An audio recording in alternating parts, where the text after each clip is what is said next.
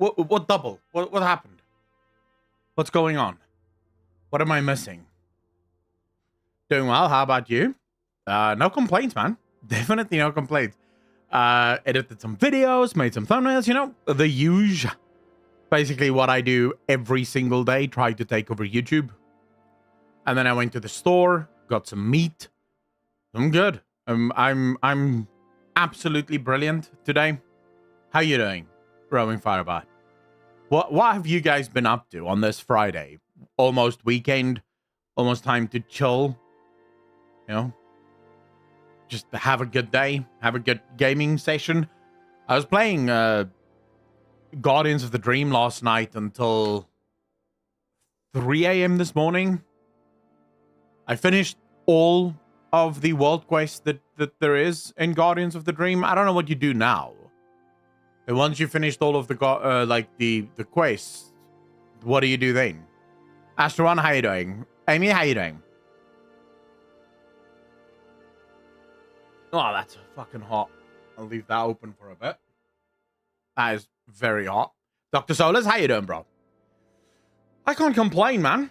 I can't complain. Just hopping around games. Lots of Darktide today. Yeah, I don't know. Right now, I'm not really in the mood to play anything.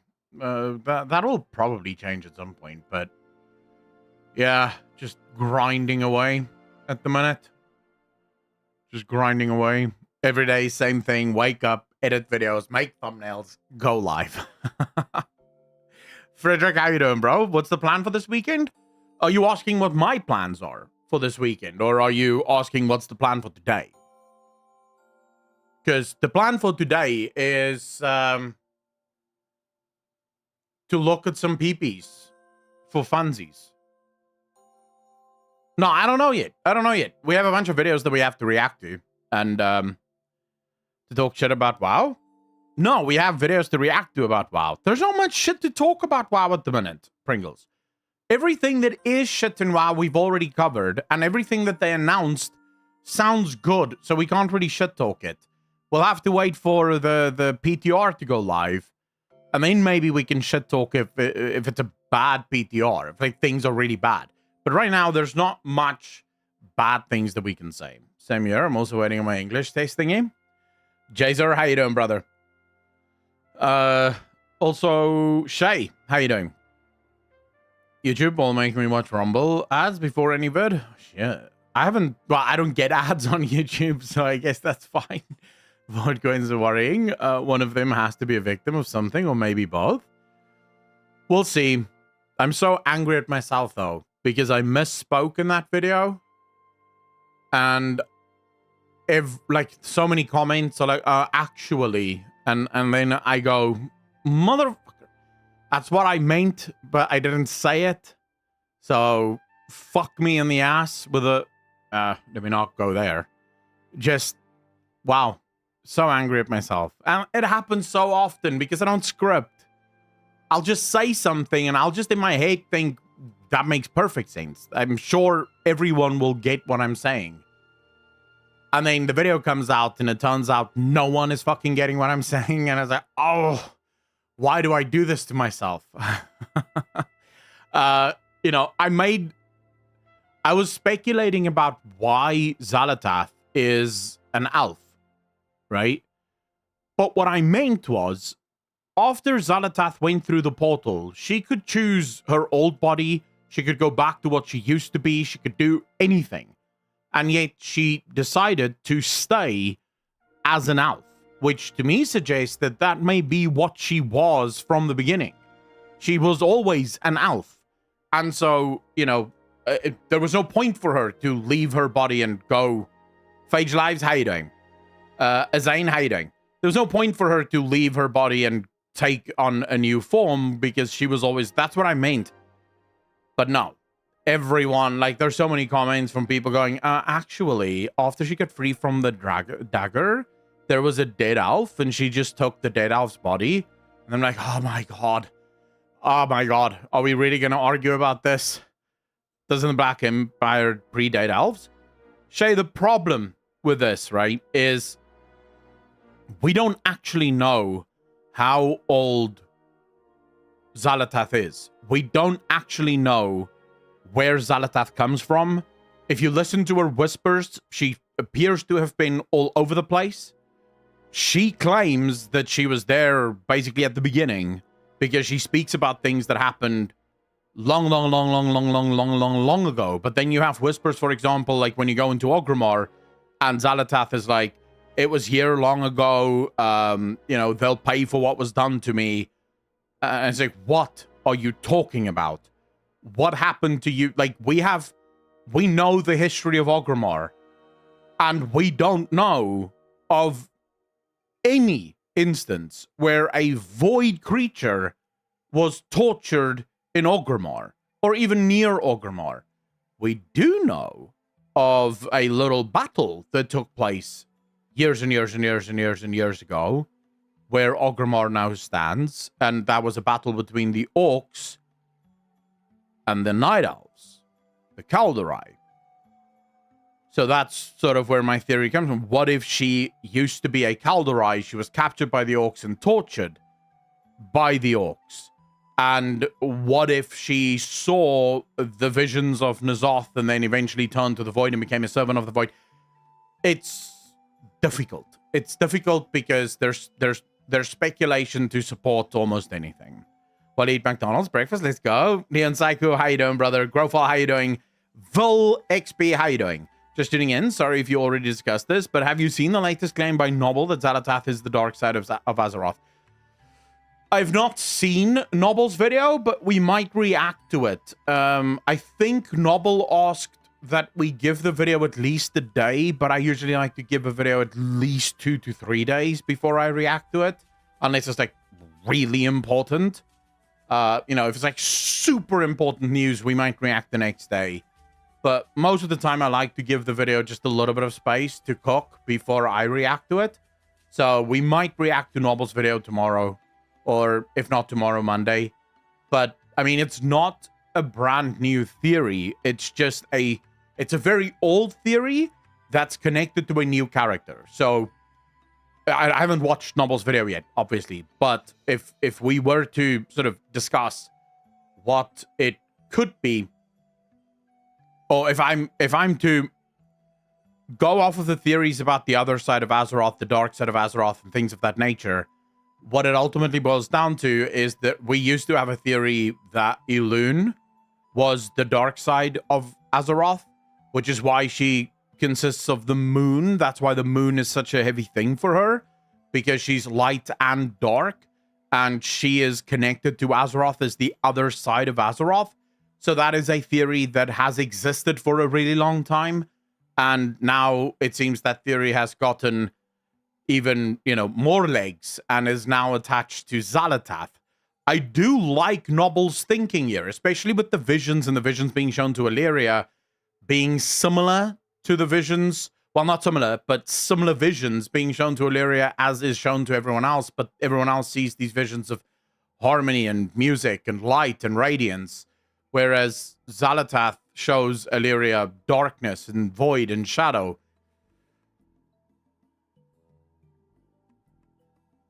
I would probably counter Noble's theory by saying I don't think Xalatath is the other side of Azeroth. I think Xalatath is a servant of the dark side of Azeroth. I think Xalatath is as much a servant of Azeroth as is all of us. Brookhurst, how you doing, bro? Wondrous You, how you doing? Welcome, everyone. Very happy to have you all here on this Friday afternoon. I can fix her? I'm sure you can. Growfall, I'm not watching videos about the Tau. You can get the fuck out of here. Even if I was going on a Warhammer 40k bend, I would not watch Tau videos. Like, what are you even talking about? The only time I've ever watched a Tau video was when you forced me effectively to watch that Commander Farsight bullshit, and I was not impressed. Oh, and we watched those weird monsters things that the Tau are allied with. Those are the two videos I've watched of the Tau. The Kroot, that's the one. I'm not. If I'm gonna watch 40k videos, I'm gonna watch the Emperor, or anything of the Imperium of Man. Abaddon, how you doing, bro? 2 Tau videos will go far before my Lion one. Abaddon, yes, because I'm saving your Lion one for when I'm seriously in the mood again to watch Warhammer 40k videos. Miracles, how you doing, bro? The Emperor protects. The Emperor protects. Emperor guide you. Natalie, how you doing? Dude, it's surreal. Like, I found out the other day there's a couple of Blizzard developers that's just getting into Warhammer 40k. And I'm like, bro. Like, these guys have no idea. Like, these guys have no idea. Oh my God. Standard Hamster, how you doing, bro? 24 months part of the generation. Appreciate ya. Thank you, thank you, thank you. Akko, nice to be back watching you and Noble on lore speculation. Both of you keep up the fine work. Any future collaboration with Noble in the future? Cheers, mate. Faulty, I would be happy to collab with Noble. I would love to have a conversation with Noble. I would probably argue it's just time. You know, me and Noble, like, we had Noble in the chat, what was it, 2-3 weeks ago? He was in chat. And we were having conversations about WoW lore and shit. When was it, chat? 2-3 weeks ago, Noble came to hang out? I think so. I don't know if Noble would do voice collab or whatever. Obviously, I have no idea if he would be interested in that. I think I'm a little problematic. Yeah, it's Sebi was in voice and Noble was hanging out in chat. But I think I'm slightly too problematic for a lot of YouTubers to want to hang out in chat, right? Because I'll say whatever the fuck I want, and then I'll deal with the breakout if there is something. If there's any fallout, I'll deal with it. But I'll just say whatever the hell I want, and a lot of guys don't like that. You know, a lot of YouTubers don't like that. They want you to, you know, say the nice things, say the ad-friendly things. I don't like being ad-friendly. Was it the time we watched the Furry versus Templars? Yes. That's the one. Oh, anti-product. My brand is not brand safe. I mean, that's my brand. There's a reason why this entire place is called the DJ Nation.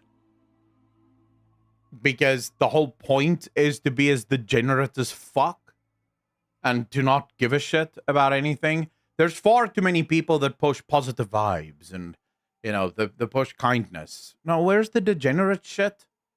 Like, fuck, man. Like, people need to have some kind of outlet, you know? You need to have some kind of way in which to just release the degeneracy. Is YouTube chat not working? Elisa Day, I can see you. I can see you typing. Is it not working in bot rigs? YouTube, when you guys type, is it not showing up on screen? Because it's supposed to.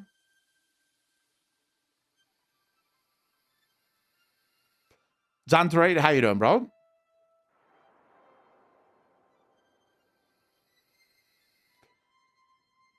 Yeah, I can see you guys, but for some reason it's not. There we go. It takes a little while, I think, to show up, though. Or is it not? How is YouTube dying, though? Like, what on YouTube is dying?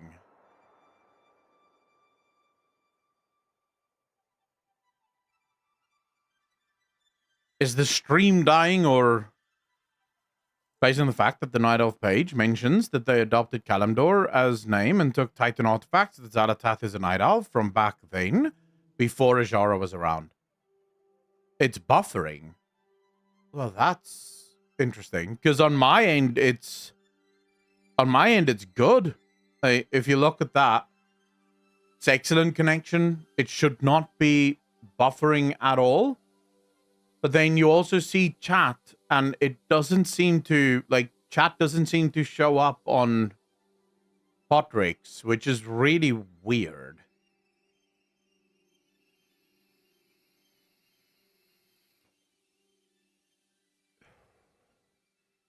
I don't know if I should turn DVR on or if I should turn DVR off. Like, how do you guys feel about it? So, I guess I should explain. DVR is the ability to pause the stream and then continue watching from where you paused. So basically, you can do whatever the fuck you want. The stream will just keep playing for you. Do you prefer that being on or do you want that off? Because I don't quite mind, but I do kind of mind because oftentimes people will come into the YouTube stream and they will be nowhere near live. So I'll see chat messages coming through that's completely wrong. You know, they're so far behind. They're having a conversation that we had like an hour ago, but saying you prefer it on. All right, you know, it's fine. But if you do see people then in chat typing things that's like old, tell them, dude, you're behind.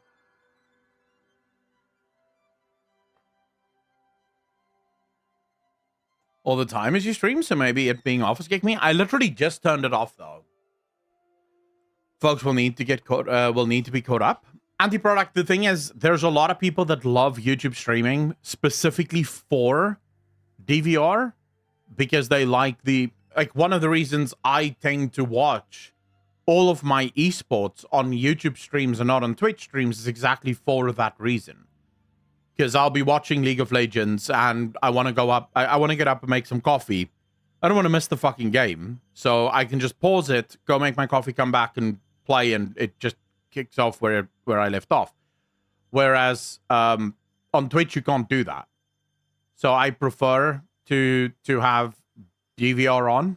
I'll just keep it on. Screw it. You know, if someone falls behind, they're behind. I tend to ignore those messages anyway when they come through, but I feel bad ignoring it. That's the only problem. So shall we start a Zalata cult? Only if I can marry her. If we're going to start having arguments about who marries Zalata, I'm out. I'll start my own cult then.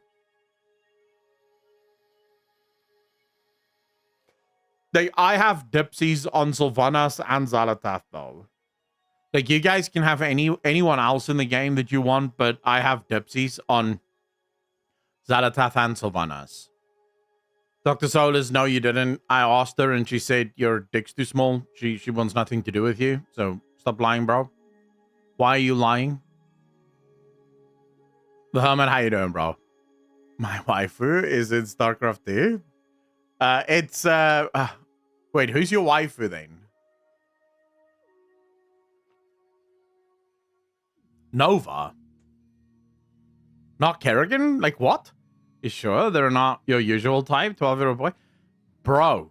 Avedon, what the fuck, bro? Like, okay, so seriously, Avedon, when you type shit like that, there might be a lot of people that don't actually get the context of what the fuck you're saying, right?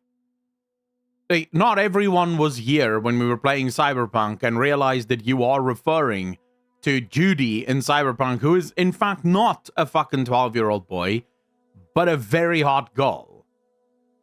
So keep that in fucking mind when you're typing shit like that. Foul Smoke, how you doing, bro? My AC2 waifu is the medic. Dude, you guys have weird waifus. Like, you need to up your fucking game. You guys are weird. Like, genuinely. You guys need to get better waifus. I know, Digimark, I saw it. I saw it's only coming next year, November. Like, holy shit, bro. We have to wait an entire year for the next Arcane season? Like, what the fuck is that?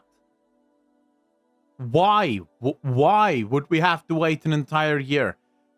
I genuinely don't understand. How do you make a series and they not immediately start making the second season?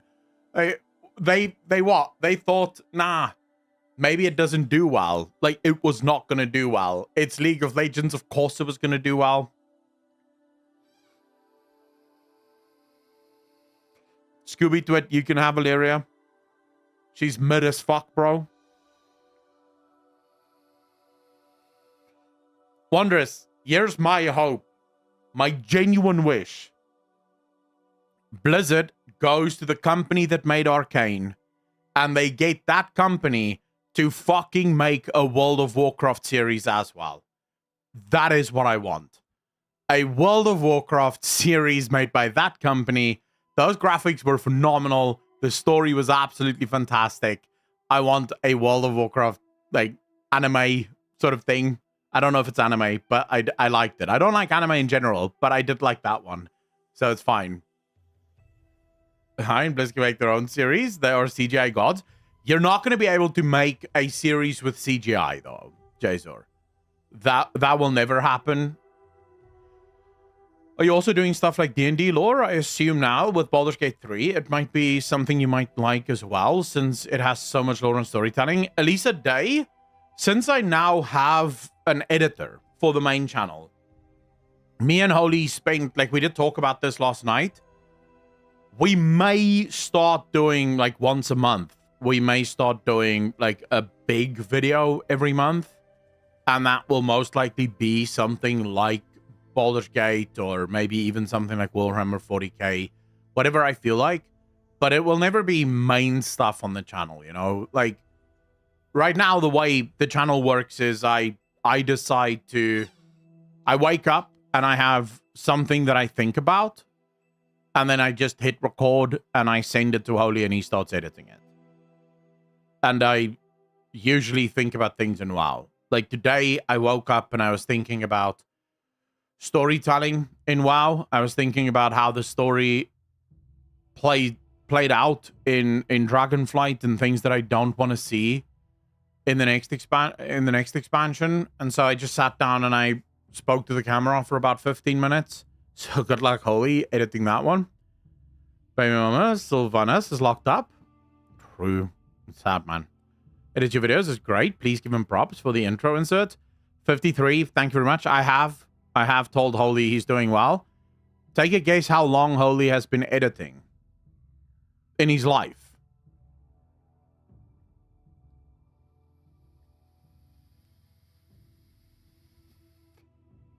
Yeah, he's done, I think, he's done 5 or 6 videos for me now. And that's all the videos he's ever edited in his life. Clavy, how you doing, bro? I don't know what is F at the minute.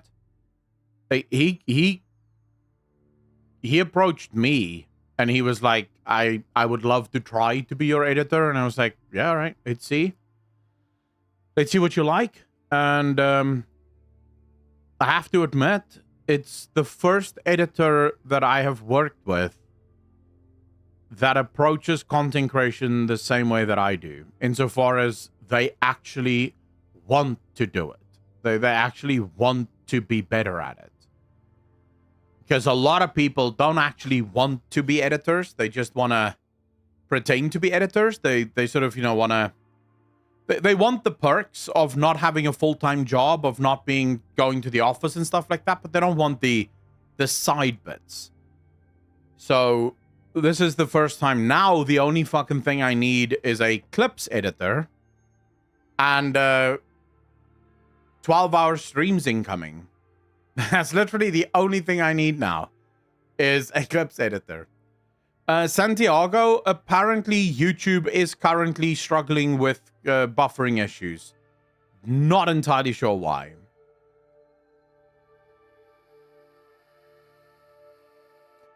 Xantra, it was sort of... There was a multitude of things that happened. Some of it my fault. Some of it no one's fault. I can't really blame him at all for any of it. He was a good editor. There was nothing wrong with him. But we had differences of opinion on what direction the channel should take. I wanted to shit on WoW, and he didn't want to edit videos of me shitting on WoW. So that became somewhat of a problem. And because I was, you know, I was in the process of shifting content to incorporate new things, obviously the channel took a hit, right? In terms of views. And it ultimately just became untenable. It was just like, dude, this isn't going to work. And so I can say nothing bad about him. He was good. We just had differences of opinion, and that was it. Editor ain't an easy thing either. There is no such thing as a shortcut. Ain't that the truth? Xantarite, you have to do some pretty incredible things to get me to like hate you or not like you forever. Like you have to be a seriously shit human being for me to go, yeah, fuck that person, I will never work with him again. Think I might move to Twitch. Crazy buffering. Yeah, by the way, guys, over on YouTube, if you are experiencing insane buffering, come over to Twitch. It's not on my end. Like, on my end, everything is working. So bad, I'm downloading Twitch like a lowlife. Why are you wait, on your phone, Auntie, or on your desktop? Please don't download any app from Twitch on your PC. If it's on your phone, that's one thing. But don't do any, like, just go to the website. What's been talked about so far? Just get your sorry, Kylie, nothing yet. We're just hanging out, like I always do. Oh, I realized there's not, like, a lot of people come from the YouTube side, so they don't exactly know. But usually the first hour of the stream is just shooting the shit with chat before we get into anything else. I was buffering like crazy yesterday on my phone. I had to drop quality down to 720p. I wonder why YouTube is doing that. Like, dude. Because if you look at my... So, if you look at what's happening on my screen, everything is fine. It's fair. That's coming through. Says it's streaming, So, technically speaking, everything should be working here. Trying to watch the stream lowest quality on YouTube, and it just is plain broken right now. So I switched to Twitch. That's weird. People, YouTube moving to Twitch right now. The God Rackham, yeah. I mean, if you are on YouTube and you want to be part of the stream and you don't like the buffering because, you know, you don't want to fucking have a stream buffer, just head over to us. Did South Africa run out of internet again? No, Clovey. My internet's perfectly fine. I told you. On my side, everything's working perfect. This is a YouTube issue, not a me issue. Especially considering the fact that all of the Twitch people can see everything perfect. And that is not the case when my internet's fucking up. Twitch is usually the one that starts its shit first. Jetlag, how you doing, bro?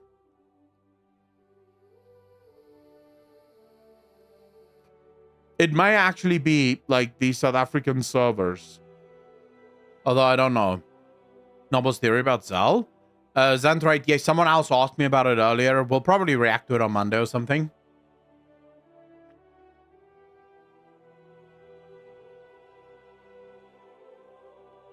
Kylie K also already spoke about that. But don't worry, I do have a video planned for Zalata. That is going to happen. Don't worry, guys. You guys are going to get a shit ton of speculation in the next few months. Like, just bear with me. I'm going to cover all of the speculation theories that are possibly out there that I can find. Although right now, I am a little obsessed with Kwanzu. So, that will probably be the next video. Kwanzu or Kwanzu or Kwanzu. I don't know how the fuck you pronounce his name. But very, very obsessed with the Lower of Change. Because there's so many stories about the Lower of Change. So many stories about the Lower of Change.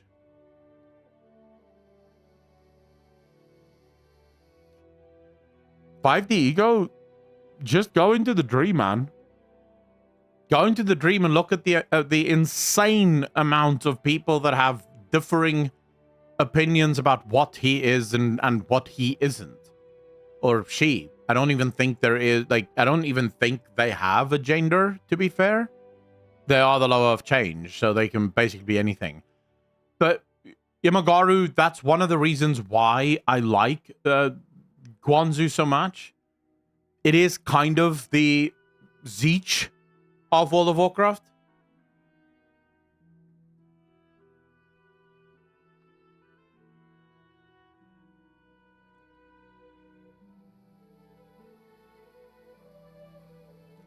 Reminds me of but he's an owl, though, Sylvanas? Are you seriously suggesting that an owl reminds you of a cat?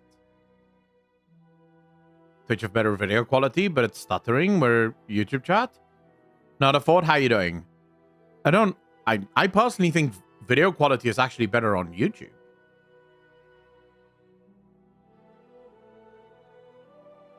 I don't know why Twitch would be stuttering. Is Twitch stuttering for anyone else? Or is it just... Curiatus, how you doing, bro? It's a YouTube issue for over a week now. Watched an Inval stream on the weekend and everyone had the same problems with buffering. Okay, there we find out. It is a YouTube problem, apparently.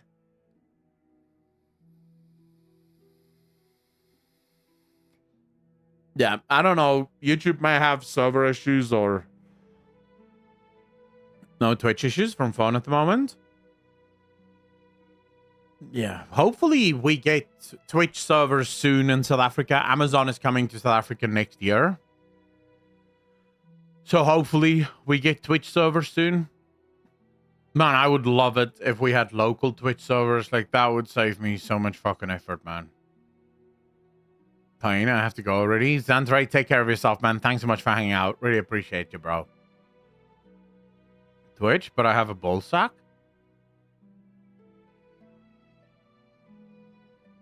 What? Auntie, what are you saying?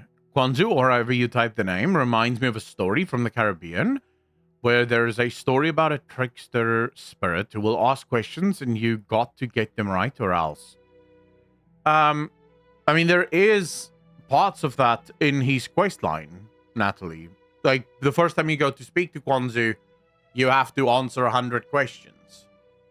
How many of you did the 100 questions first time?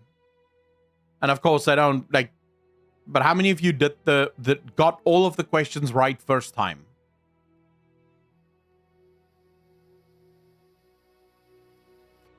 What is your favorite color? Mine, black.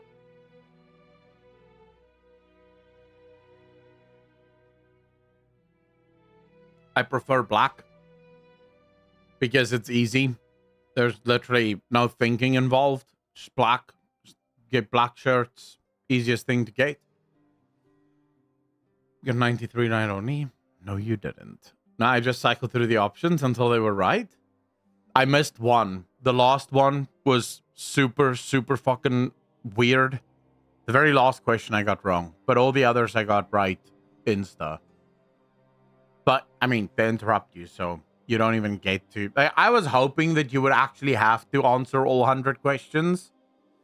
That I was actually hoping for it because, well, lore, you know? You're gonna stop laughing during the 100 question quest. I haven't even started 10.2 yet. Our peers came back because BlizzCon hype, so I've been busy with 5 play mode. Master Silverhand, how you doing, bro? How long does the 100 questions take? Kylie K, you don't do all 100 questions. You do like 3 or 4, I think. And then Kwanzu comes down and they're like, oh, you know, you were actually going to answer all 100 questions. I actually invented all 100 questions just so that you would go away. I guess next time I'll make it 1,000.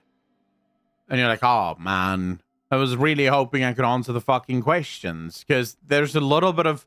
Like, there's lore there. The questions do ask some interesting things.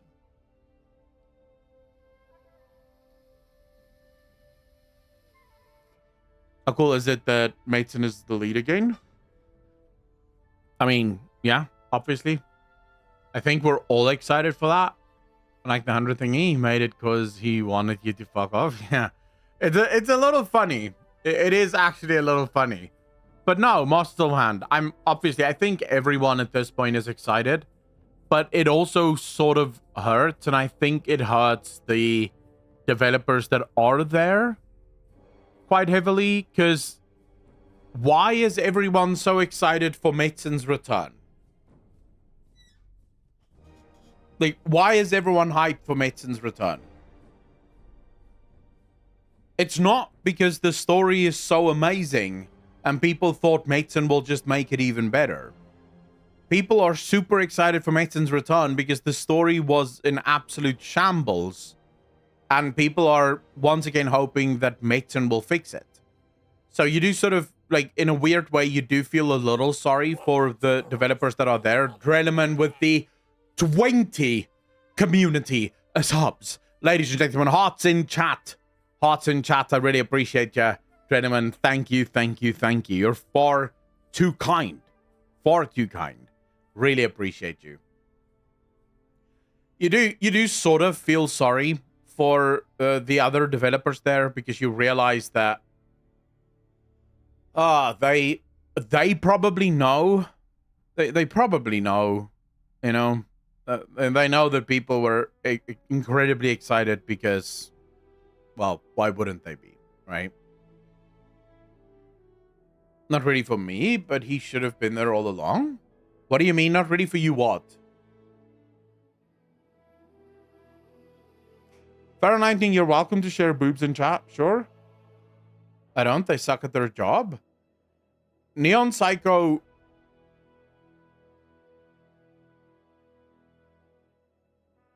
It depends, I think, on what you think their job is.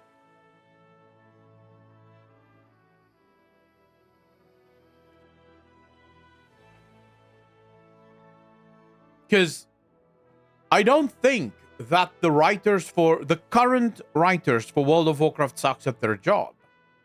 They're very good writers. They're not very good storytellers, but they're very good writers.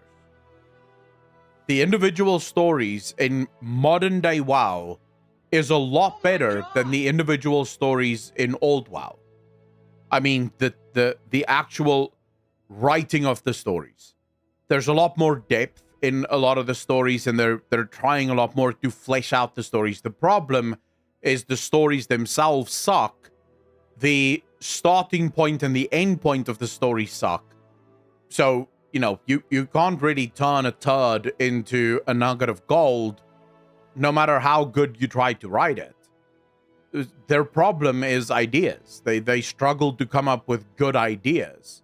Their problem isn't the writing. Their problem is the inability to come up with good ideas. Zenful, how you doing, bro? 2 months part of the DJ Nation. Appreciate ya. Thank you, thank you, thank you. Good morning. For us poor desk slaves, bro. Love you. Thank you so much for the sub. And obviously always happy to be here to entertain you guys and keep you company for most of your workday. Decent writers, but not good storytellers? Yes, Roaming Firebat, that's exactly it. Why people enjoy the side quests way, way, way more than the main story in Dragonflight right now? I mean, in old WoW, all you really had was, like, big moments, and the books were used to tie the big moments together. If you go back to, like, old WoW, the books really tied the big moments together. And Blizzard, they weren't bad at telling stories, but the stories were often just big moments. You know, you think back to things like Wrathgate. Wrathgate was really well told because the player was part of it, but the actual storytelling, like the actual quest design and the actual stories that you got from the quest, those weren't brilliant. Those were basically just useless. It worked because it was Arthas, right? Deathwing worked because there was a book that came out and basically laid everything on the table, and then Blizzard could just do the highlights in the game. Modern day WoW, because Blizzard finally listened and said, okay, we'll stop putting the game into the books. The problem is that now they're trying to put the story into the game, but the story that they're trying to put into the game sucks. It's just not a good story. It doesn't really work. I tweeted this out this morning. Let me just find it quickly. So I tweeted this out. Nearly every conflict this expansion has ended with the two rival sides coming together to realize they were both wrong. It's cringe. The Dragonkin, fair enough. Infinite Dragons, the Sundered Flame. I should have said suspect there, but never mind. But I half expect the Druids of the Flame to also realize their mistake and make friends. This is sort of Blizzard's new mantra. Now, this all comes from this tweet, where I asked Chris Metson, going forward, can we expect darker storylines in World of Warcraft, or is the together trope here to stay? It's kind of jarring how the power of friendship was basically the conclusion of every storyline this expansion. I am not suggesting that this doesn't work. I'm not saying that you can't have the power of friendship. The problem that we have in World of Warcraft is there's no contrast. The problem is that there's no contrast. If you're going to write some of your stories as the power of friendship, then your other stories have to be incredibly dark, right? Because people need to have the moments where power of friendship wins needs to be almost like a breath of fresh air for the player. The player needs to be like, oh, finally, we've seen some. This is actually a bit relaxing, and now we go back to dark and depressing storyline of the dark and depressing thing that's happening. The problem in Dragonflight is we have all of these power of friendship stories, but then the actual villains are cartoon villains. You know, the kind of villains that you, when you were 8 years old, you were watching on Cartoon Network and Nickelodeon. The problem there is you don't have contrast. So now you have these incredibly underwhelming storylines, I think I should say. And more importantly, the power of friendship only works so many times. You can't have 4 power of friendship moments in a single expansion. Like, what the hell are you doing? I would love to talk to the writer that okayed this. Like, whoever the writer is that looked at this expansion and said, how many? 4? We're gonna have 4 moments of power of friendship? Oh, that's brilliant. Can we make it 5? I would love to talk to them and find out, what were you thinking? So you basically just said, let's keep using the same trope over and over and over and over and over and over and over again, because players will not get tired of it. I don't know what exactly did you expect was going to happen here. Zombo cutscene was uber cringe. That'll be the one in charge, right? Well, it doesn't have to be the one in charge, because a lot of these storylines were storylines that sort of happened to the side. They weren't necessarily part of the main storyline. If you think about the Dragonkin storyline, that was a side quest. If you think about the Vernoth one, it was part of the main quest, but also kind of a side quest to the main quest. The Infinite Dragon one was also a side quest, and the Sundered Flame one is also a side quest. So it could have been that there's just these writers in World of Warcraft that really want to write these moments of friendship. And there was another... This was actually super cringe last night. So last night I played Guardians of the Dream until 3 a.m.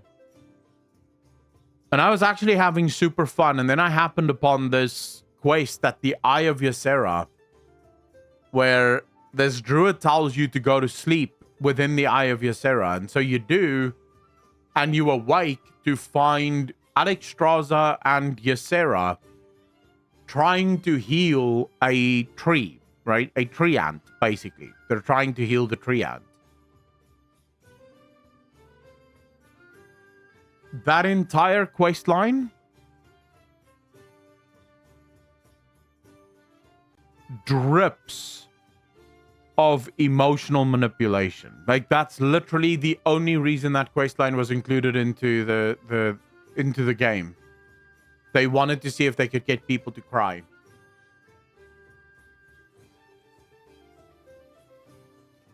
So at first you have to go find herbs and stuff to try and heal the tree ant.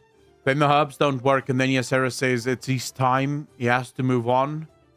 And Alexstrasza is like, oh, Ysera clearly has new powers. She seems to see things that we can't see. But if it's your time, it's your time. The one thing that we can all hope for is that you don't move on without anyone there that loved you. So could you please go around and collect all of his friends? And Alexstrasza says, please, can you bring him flowers? And so you go and you bring him flowers and you go talk to all of his friends. And all of his friends are like, I haven't known him long, but he proved to me and taught me all of this stuff. I'll go to him right away. And some of his other friends are like, he will never be alone in his final moments. I'm going there right now.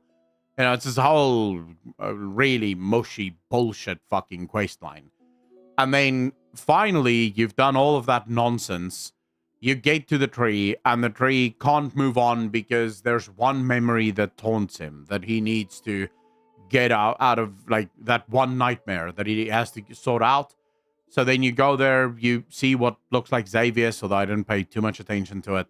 Kill the thing, and then you get back and they tell you, oh, he's moved on. But you help make his passing better. Ryan, you bastard, with a $20 US super chat. Really appreciate you, fam. Thank you, thank you, thank you. Far too kind. Appreciating everything you do, brother. Keep up the good work. Thank you so much, bro. Really appreciate the support. You rock. The quest line just felt so drippy.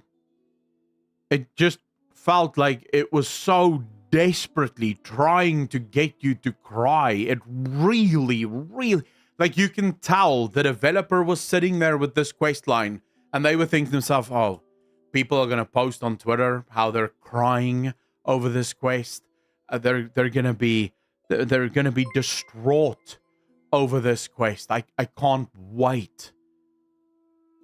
That is literally the opposite of how you write a good emotional story. A good emotional story needs to be organic. You can't force it. If you try to make it sad, it doesn't come across as sad. It comes across as pathetic. That's the issue with that entire story. It's like, oh, I'm going to get them to cry. I want everyone on Twitter to talk about this questline and be like, oh my gosh, this was the hardest questline ever. That doesn't work. It's not how it's supposed to be. Vastar, you bastard with the primes, I really appreciate you. Thank you, thank you, thank you. You're far too kind, sir. Welcome to the most degenerate chat on Twitch. Drippy is moist with extra steps. Dude, moist would have been better. Like, that questline would have had a better ending if once the tree was dead, Ysera and Alexstrasza just started fucking like rabbits. That would actually have probably been a good ending to that storyline. Like, that would have been out of the blue. Right? That would have been a moment where like, you would have gone, well, I did not see that coming. What a twist. Right? That's sort of how, if you want to write a sad moment, there needs to be a twist. The player shouldn't know that this guy's going to die and then everyone is sad about this guy dying and then the guy dies and you're trying to take the player to this heightened emotional state. That's not how emotions operate. You don't just start, like, if you do just start crying over stuff like that, you're very unique in that way.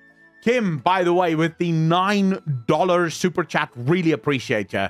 I see you guys have, it's payday today, isn't it? Hey, everyone's just paying me today. I fucking love you. Thank you, thank you, thank you. Yo, I just had to come in and say my thought before it's gone. The void balls around Xalatath's head is very similar to Kalthus' orbs. Connection there? No obvious connection, Kim. Other than the artists may have thought that it's really good. The only connection I can think of is power. Kalthus' orbs was a representation of the power that he had. And it may be that Xalatath's orbs is meant to sort of represent the same thing, you know? Kim, the Elven ties... none of the other elves really have that, right? So I'm really not entirely sure. Neon Psycho, you bastard with the primes. I really appreciate you, man. Welcome to the most degenerate chat on Twitch. Thank you, thank you, thank you. You're far too kind. What else? Yeah, you have warlocks, for example, that get the green crystals. Or used to. I don't know if you still get that. If there's still that customization, I'm not sure. But we used to be able to get that customization with the green crystals on top, which just showed our connection to the foul. So I think that is what it's meant to, but you could be onto something, so keep an eye out for potential connections in the future. All right, Loresi Aklon, hello, how are you? I don't know if this is common knowledge, but I noticed the most random thing when playing around on my warrior yesterday. In Skyhold, where Odin is, of course, the scouting map, which is called the Eye of Odin, is a globe, assumedly of Azeroth, with a familiar-looking Titan prison around it. Loresi, well, yeah, we've argued about the prisons around Azeroth. I will have a video talking about all of that in the very near future, like next week, probably. I'll have a video talking about it. But yeah, I mean, in my analysis of the video, I did go into some detail. Not a lot of detail, but I did go into some detail about how similar Iridikron's prison looks to the Lost Titan logo. There's definitely some similarities there.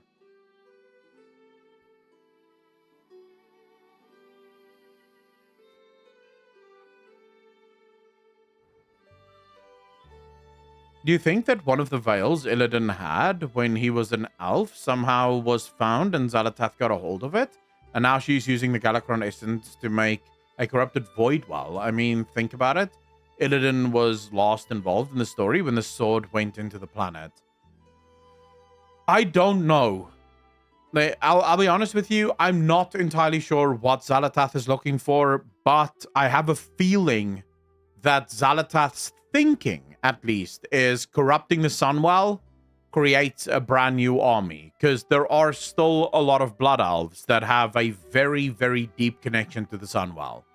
And should the Sunwell become the Voidwell, it stands to reason that at least some of the elves will probably be influenced by the Void to some extent.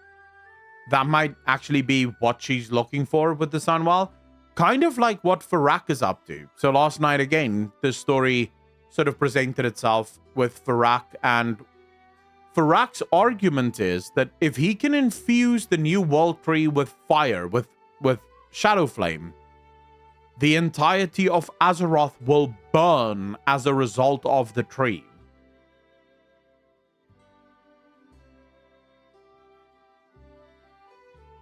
That's the logic.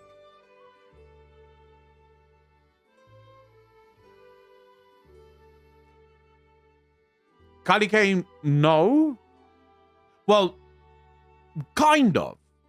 So, technically speaking, from a lore perspective, a mage could use the Sunwell, a warlock could use the Sunwell, because all you would really need is the ability to channel magic. If you knew how to siphon magic, any magical user could siphon the magic from the Sunwell and channel it or use it to empower themselves. The Night Elves or the Blood Elves are just like immediately connected to it, so they'll have a much easier time connecting to it. They wouldn't first need to siphon off of it. But technically speaking, the Sunwell is not an exclusive thing. That's why Arthas went to the Sunwell and used the Sunwell's power to resurrect... what's his name now? The Lich. Calthazard. Thank you. Yes. Calthazard. So it is, like, anyone can use it, but you need to know how. So probably mostly magical users. See, I've seen this picture before. I have seen this picture before.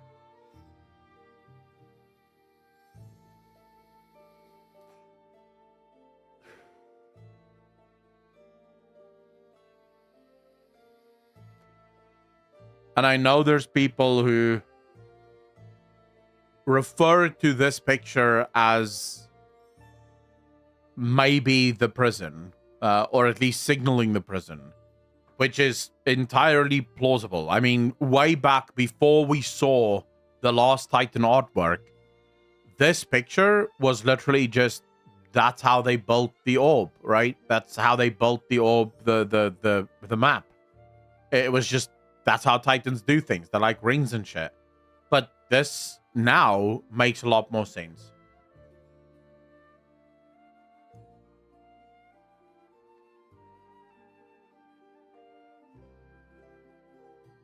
Digit, I have not been ill for a very, very, very long time.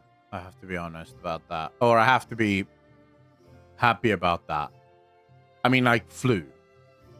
I'll get like stomach bug that I've had twice, I think, in the last year. I've had a stomach bug, but it's usually like a day or two and then it's gone. The flu I haven't had for like fucking a while, actually. Which is good. Like really good. By the way, can you send me this picture on Discord, please? This globe. I guess I could just go find it. Yeah, never mind. I'll go in game and I'll grab some screenshots of it. Vitamins are expensive. Same with fruits. Vitamins are expensive? What the fuck? Digit since when?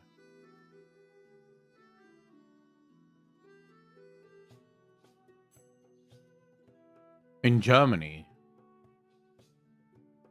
I don't know. I mean, what is expensive? Like, how many euro is a bottle of vitamins? To be fair, though, vitamins are bullshit. You should technically not be drinking vitamins because that's not how your body absorbs vitamins. Basically, vitamins just make for some very expensive urine. But I am still going to just go on. You just said vitamins are expensive. They're not. They shouldn't be that expensive.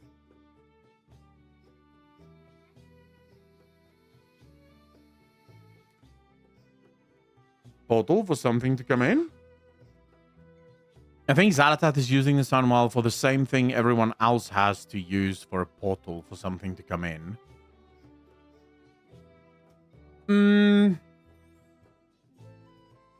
Why would you need the Sunwell? There's a giant fucking portal at the bottom of Aberrus, though.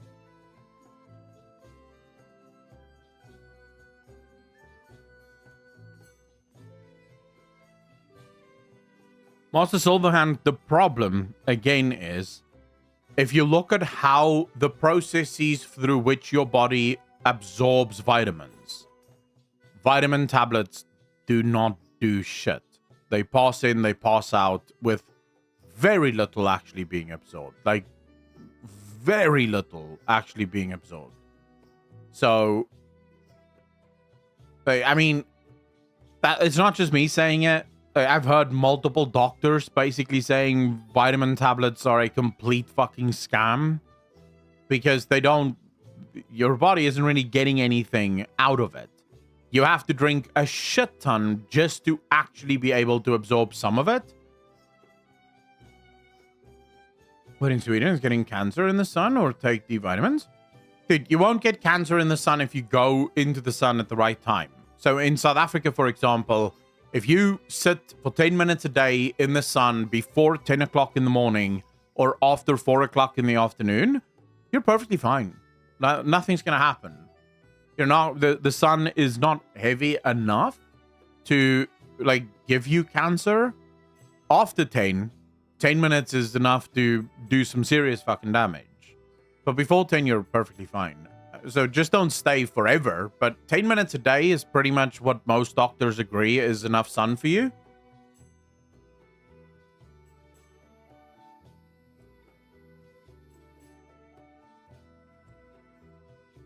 Yeah, just 10 minutes.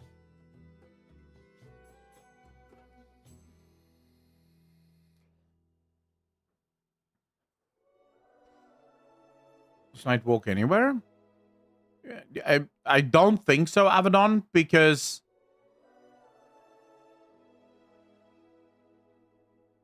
your skin is going to, like, even if the sun is a little weaker in England, it's still fucking powerful.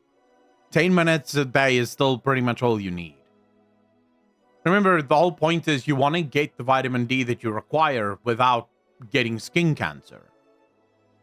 And the problem with skin cancer, the way it works is the UV light from the sun, the second it hits your skin, it penetrates the cells, right? That's why it can cause skin cancer, because UV light can penetrate the cells. The longer you are in the sun, the more UV light penetrates the cells, the more chances there are for cells to become corrupt and cause all manner of shit. So you want to limit it to a short amount of time to get all the benefits before you get out of the sun, which means 10 minutes. Your body will absorb what it needs to absorb in order to get the vitamin D that it requires.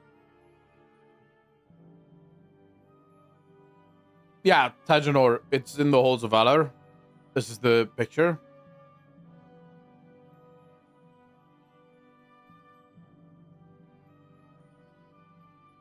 Yeah, you have to go with your warrior. Oh. I mean, those are Titan runes. So those aren't, like, I don't think those are important at all. It's just every single group, mages have their own runes, for example. Warlocks have their own runes. Titans have their own runes. Unless told otherwise, I don't think runes by themselves mean anything in World of Warcraft. Because most runes are just magical languages. Magical Puff Corn, how you doing? Welcome. Welcome to the stream. Very happy to have you here. This is Friday stream, so it's very chill. Friday stream are meant to be super chill. Does anyone know what time the Q&A starts?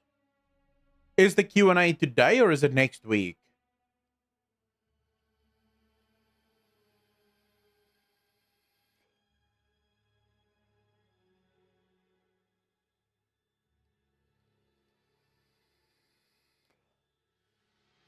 It has to be today. They said it's going to be today, but does anyone know when it starts?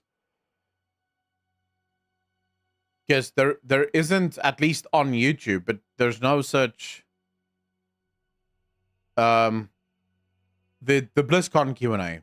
The World of Warcraft BlizzCon Q&A. Magical Puffcorn, thank you so much for the follow. Really appreciate you. Welcome to the channel. Thank you, thank you, thank you.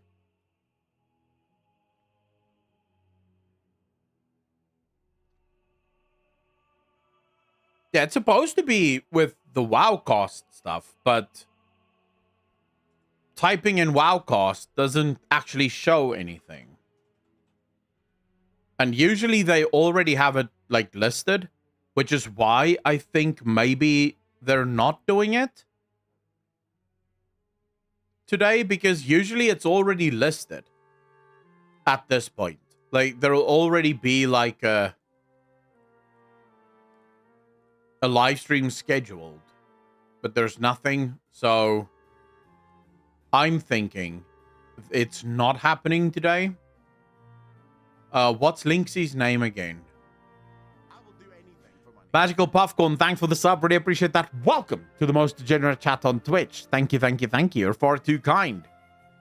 Does anyone know what Linksy's name is on Twitter? Because maybe she wrote about it. Maybe she tweeted about it. Sure, it's me. Mr. Unfamiliar, there appears to be a crap ton of lag on YouTube currently. People say it's been going on for the last week. So just if you are struggling, well, here we go. Tune in Friday to watch the BlizzCon 2023 Q&A episode. It is this Friday. But why is nothing scheduled?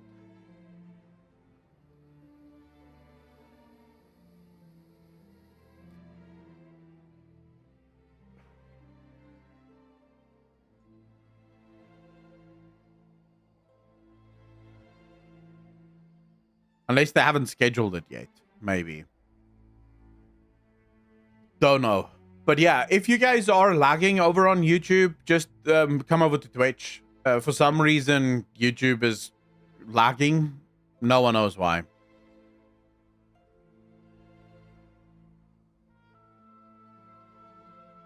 Autodross, it's always on this, though. It's always on this channel. Linksy even gave us the channel where we should wait for it over here. So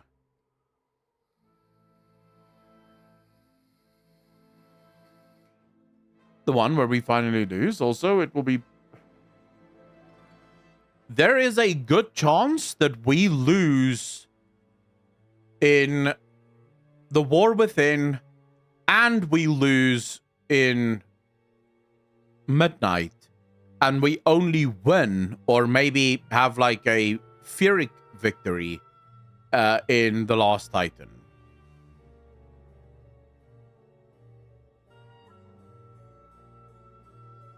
And the reason I say this is they now have so much more of a plan of where they want to go. And with that plan in mind, knowing where you want to go, it starts to become easier to sort of write losses into that plan. Where previously you would have struggled to write losses into that plan. But you can do it now. Because you know where you want to go, so you can sort of cater or design the losses in such a way that they lead to the ultimate victory or the Pyrrhic victory that you want to experience.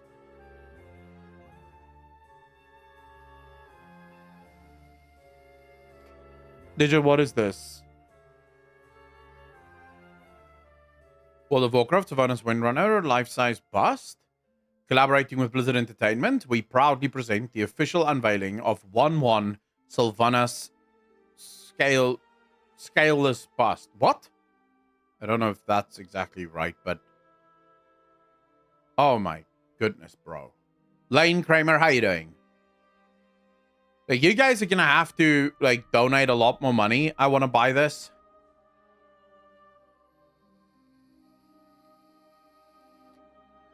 Dude, this is nuts.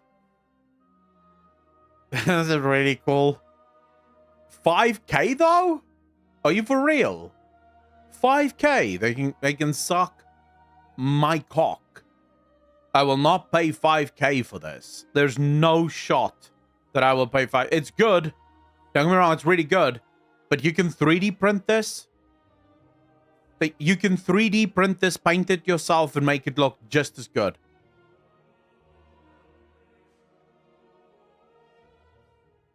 I feel like that is just an absolute disgusting amount of money.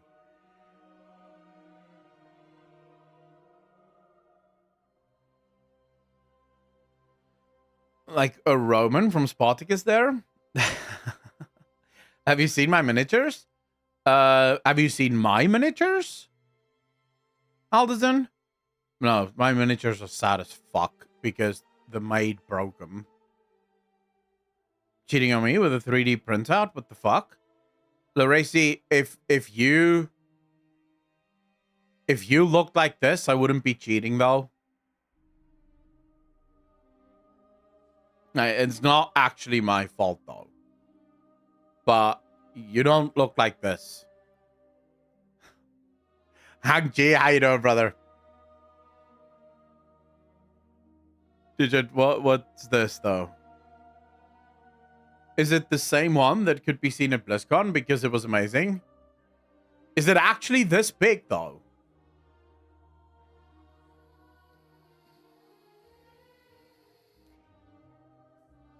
You want to see my minis?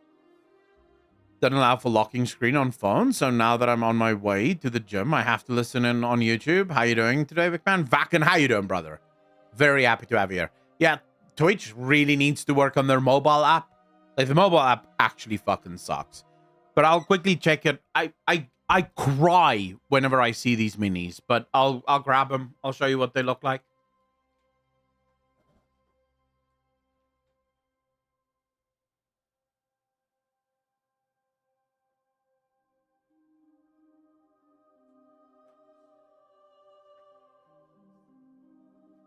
Like, actually fucking tears, man, when I look at this shit.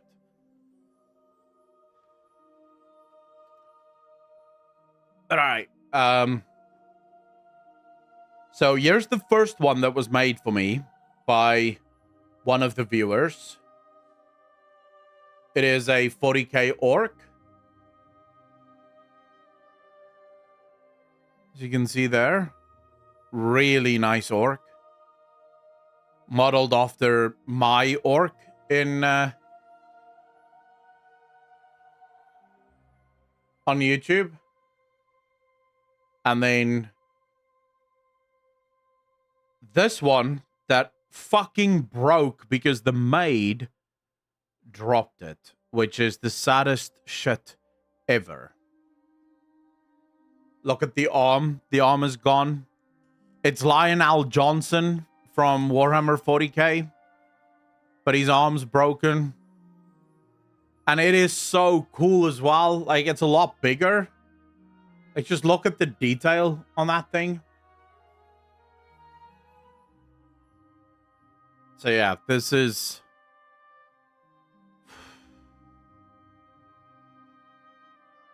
He had his sword and everything. Like, he had a giant sword and... my goodness. Somewhat annoying. But hey, you live and you learn. You live and you learn. I'll probably buy some more minis at some point, and this time keep them fucking safe. But a flesh wound. Thought you would have a Gul'dan statue. I'm not really one to buy stuff. Like, I don't buy gaming... what's it called? Paraphernalia? Or some shit like that? I don't know. Merch. I don't buy merch all that often. I tend to... Like, the only thing I buy in gaming is books. Because I read those. But I don't really buy busts or statues or shit like that. Because every single time you buy a statue, that's an extra thing that needs to be cleaned. Everything you buy is an extra thing that needs to be kept clean. I'm already disliking the books because they have to be fucking cleaned every week. I don't like it. So, I won't buy more things that need to be cleaned. Really good. Have you tried playing SWTOR, the Old Republic? I think you would have fun playing through Sith's story. I have played SWTOR, yes. Abaddon, I have a mate that comes in once a month.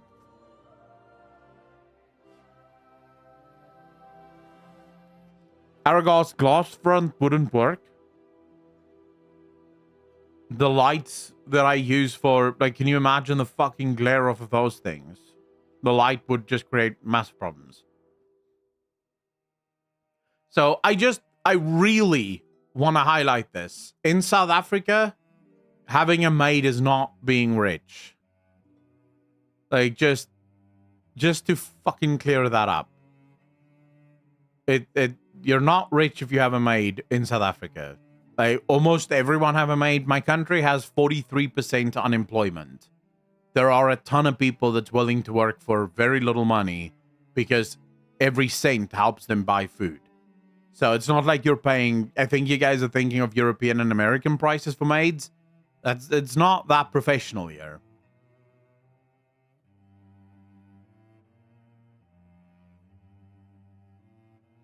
You're in Japan, it's a business? It's not. There are, like, the maid service that I use is a business. And I pay... Once a month, they send 2 maids, and I pay... Let's say $50 a month for the maid service. I clean most of my things myself. I just, you know, there's just some things that I refuse to fucking clean.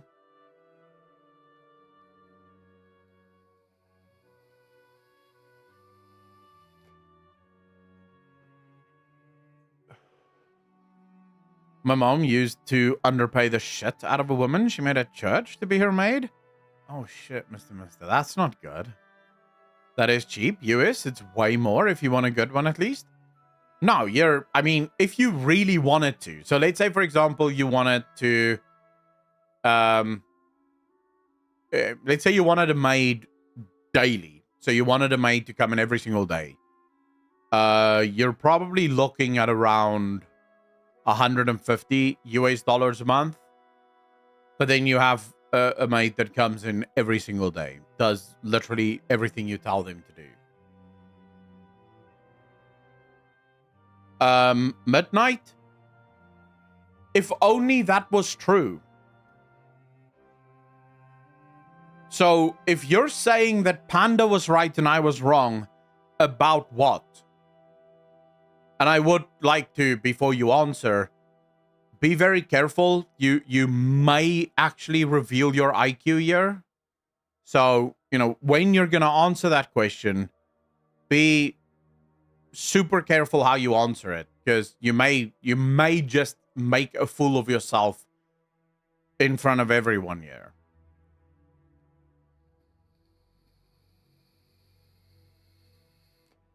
Doesn't usually get under the microwave, a deep mop, things like that. True. How many hours are those two maids there a month? They're a year until they've cleaned everything, the Grey.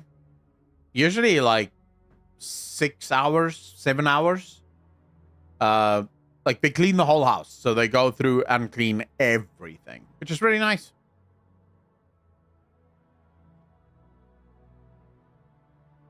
I think you guys are severely underestimating just how cheap things are in South Africa.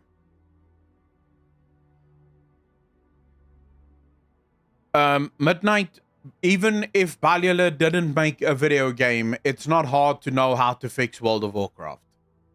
You just need to actually play the fucking game in order to know how to fix it. So it really is that simple. It really is that simple. So you want evidence that Panda is wrong? You want actual evidence that Panda is wrong and Balula is right and I am right by extension because I 100% agree with Balula. Like, can I give you the actual evidence for it?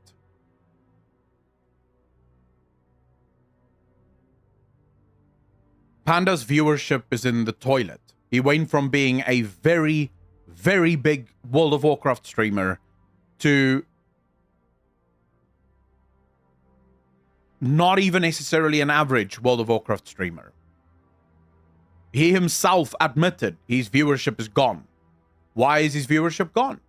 If World of Warcraft is this phenomenal game that is doing super well and everyone loves it, wouldn't people be watching his content?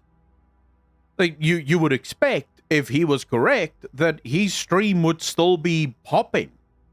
He would still be doing incredibly well, because clearly Balula is wrong and he's right. The game is doing perfectly fine. That is just, I mean, just apply a tad of logic to your thinking. Just an inkling, just a sprinkle of logic, and you figure shit out for yourself really quickly.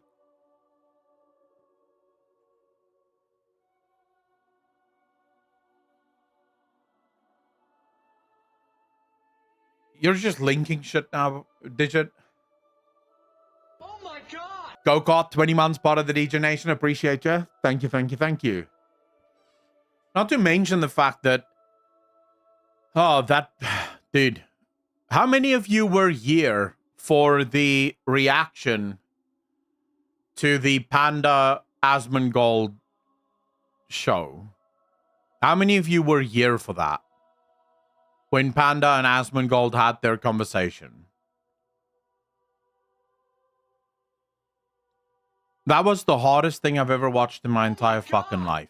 And I think I speak for almost everyone when I say that. Panda clearly didn't know. Like, he clearly had no point. He was just jumping from one point to the next. And the more he jumped, the more Asmongold kept fucking cornering him. And the more you eventually realized, wait, this guy doesn't know what the fuck he's talking about. So anyone that is left after that defending Panda is a moron. He can still be your favorite streamer. Maybe you still really enjoy him. I have no personal issues with Panda. I don't know the guy. What I know of Panda, the only time I've ever seen Panda was in that one conversation that he had with Asmongold, and I walked away from that conversation really not having any respect for Panda. Just none. No respect for the guy. He made shit up. Like, he just right out of the gate lied. Like, he just made stuff up about Balula. And when Asmongold pushed him on it, he was like, bro, it's everywhere. Like, you can just check. And Asmongold's like, yeah, but where? Like, give us an example of this. Oh, I don't know. I'll find it. And then he changes the topic. And then Asmongold's like, okay, but what about this? And then he changes the topic. And then what about this? And then he changes the topic. It was so clearly done to have like one final hurrah, like one final chance of getting more viewers. And I feel for the guy. Your viewership is never guaranteed, right? People just get tired of you and they move on. And then you look like a dick, right? Because you're speaking to no one. That does happen. But looking at Panda, I think he has the ability to come back. I don't think it would be hard for him to come back. But he would need to get his head out of Blizzard's asshole.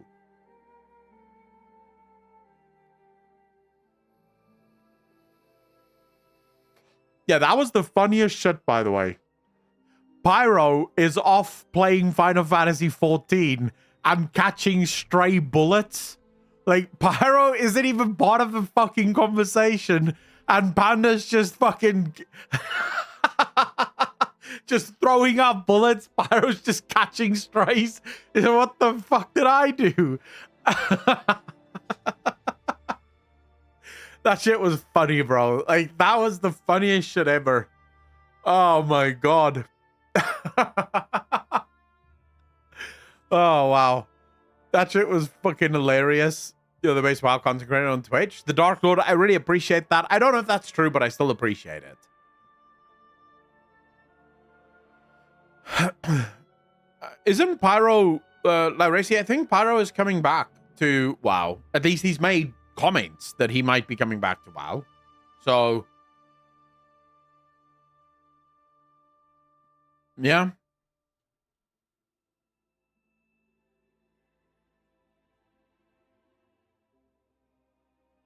He spoke the truth, and people like you who make money off of being negative didn't want that exposed.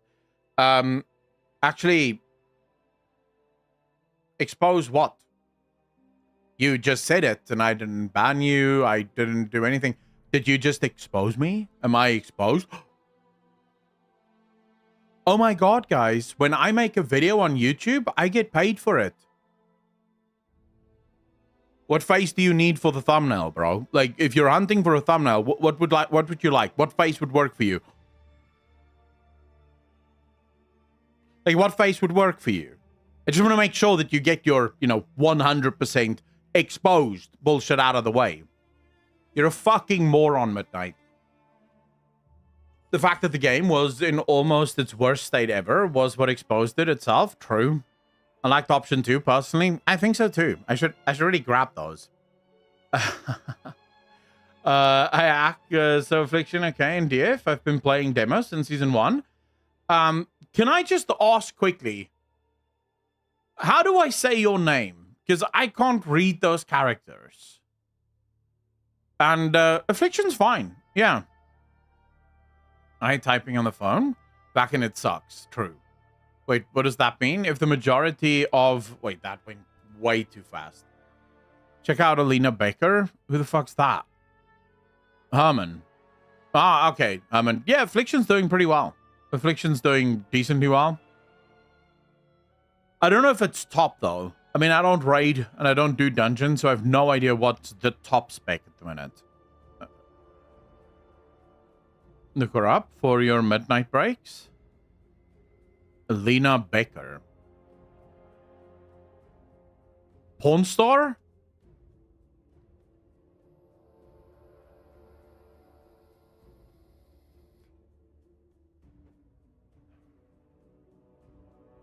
Echo, how much did Yoshi P pay you to hate Steve Denuser?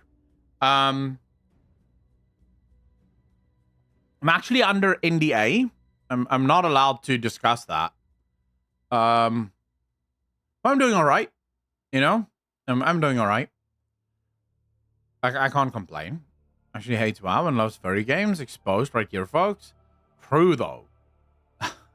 Enough to not take sponsorships.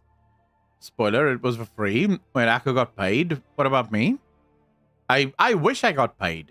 Dude, I would actually, back when WoW was super shit, I would actually have taken a sponsorship that paid me to shit on WoW. Like, I would actually take that sponsorship. Because I would be more than willing to do it for free But if you're also going to pay me on top of that to shit on WoW, fuck yeah. Let's go. That would have been cool, actually. No, I fundamentally lost a lot of money because I wasn't prepared to lick Blizzard's balls. That I can show you, well, I'm not allowed to show you, but if I could show you my YouTube ad rave, I lost nearly 50% of my YouTube ad rave during the bad times of World of Warcraft. Midnight, I do realize that. You know what? I do realize that. I also realize, right, that you are a much bigger cunt than me. And yet, that doesn't really stop me from not taking you seriously. You know how that works? If only followers fucking mattered. If only that mattered, you know? Is he a YouTube frog? What's he saying? He's on YouTube spouting bullshit. I'm kind of convinced that he's just really trying to fucking he's trying to get a rise. He's trying to start shit. I don't think he believes actually what he's saying. He's just trying to start shit. Benny, how you doing, bro?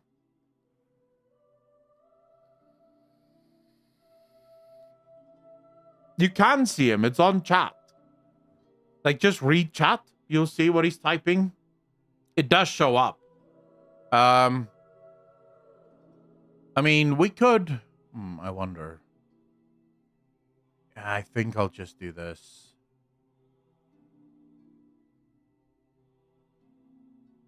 There we go. Never mind. I've done the adult thing so we can get back to actually discussing stuff. Just hide him. Like, dude, Twitch needs to remove blocking and they should take what YouTube does, which is hide from channel. Do you have any idea how good hide from channel is? Sarilal, how you doing? Thanks for the follow. Really appreciate that. Welcome to the channel. Thank you, thank you, thank you. It is arguably the greatest thing ever because what hide from chat does is they don't know. Well, obviously they know now, but they're stupid. So maybe they don't even know, even though I'm talking about it.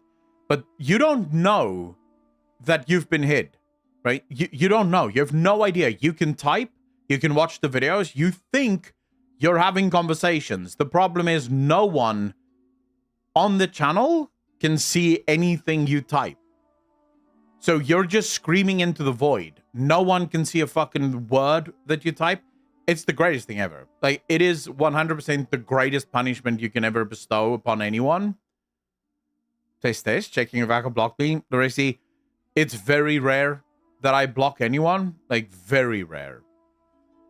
Akon, have you thought about revisiting all the old God Whispers from Zalata all the way to the end of N'Zoth? I have found some interesting things when I did it with your own videos on YouTube. Magical Puffcorn, we did revisit them like a year ago, but we will probably revisit them before the next expansion comes out, yes. We will be going through them again. We'll just wait for a little bit more information from the next expansion, and once we have that, we'll absolutely be going through all the Whispers again.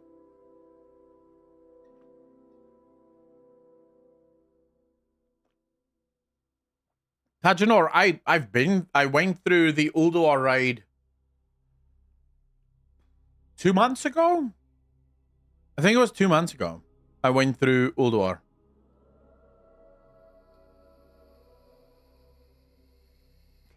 I go through a lot of old raids. When I'm not actively playing World of Warcraft, the only thing I do is I go through old stuff and I look for potential clues for stuff, or, you know, I just, like, I like fucking around in the old stuff because sometimes that's where the best lore is.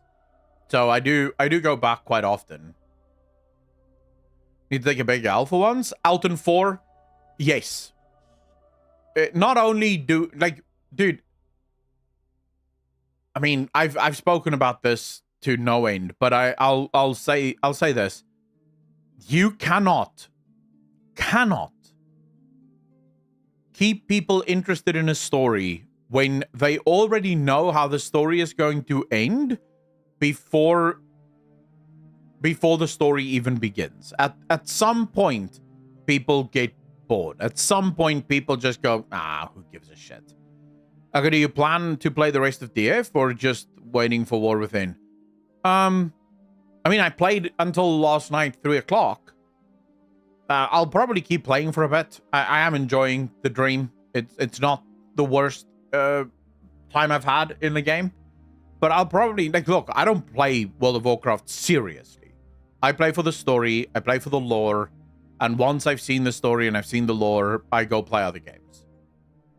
Because as far as gameplay is concerned, I no longer raid, I no longer do dungeons, so there's no reason for me to play WoW. I find WoW's gameplay to be lackluster as fuck, and I could play literally a million other games and get a much better experience from those games. That may change with Delves, though. Depending on how Blizzard does Delves, I can see myself really loving Delves. But again, it would depend on how good Blizzard does them. What is the replayability on a Delve? How often can you do it and still have fun with it? But hopefully it is good, because I would love to get Torghast back into the game, actually updated and, you know, brought back to pre-beta change. I would love to play that Torghast. So there's like a bunch of stuff that I would love to get in World of Warcraft, if possible.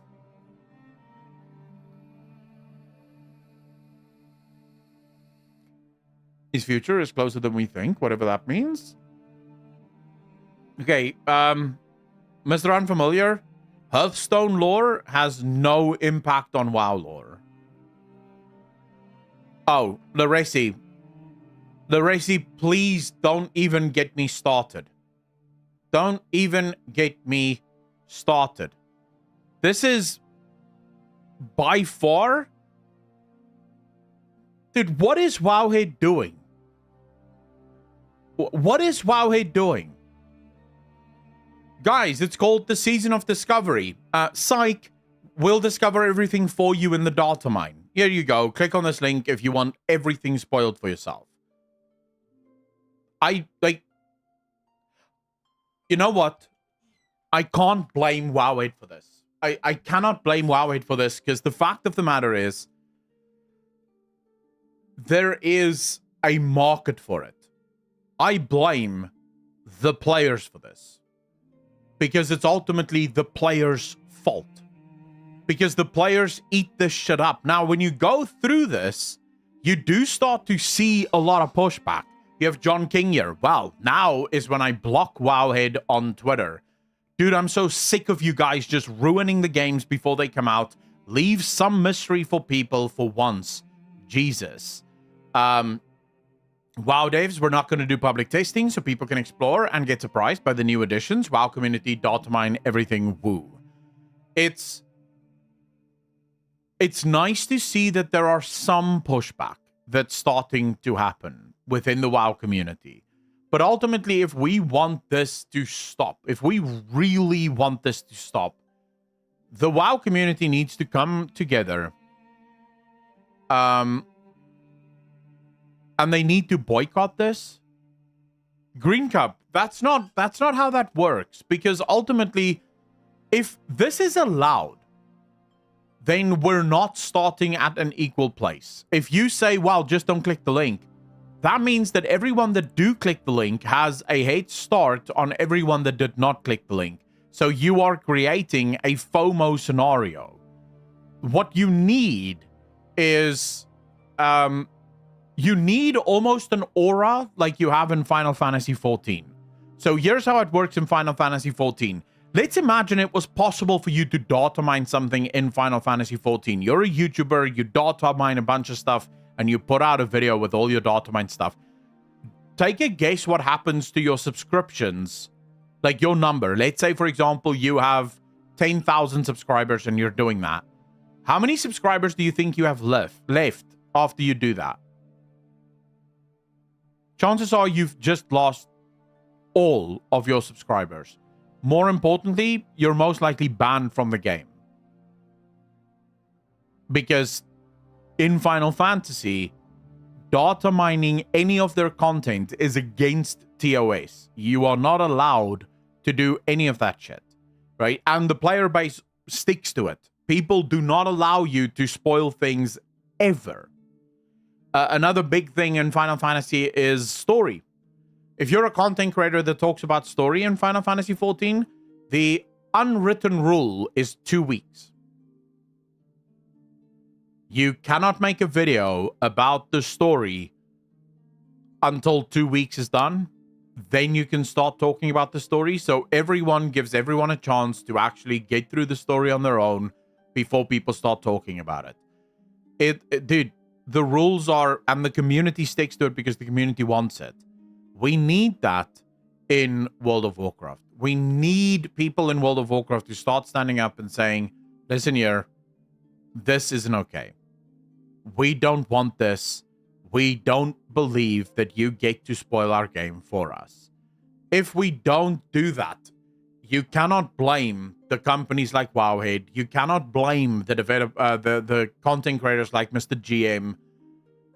Because ultimately what they are doing is they are fulfilling a service that exists because there's a demand for it. There's people that want that service. If Mr. GM says tomorrow, I'm going to stop doing data mines, how long do you think it takes before someone else starts doing the exact same data mine and Mr. GM literally just lost a bunch of money, making zero difference whatsoever?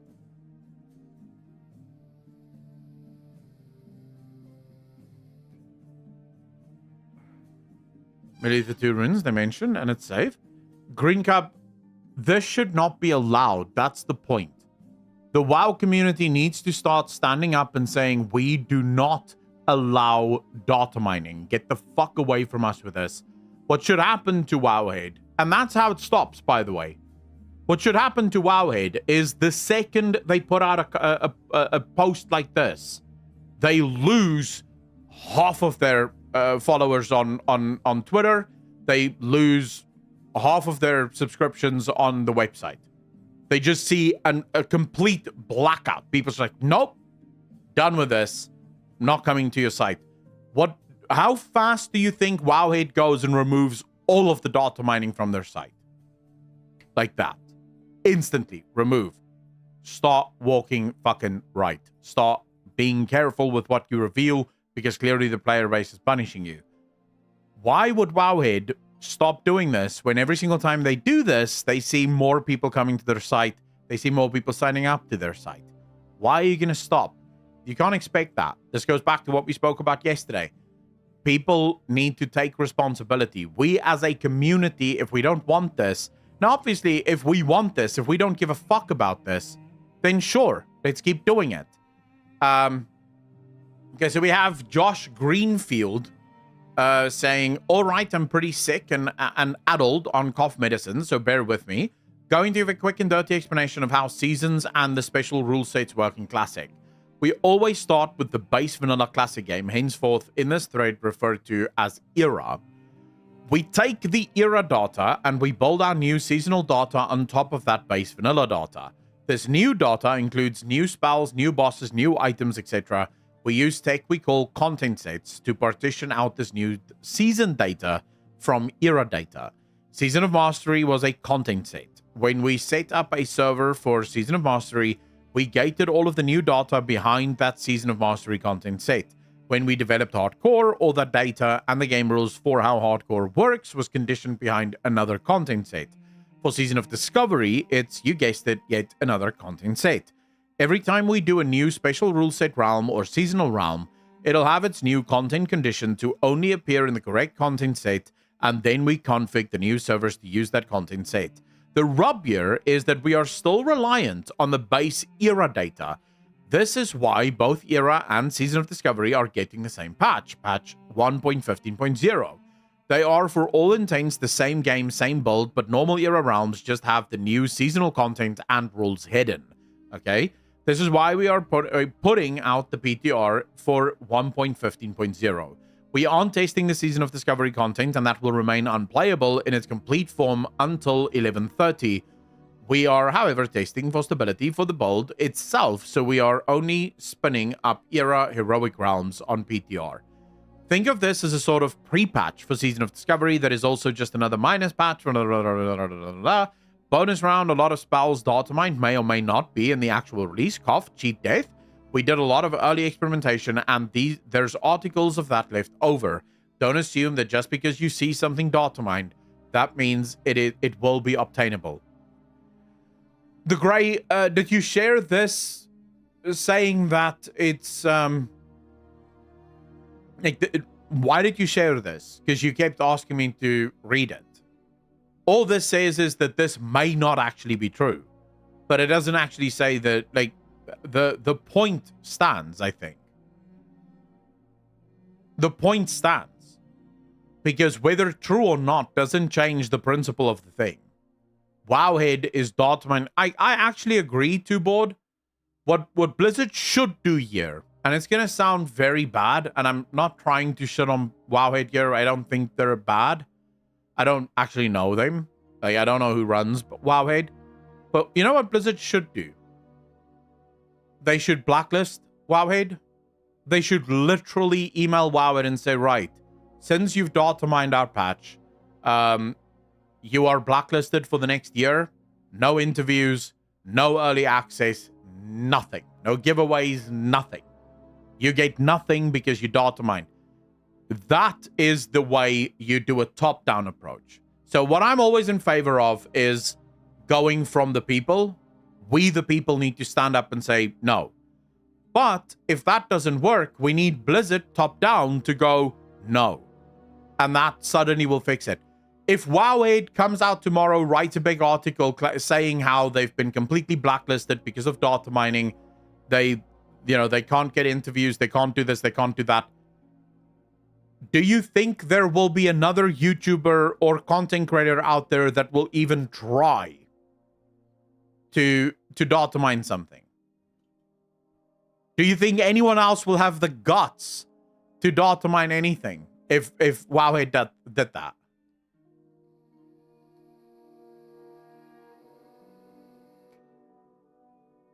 Of course not. But the question is, will Blizzard do it? And Jenna, I think you're right on this one. That data mines is sort of how Blizzard markets their game. So why would they stop data mines?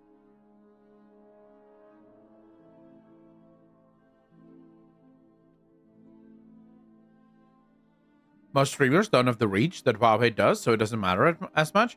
I think it matters for everything. I think Blizzard should be a lot more proactive when it comes to punishing content creators. Like, here's the thing. Working with content creators is amazing. And I've loved the way in which Blizzard have really reached out to content creators and started working with them. I think there's a bunch of really good content creators that is finally getting recognition from Blizzard, finally able to get interviews and stuff from Blizzard, and I'm very happy for all of them that they're finally getting that, because I think they deserve it. And Blizzard needed to realize long ago already, your content creators is like one of your greatest resources. You should use them. But in the same vein, you should also be a lot stricter with your content creators. There should be things that you absolutely expect from them, and if they don't live up to that, you punish them for it. Because while they are your greatest resource, they are also the way in which you influence the culture of your game. If you want to influence the culture of your game, you do it through the content creators.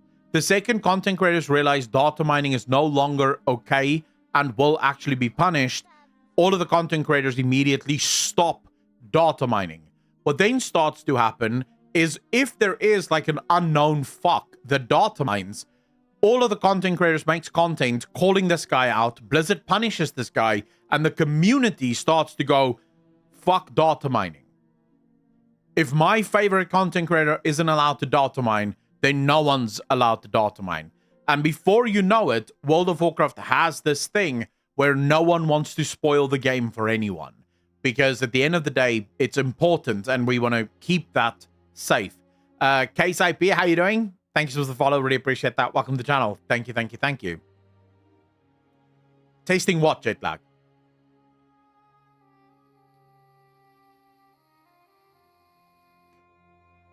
Rista, the problem with that is you can't...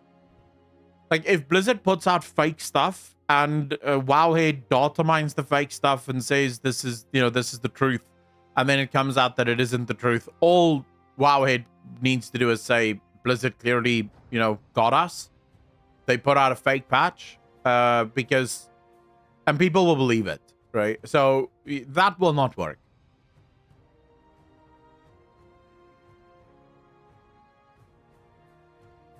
Elodie, no, of course. A warning will be enough. All Blizzard really needs to do is go on Twitter.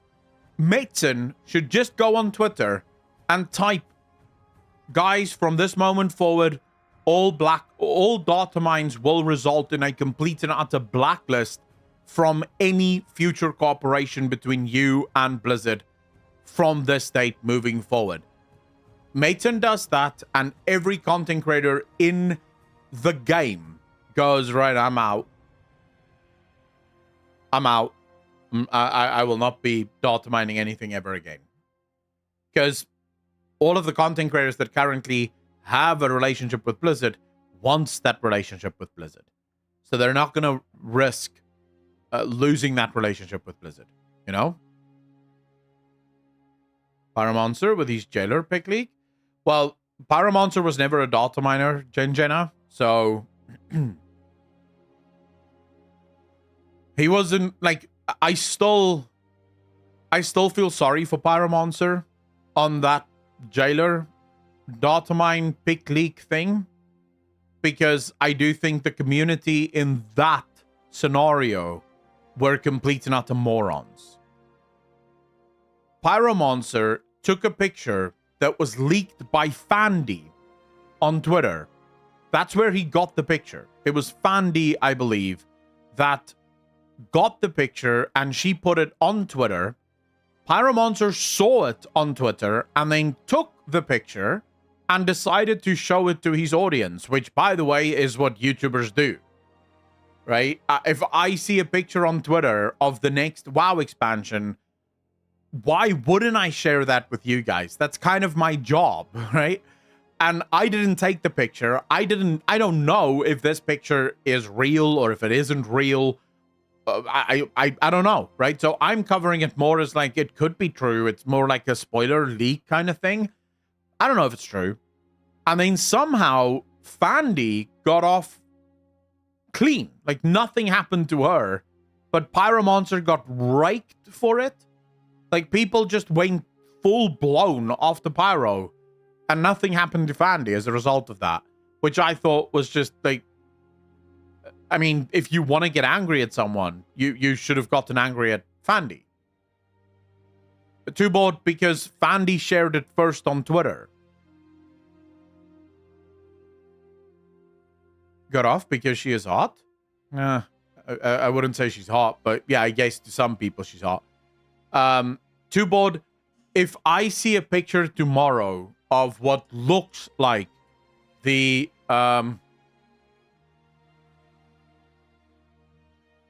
final battle between Zalata and Illyria, right? I see a screenshot of that final battle. But it's just like it's on Twitter. Someone just shared it on Twitter. You bet your ass I'm gonna make a video about it. Now, where I will say I think Pyromancer made a mistake, and in this instance I do kind of understand some people's anger, even though that's not why the majority of people got angry. Pyromancer decided to use the picture, I believe, as his thumbnail.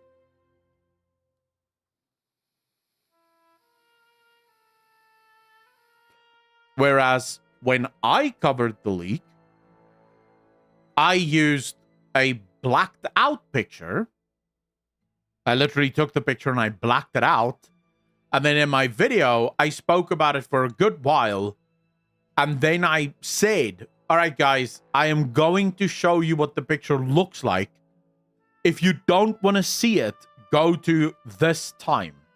Right? And then I told people, you need to go to this, like, in the video, click on this time if you don't want to see the picture. so that people could skip it over. I think that's what Pyro should have done. That's what I did. Ultimately, when I covered the picture, because I saw the picture from Pyromonster and I thought, fuck it, I'll talk about it as well. I have theories. I think that's the only thing that Pyromonster probably made a mistake on. But even then, he should not have been attacked the way that he was for that picture. That was just stupid from the community. Isn't it the same thing last night when he said that on WoWhead? He was like, what the fuck? Yeah, I mean, this is just WoWhead being fucking WoWhead, you know? But this is what happens when when everything turns into a business, you know?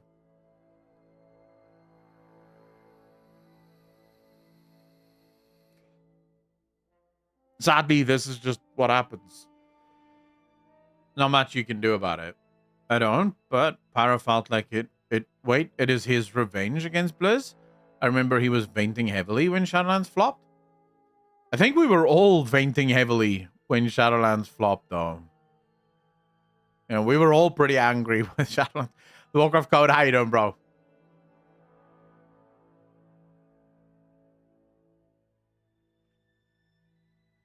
Wait, two board. Actually, WoWhead tried to become FF14 head? Oh, way to read the room.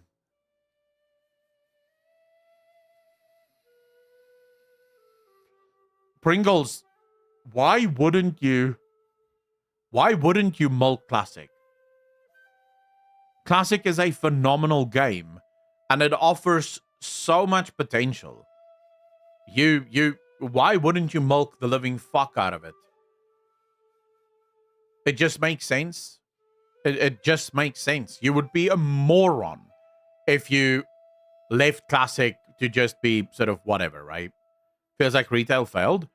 I don't think retail failed.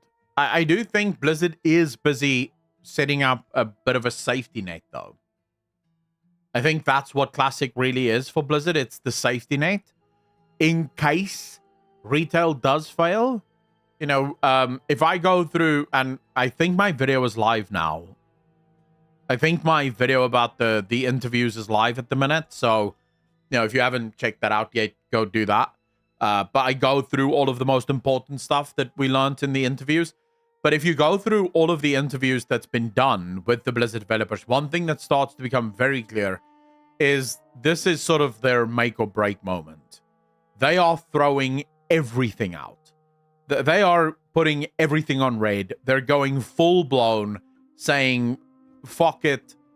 It's now or never. We're going to experiment. We're going to try new things. They're basically throwing everything that they used to know out of the door and saying, let's go big.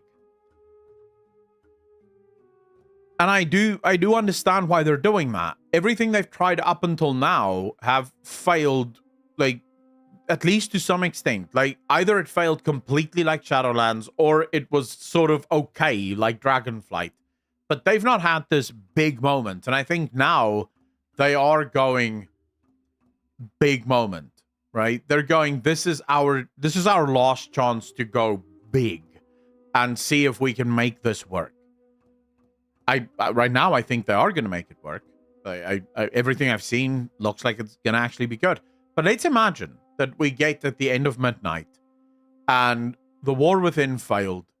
Most people were, again, just sort of okay-ish with it. Like, most people weren't super excited about it. Most people were like, nah, you know, it is what it is. And then imagine midnight comes out and it's again just sort of like, you know, yeah, this is all right, you know. It's not getting any new players in. It's also not really losing players. It's just sort of okay. Then I can see a world in which Blizzard goes, you know what? It doesn't matter because we have Classic. And Classic is doing super well. So I think what Classic is for WoW now is sort of like, it's their rainy day fund. It's their backup plan. It's their insurance. Should retail not succeed, they can always fall back to Classic. And they can make Classic their major focus, with retail just going into kind of maintenance mode. Quickly gonna go pee. I'll be right back.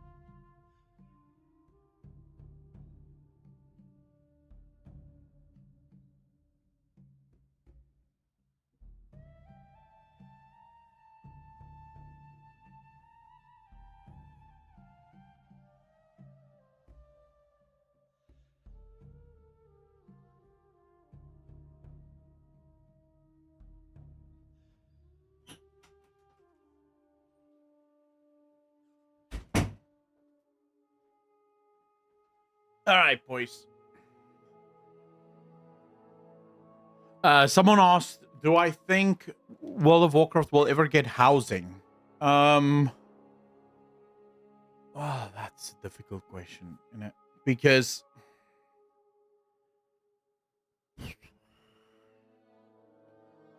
it should, but it probably won't. It should. It should. And if Blizzard really is interested in going big dick, then it's almost expected that housing must happen in World of Warcraft. Yeah, but I doubt. I highly doubt that housing will happen. Shay, link it, please.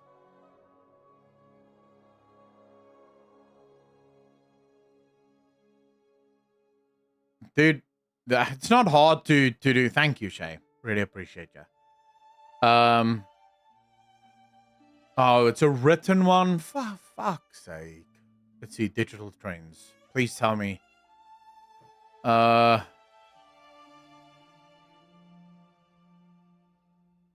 Wow. Okay, this is a very, very, very, very long interview. But all right, we'll go through it. We'll go through it.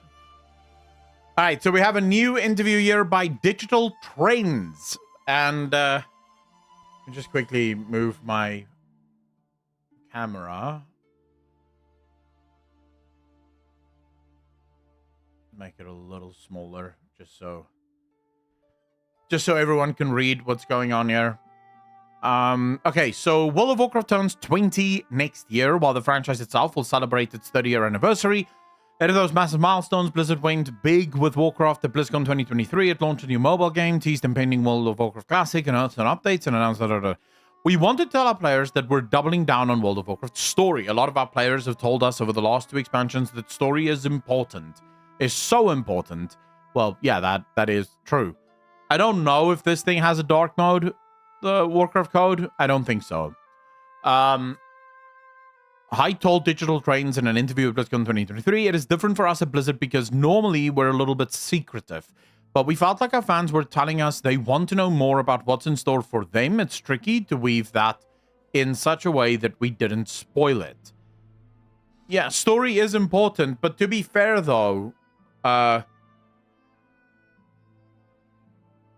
it's not so much the future story that is important to us. What's important to us is that the current story is told well. So it doesn't matter how many like expansions ahead you actually like. That was hype as shit. Don't get me wrong. It's super hype. But if those individual expansions aren't told well, you're not going to be forgiven for announcing 2 expansions ahead of time. And I do want to say though, I don't know if I include Warcraft Rumble into the conversation of World of Warcraft like being important to World of Warcraft. I don't view the release of Warcraft Rumble as a sign of how important Warcraft is to the developers. But at least that's me. I don't think mobile games will ever make me think, oh my god, Blizzard clearly cares so deeply about fucking Warcraft. Look at all these mobile games they're releasing. At BlizzCon 23, Digital Train spoke to Height and Warcraft Rumble executive producer Vic Saraf about the future of Warcraft, what future of Warcraft looks like. They both made it clear that there are no signs of Warcraft slowing down across the MMO, mobile, and even real-time strategy spaces. No way, bro. Wait, they actually said that? The real-time strategy spaces? So Mike Ybarra, in an interview that he did with Bloomberg, we were going through it live on stream. But he basically said that most of the talent that made RTS left Blizzard. So they might bring out new games in those genres, but they don't know if they'll ever be able to do more RTS. So hopefully they're doing something there. In fact, Hyde tells Digital Trains that he'd like to get World of Warcraft expansions out faster. Yeah, all right, that we had. I told you it was bullshit, lol. Phil Spencer said he has studios to make this, and we'll give them to Blizzard IPs. That will be fine, by the way. I'm Drayden. Thank you so much for the follow. Really appreciate that. Welcome to the channel. Thank you, thank you, thank you. I have no problem with the Blizzard IP or the World of Warcraft IP being given to, say, for example, the people that made Age of Empires, or literally any one of a dozen other studios that work under Microsoft that maybe do think that they can make a really good RTS. Why not? You know, it's the Warcraft IP. It's going to be set in the world. We already know that all of that shit will have to be run past Chris Metson. So if those guys are trying to write a story, Chris Metson will be the final guy that says yes or no to the story. So ultimately, who cares, right? Who cares who makes the game as long as the game gets made? Are you really going to be like, no, I will not play Warcraft 4 because it was made by this company? Like, would you? Or would you still play Warcraft 4 because, fuck, it's Warcraft 4?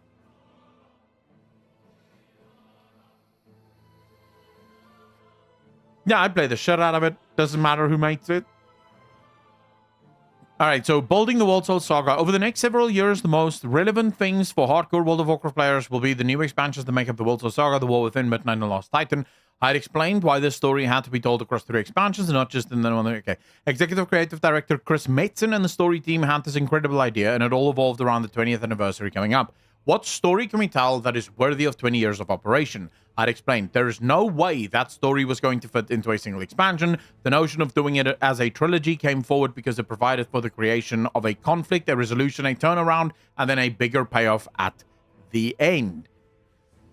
Interesting. Kind of what we've been talking about. This idea of now that you have 3 expansions that you're planning ahead, it gives you a lot more freedom in how the story plays itself out. So you can have the hero moment where we lose and then we have to get better in order to finally win. You can have that now because you are planning so far into advance. I will, though, say one of the other things that came out of a different interview, for those of you that maybe don't know or haven't watched my video on this yet, they also explained that it started off as just being 1 expansion. Then they realized, wait, there's too much story here. 1 expansion isn't going to be enough. And they thought, okay, 2 maybe. We'll do 2. And then they really started to go through the story. And they were like, no. We need 3 at the minimum to actually get this story out. And the reason for it is Chris Metson has basically taken a look at all of the stories that has been created, but also resolved in World of Warcraft in the last 20 years. And he said, okay, what are the stories that still need to be resolved, that's still open? But then also, what are the stories that has been resolved, but the void has never been filled? So we have this sort of weird place where, you know, that story is done, but there's nothing that took that story's place. And so this next 3 expansions is going to seek to fill in those gaps, but also close off a bunch of stories to make space for new stories in the next saga to start. So that's sort of the where it's coming from at the minute. World of Warcraft has consistently received expansions since the launch in 2004, and that shows no signs of slowing down anytime soon as Blizzard delivers the grand payoff for a story that's been building for over 2 decades. I did clarify one lingering question about the culmination of the Soul Saga. This is not the end of World of Warcraft. This is the end of this big chapter. This is the end of this big chapter. We will continue to do expansions beyond that. Oh, that hurts my soul, because that's effectively what Steve Denuser said at the end of Shadowlands. Like, Shadowlands is the end of the first chapter of World of Warcraft. Don't say this. It triggers me. Don't use the word chapter and World of Warcraft in the same fucking sentence. It hurts my soul. Let's not get that again. As for when to specifically expect these Soul Saga expansions, the War Within is the only one with a release window. It's expected in 2024. We asked Hyde if players should expect to wait 2 years between expansions for the rest of the Soul Saga, while he couldn't commit to a specific release window for those latter 2 expansions just yet. He explained that many production improvements have been made in the recent years to allow Blizzard to deliver quality content at a predictable rate, and he hopes that rate gets even quicker over time. Yeah, so they did kind of talk about that. We've gone through that. You can watch the video on that. But they did explain that what will be saved. So the time that will be saved isn't on fewer patches. the expansions will not have fewer patches. The expansions will not have less content. Instead, where they will be saving time is that awkward spot at the end of expansions. You guys know the one I'm talking about, where you have the fated raids, and then you have like maybe 4 or 5 months of almost no new content because we're now all in the alpha and the beta stage for the next expansion. That's where they're going to try and save a lot more time. So think of it as patch 10.2.7 comes out, and 8 weeks later, patch 11.0 comes out, the pre-patch for the expansion. And 8 weeks after that, the expansion launches. So you're literally there's gonna be no breaks in between. It's all gonna flow one to the other, which is kind of what they're going for. Is the Q&A live yet? I don't think it is. The WoWcast Q&A has not launched yet, no? Yeah, no, doesn't seem like it. The ultimate goal for us is to be able to deliver content in a predictable fashion so players know when to expect the next expansion, I'd said. We would like to do it more frequently. We don't really want people to have to wait 2 years for the next expansion. We're not ready yet to commit to what that cadence is going to be, because we've got to find that sweet spot between our ability, how much time we think we're going to need, and when our players start to indicate to us when they are ready. I don't...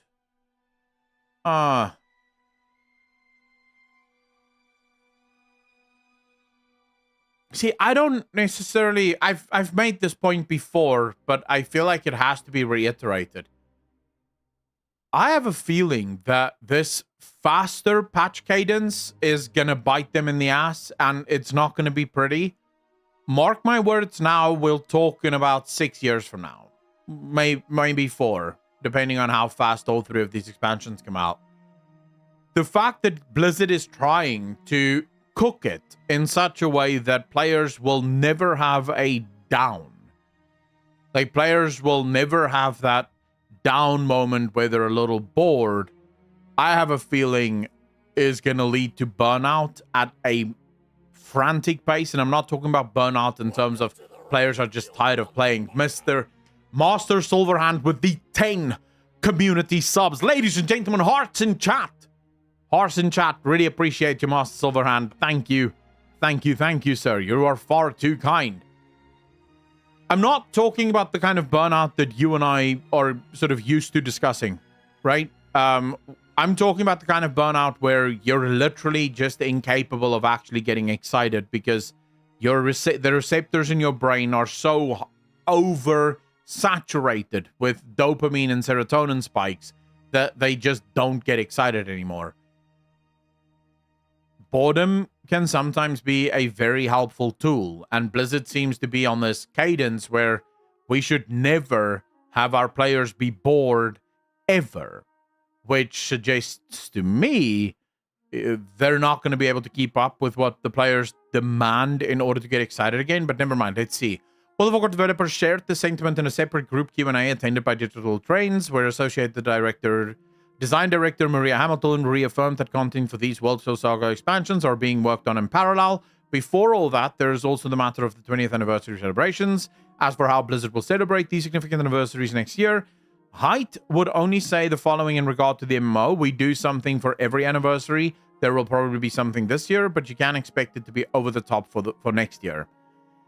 Do you guys think that what we'll get is free? Or do you think it's going to be one of those things that you're going to have to buy it on the cash shop, but it's going to be like a massive thing on the cash shop?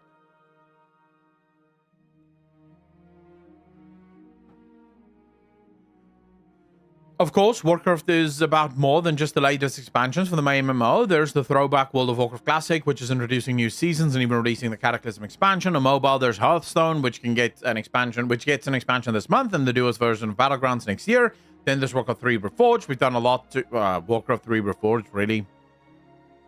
Really? They're gonna throw Warcraft 3 Reforged into this mix of things that is in the Warcraft universe? Like, seriously? Bro, like, come on now. Then there's Warcraft 3 Reforged. We've done a lot of work to make that community happy. I think they're in a good place right now. Hyde tells us about that game. which had a rough launch, and now there's Warcraft Lambo. Is there anyone that's actually played Warcraft 3 Reforged in the last month or so?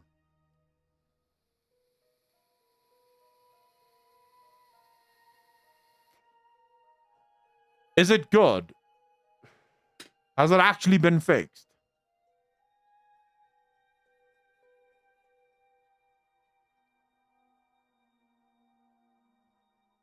It's not as bad as it was at launch, but it's still not perfect. All right.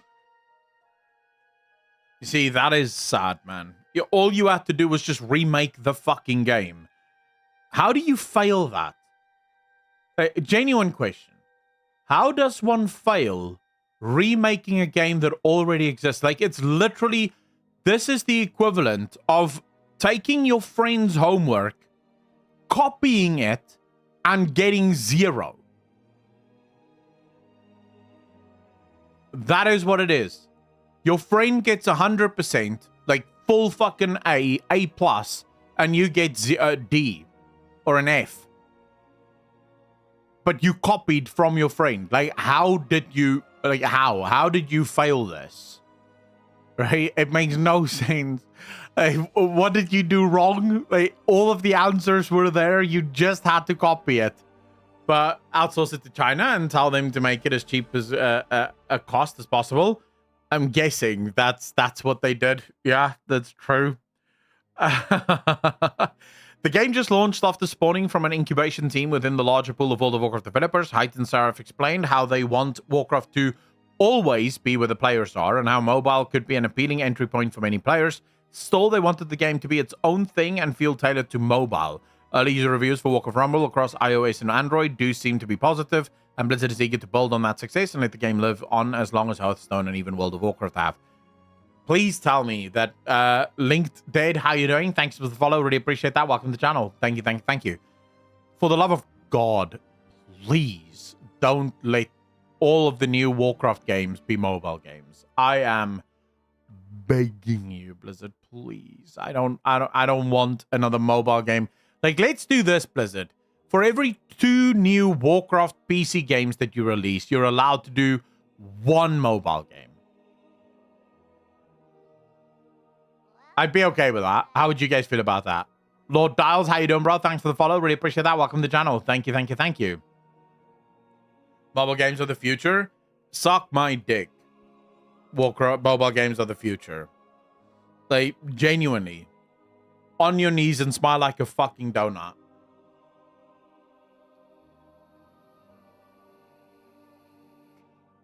I refuse to accept that. I absolutely refuse to accept that. Blizzard is known for creating forever games. Sarah tells Digital Trends. That's what we aspire to be as well. You look at World of Warcraft, almost 20 years. Hearthstone, almost 10 years. And kind of dying, but never mind. Seeing these elder siblings essentially have games that have lasted as long as they have, it's really inspiration for us to aim for that as well. We're fortunate enough to have a very active, engaged, and committed community that allows that to be a lot easier for us. But our job is just getting started. We wanted to make sure that we are servicing the fans with what they want and are able to continue to inject new life into the game so it continues to stay relevant and fun for them to play for years on end. Do you guys think that it's actually possible for a mobile game to be relevant for years and years and years and years and years the same way that a mobile, like a PC game is?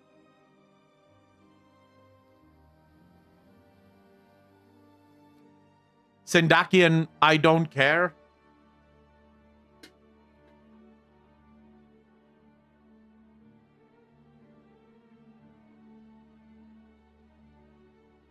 This gains levels of polish and addiction, yes. Maybe. What I've heard from people is that Warcraft Rumble is actually pretty good. But as you guys know me, I refuse to play games on mobile, so I will never know if this is actually good. But from what I've been told, if you are a pleb or a peasant and you do like mobile games, it is actually pretty good for you. So, you know, I don't know. I would never play it. That means Warcraft Rumble should be in full swing when these important anniversaries arrive next year. Sarah says there are active discussions, but Blizzard is still firming up those plans. Motherfucker. Do not put a lot of those anniversary rewards behind having to log into Warcraft Rumble. I do not want this. give my rewards for me. And then maybe say, if you do log into World of Warcraft during the anniversary, you also get free shit on the Rumble side of things. But don't do the thing where all of my rewards for World of Warcraft lies on the Rumble part of things. I will lose my crap. Getting forced to play Rumble? I would not. The interplay between these Warcraft games is explore...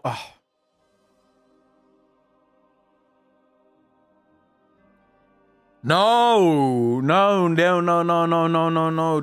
explore that. Like, this is one thing that you should not be exploring, though. Like, no. It's alright if these games can't play together. Like, no one cares, actually. You don't... Not necessary. This is the equivalent of saying I'm exploring whether or not a tree stump will fit in my asshole. Not something you need to explore. Like, it's fine. You know, just accept that it probably won't and fucking move on with your life. Why do we need to check out whether or not we can kill our ass? I don't understand this. Game is explored and we get closer to the actual anniversary. At the very least, Warcraft Rumble is somewhat of a throwback to the franchise as a real-time strategy. It's not... Oh, but it's somewhat of a throwback to a real... Like, a tower defense game is not a real-time strategy game. It has real-time strategy elements to it, but come on. Come on now. Don't say RTS and tower defense in the same name. What are you talking about? So I asked Hyde what he thinks the future holds for strategy-based Warcraft games. I love strategy games. Of course you'll say that. When I was a game director many moons ago, I was game director for Command & Conquer Red Alert 2. Very good game. Hyde explained, I play every genre of game. I love Warcraft. The storylines, the characters are so unique. It's so fun. It has got humor. It also has got dark and it's fantasy.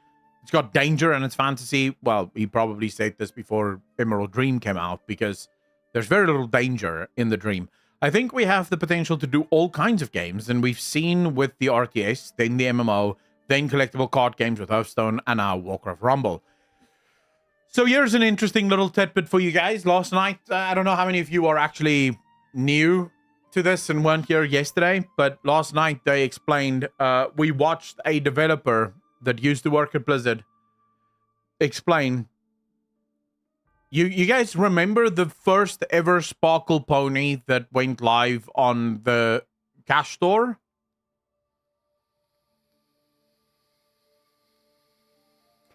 Like, you guys remember the Sparkle Pony, right?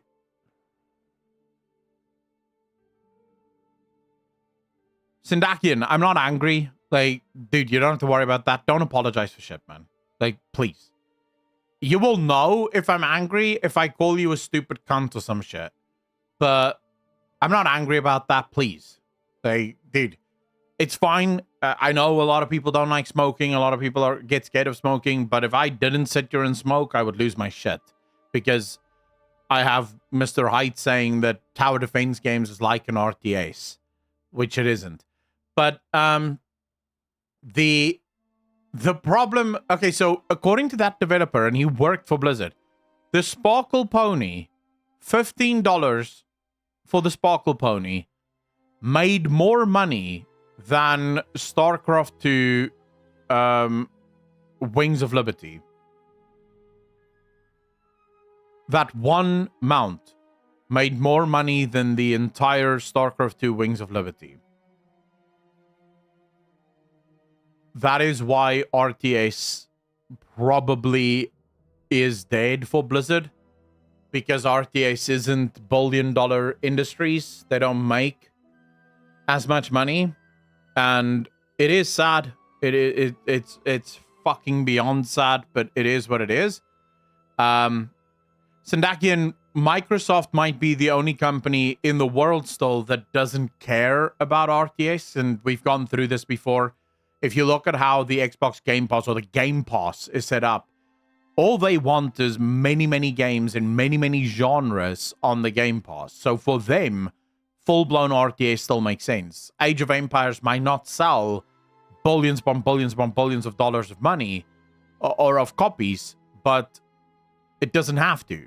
As long as it brings, say, 2 or 3 million players to Game Pass, that's all they care about, right? That's all they want is more people in Game Pass. Okay, I look at Disney as a model for us. So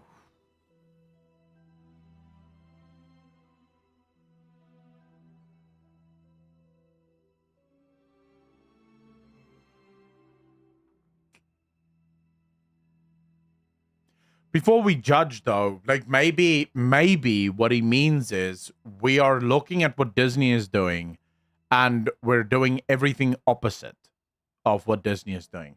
Because that would actually unironically be a very good strategy. Like, just don't do what they like, do the opposite of that. Before we jump to conclusions, chat. Warcraft dominated BlizzCon 2023. It was called WoWCon, it's not BlizzCon. With lots of reveals and most impressive show floor, and my conversation with some of the developers behind it reaffirmed that Blizzard doesn't plan on slowing down with Warcraft anytime soon. Hyde believes he's just laying a foundation for future developers, following the footsteps of a company like Disney. Okay, this is not too big of an owl, though.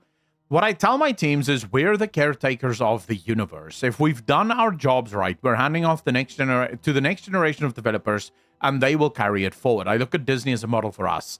We should be crafting that universe. We should be putting enough care behind it. Same thing with Marvel. It started off as comic books in the 1930s, and look where it is today. Where is it today, Mr. Hyde?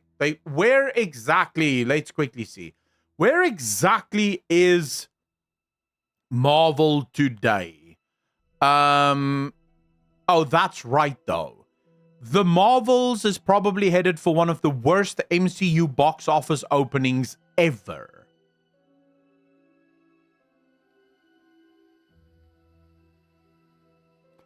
Now, I'll be honest with you guys. I did absolutely not see this coming.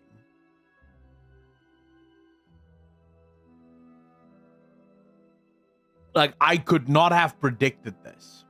No one could have. Who could have ever guessed that this would have happened? I mean, it is so out of left field that it's almost like you almost want to say that it can't, but it can't be, right? Like it can't be. Only I did kind of predict it. Like, not exactly, but I did kind of predict it. Like, let's just quickly see in my replies here. Like, in my replies, I replied to them. I just quickly want to check here. I replied to too many fucking people. Right. Where did I have this little conversation with these people? Oh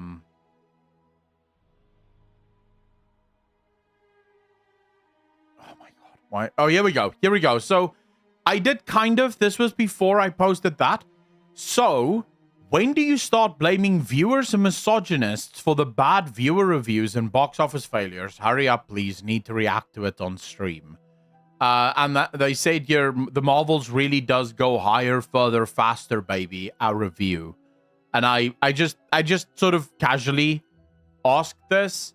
And then it turns out I was right, but that was purely by accident. I didn't predict anything. I just, you know, wanted to be like misogynistic and stuff, you know. I'm clearly the misogynist because I have not watched this. Why would I? But anyway, so Mr. Height, if you look at where Marvel's is right now, I would argue maybe we don't emulate Marvel's or Disney. Yeah, maybe we don't emulate this because you've already been there. Shadowlands was like one of the worst like World of Warcraft box offices ever. We don't want to go back to that. So let's emulate, you know, something a little bit more successful, I think. I don't mind the rest of what he says here, though, just to be clear. You know, obviously I'm being a little bit facetious and having a bit of fun here. But I do actually think that what Mr. Height is saying here is very true. They are caretakers. This universe does not belong to them. It is not theirs. It belongs to the players, and it belongs to future generations that will be playing this game. Their job is simply to take care of it, to make sure that it is in a good enough spot that when the next group takes over, they can pick up where the last group left off. So I don't mind this at all. I just don't think they should try to be like Marvel. Star Wars comic book in the 1930s. As long as we're being thoughtful and careful and laying that groundwork, future talent will be able to step in and take it even further. There will be new devices, new forms of entertainment, new ways for people to get together and enjoy this universe. Yeah. I definitely don't. Your effect, I'm gonna see Marvels today. I'm excited. Why? Excited for what? Excited to sit through 2 hours of shit movie? Like, why would you be excited about that?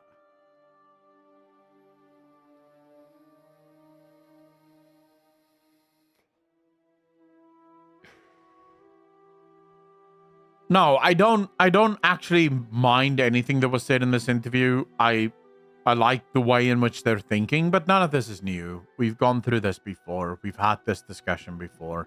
They've said this in videos, video interviews. So this isn't necessarily the worst thing in the world. Curiatus, that is very true. I guess the thing that kind of broke me for a while was that it took so long.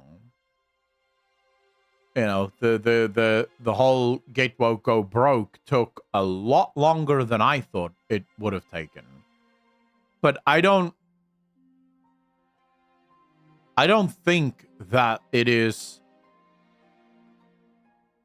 I don't think the problem is woke. I think the problem is that the writers are absolutely dog shit. Because you do get. I've watched movies. I can't remember now. What was it? There was a. What movie or what series was it? It was recently. I told you guys about a series that like clearly have a lot of political messaging. And yet I still thought that it was an absolutely phenomenal series. Even though there was like a shit ton of political messaging in it. It was still phenomenal. Like it was still really, really good. Wheel of Time is actually a loadie. Yep, that's a very good example of it. Wheel of Time had so much woke in it, but I still thought it was really good. I still really enjoyed it because the writing, as long as you don't read the book, I haven't read the book, so I don't know, but the writing was really well done. Like, it was really good writing, so you sort of accept the fact that, yeah, okay, they have a different political idea than what I have, but the writing is still really good, right? In MCU, I don't think the problem is woke. I think the problem is bad writers. You have writers that clearly don't seem to understand how to write good characters. Like, for example, why did I know that Marvels was going to fail? Like, how could I possibly have known that? Because the lead in the Marvels is based on one of the most unlikable actors in Hollywood. And also, it's one of the most unlikable characters in the whole of the Marvel's franchise. So, of course, it was going to fail. It was never not going to fail. And for those of you that's asking, how could I like Wheel of Time? I never read the books. I didn't know shit about the universe until I watched the series. So for me, I was going into that series and I just thought it was like a really cool universe. Now, I will be honest, some of the writing was a bit cringe. I didn't like all of the writing, but what really got me into it was the universe. I got super addicted to the universe as a result of the series because the universe felt really, really good to me. Blaze Arknight, you bastard, with a 500 bits. Really appreciate you, fam. Thank you, thank you, thank you. For any new Shadow Legends heroes, really appreciate that, bro. But don't say that too loudly. I'm telling my audience now that I no longer play mobile games. So I'm playing Raid Shadow Legends on the DL, you know? On the down low. Matt Main, wait, what? Matt Main would never have released today, or it would be cancelled. I never even watched Matt Main.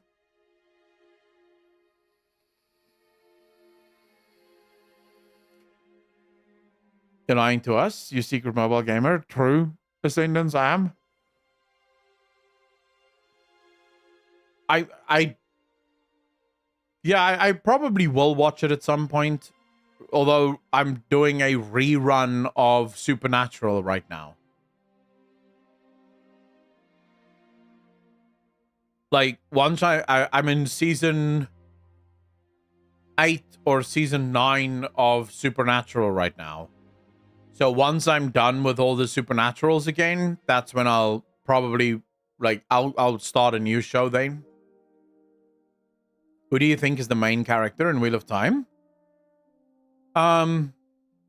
That's difficult because the character that I want to be the main character, I'm pretty sure isn't the main character.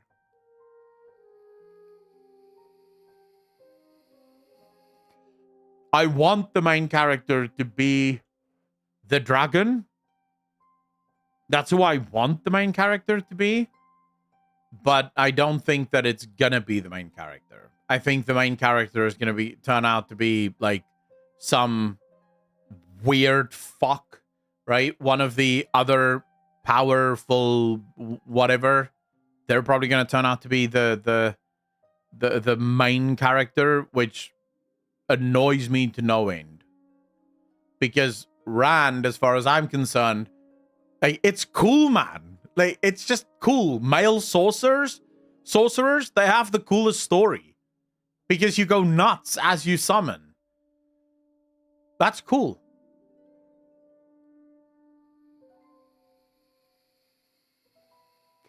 My favorite character by a long shot. Mine too. But to be fair, for a while, I thought that Rand wasn't, or the dragon, the guy who, is it Rand? Is Rand the dragon? You see, I already forgot the fucking names. I think Rand is the dragon, right? For a while, I actually thought that Rand wasn't going to be the dragon. Because this story, like, I immediately thought that he was going to be. From the first episode, I thought he was going to be the dragon. But then the story kept teasing either his girlfriend, or that other guy with the dark blade.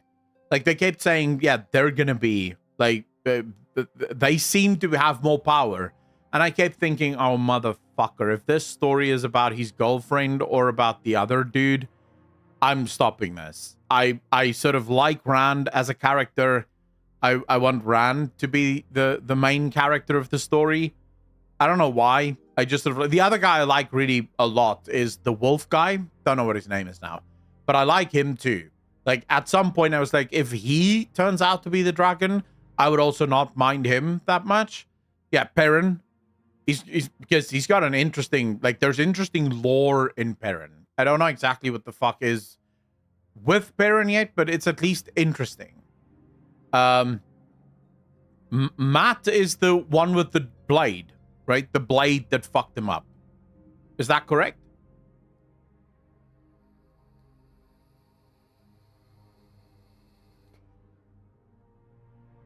Yeah, okay. I didn't like him at all. Like, he's the one character in the whole thing that I just do not like. Oh, you know who is actually hot, though, in that show? Like, actually, unironically, very, very hot in that show.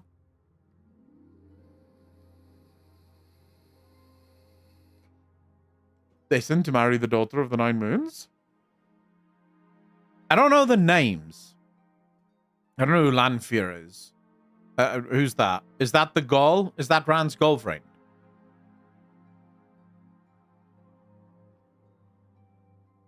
It's not her. You know the chick, I don't know what they're called either, but you know the chick that controlled Rand's girlfriend? Oh, Lanfear is actually hot, but no. The girl that controlled Lanfear's girlfriend, that had the fucking bracelet thing that she could, like, twist her and shit, that girl was crazy hot, bro. Like, she was fine as fuck. There are fantastic storylines in the books. This show will not do the story justice. Yeah, I don't think that it will, but at the end of the day, modern English, that's kind of the problem with TV.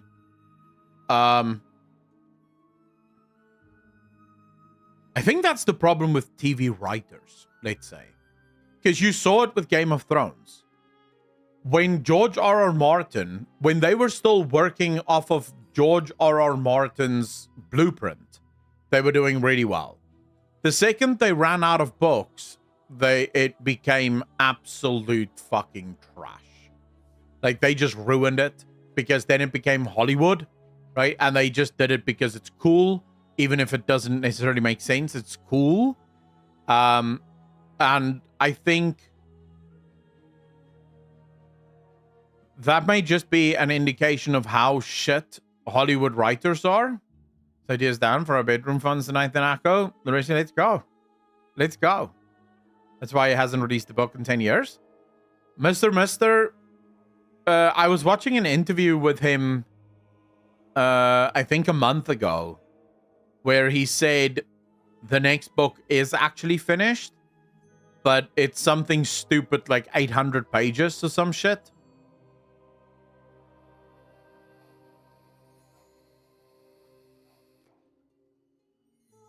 Super sarcasm? To who? Warcraft code. Don't get me wrong, I do like the show. It's nice to see the characters come alive. There's just so many twists and turns and connections. I think that's always going to be, like... You have to go into movies and TV knowing that there is always going to be it's always going to be limited. There is nothing you can do about it. I don't think you can do a TV show. Even... I think the best you can go for is about 50% as good as the books. I will say, for example, in this regard, from everything I've read and everything I've heard, The Expanse, the TV show, is at least 50% as good as the books. It's not as good as the books, but it's at least 50% as good as the books. It does sort of get a lot of the things right, and it does sort of make sense in many ways. And I think that's the best you can hope for when you're trying to adapt a book to a universe. But on Twitch recommended Taliesin to me, so I went over there and told people in the chat that you reacted on He's the Land is a Woken super bad take. Then people in the chat said that you, Akalon, reacted to Taliesin all the time. P.S. He had only follower chat, so talking about echo chambers. I react to Taliesin all the time.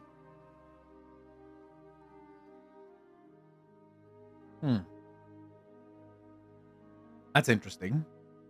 I don't remember that being the case. Let's see. Let's see, how often do I react to Taliesin?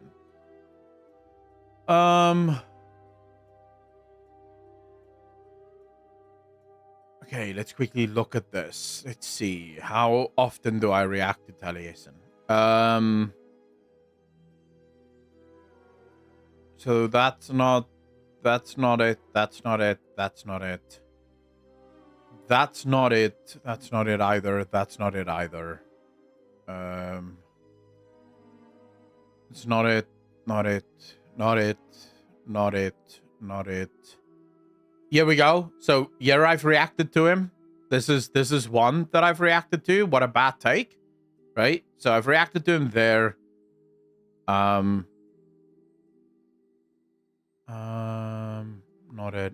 Not it. We're gonna go very far. If we're really gonna go through this, it's gonna take us a while, because I think I've only once before reacted to Taliesin, and it was when he was like saying some really stupid shit.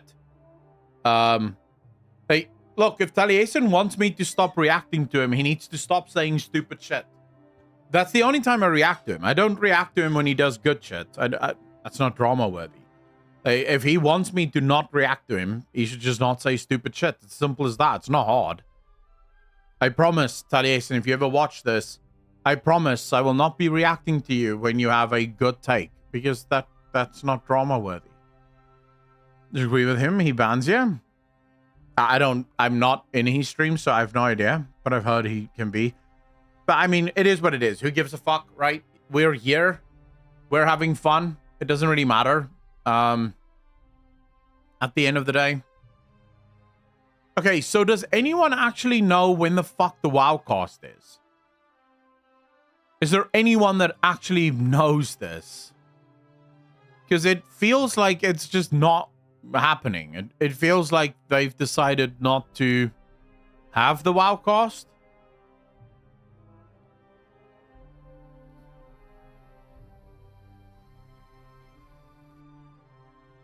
Either in a minute or an hour. One would have expected it to be, like, maybe she did it on her Instagram. Let's just see. No. No, there's no new story on her Instagram. Motherfucker, bro. Like, what? Bethany. We want WoW cost.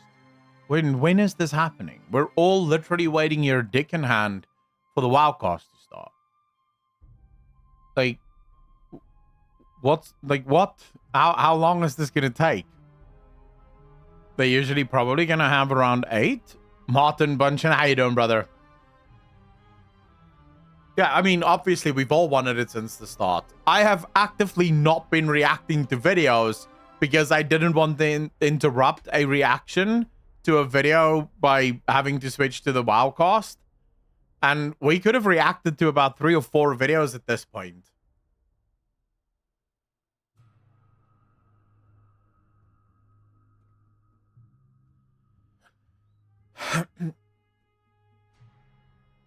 Yeah, you see, the problem is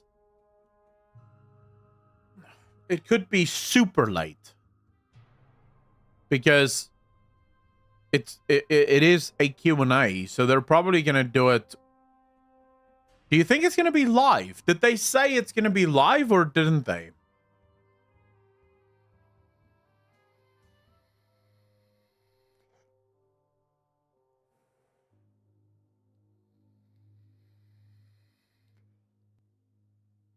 They said pre-recorded.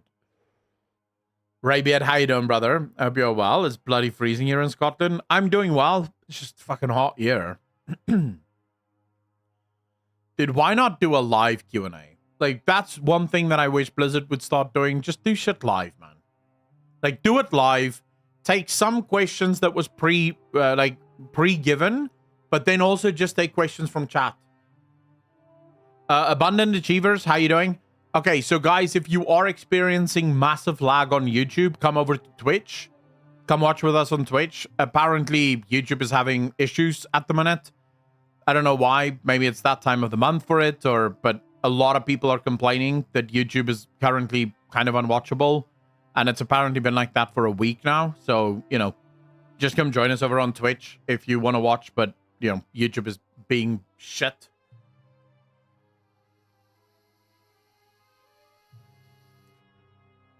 Mascot, true, but there's an easy fix for that. Don't be a moron.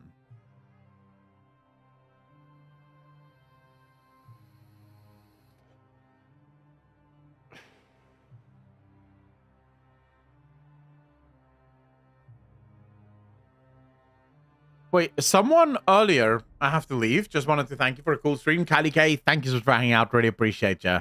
Take care of yourself and have a lovely weekend. Stedron, how you doing, bro? Someone mentioned someone being hot earlier in stream, like a couple of messages ago. Who were we talking about? Who was the hot person? Like, I'm always interested in talking about pictures, or it didn't happen, Laracy. Were we talking about Lanfear? I mean, Lanfear is alright, I think. But I don't know why people would be so hopped up about Lanfear. She's fine, but she's definitely not the, like, peak beauty.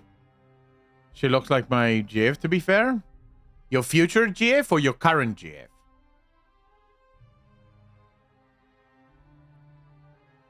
Better than Yennefer. Suck my balls, Elodie.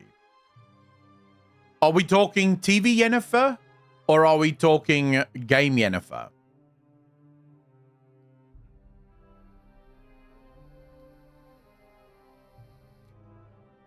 show Yennefer. That's not really fair, though, Elodie. That is not really fair, though. Because show Yennefer, she's fine, but she doesn't really, like, stand out the same way that game Yennefer does. But there are very few creatures of the female persuasion that matches Yennefer in the game. That just almost doesn't fucking happen. It's like unheard of. And it's better, especially with mods. I've never, RG, I have never played Witcher 3 with mods. And even without mods, game Yennefer is still fucking fine. Yennefer was good in the first season. I do think that as an actress, the actress they chose for Yennefer was really good. I think the writing for Yennefer was really bad. And then, of course, after season 2, or after season 1, really, the show just went downhill fast. Grimdog, how you doing, fam?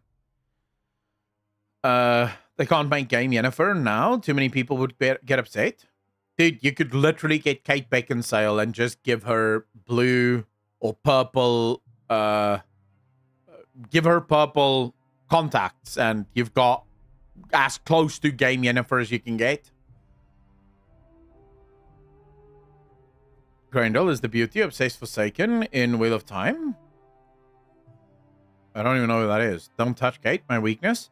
Gentlemen, mine too, bro. I'm not saying anything mean about Kate Beckinsale. I don't think there's a guy alive that doesn't at least to some extent crush on Kate Beckinsale in Underworld. Like, every guy at some point has had a moment where they think, oh shit, Kate Beckinsale, Underworld. I wish vampires were real.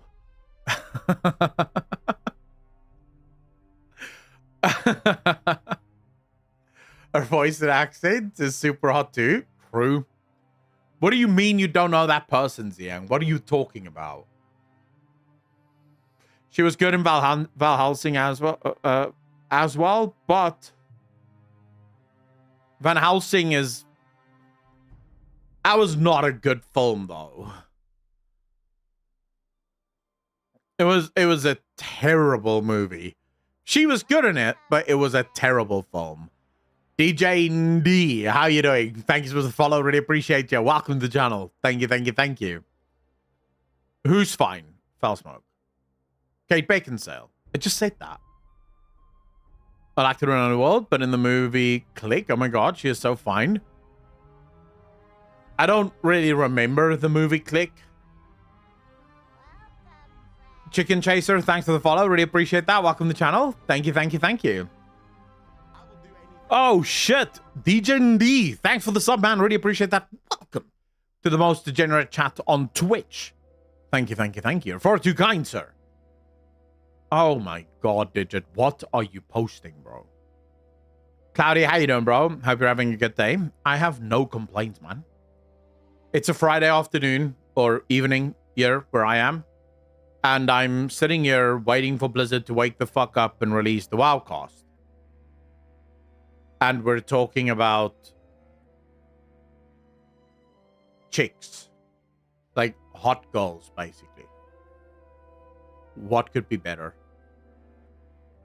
What else could you do on a Friday that would be better than this?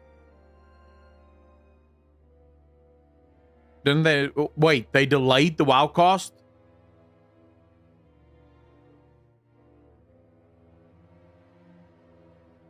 What? Where's this information?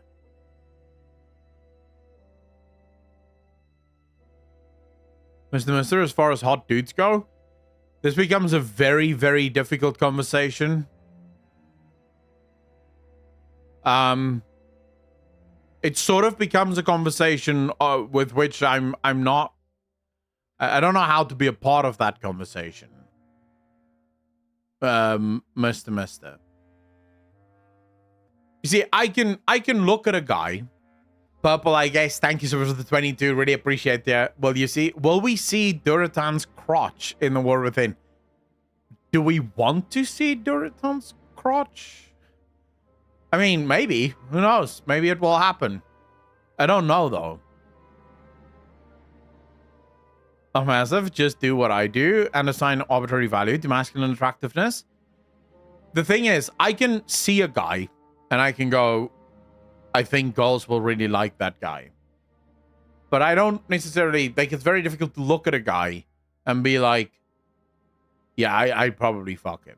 That gets to, like, there's a weird thing there where you just can't imagine that.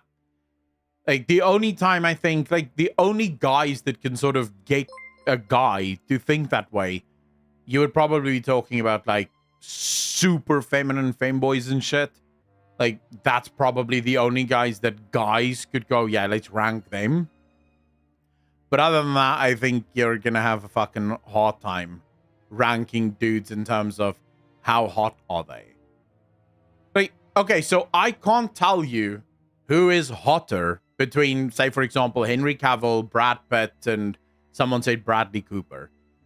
I don't know who's hotter. I can tell you that I can see why girls would like all three of those guys. That's it. That's about the extent of what I can explain, like what I can see. I can go, yeah, I think girls would like those guys. But if you asked me, like, rank them based on fucking what? Ranking a girl, that's not hard. Who do I want to see naked the most? If you ask me, do the same for guys, it's going to be none of them. Like, they're all -5. Anything further is you being gay, I think, Logan. But I think this is how a straight man can think about other men. Logan, yeah, I think. Yeah, probably if you can look at a guy and be like, he's definitely hot. Then maybe you're leaning a little bit, like, more to the bi side of things. Emily Blunt. Who's that?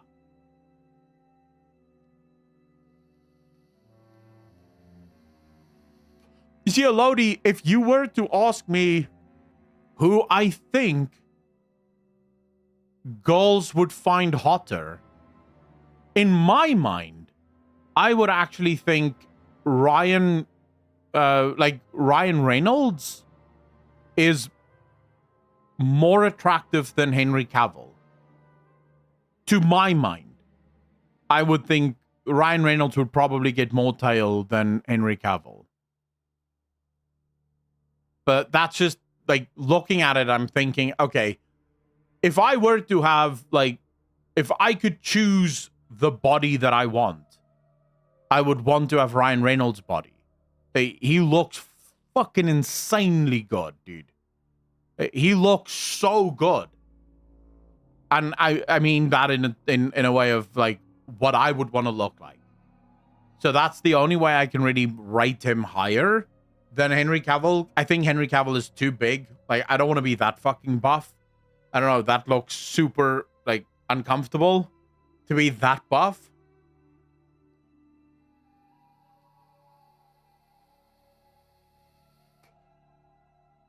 Okay, if you're asking who would I rather have a beer with, 100% Cavill. Dude, Cavill is a fucking gamer. Like, why wouldn't you want to have a beer with Cavill? He plays WoW. He loves Warhammer 40k. Like, dude, of course you're going to want to have fucking a beer with him.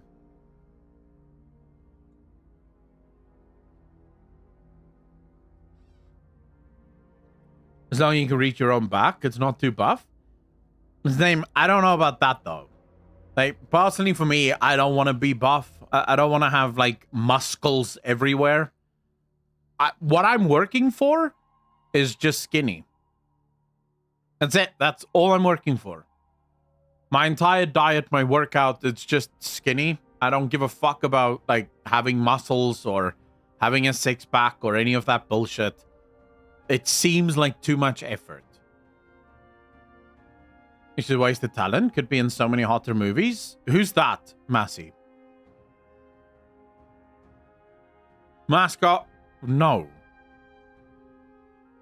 I don't know if it's delayed. I'm still waiting for confirmation because Linksy hasn't tweeted shit about this. She's not said that it's delayed. She said nothing. So I don't know if it's delayed. I have YouTube open here and I keep fucking refreshing, hoping that we see something. But I mean, there's no way of knowing. Right now, there's nothing though. Who the fuck is Kat Dennings?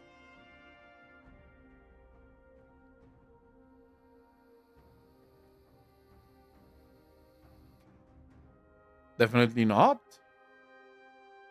Wait, Rabiot, your missus just said Ryan Reynolds and Jude Law. Yes, Henry Cavill and Aquaman guy, defiantly not. Okay, she's Jane Foster's friend in Thor. Who the fuck is Jane Foster? I don't know who that is. Dude, okay, here's the thing. Natalie Portman's hot as shit. I don't know names. Thor's girlfriend's assistant. I don't remember the movie well enough to know who that is.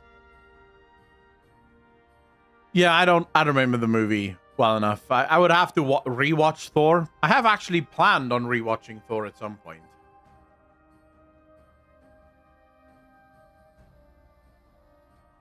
Sydney Sweeney.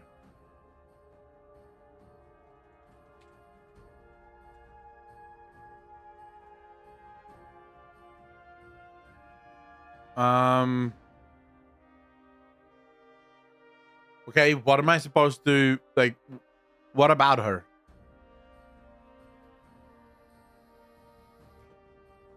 Never watched WandaVision? No?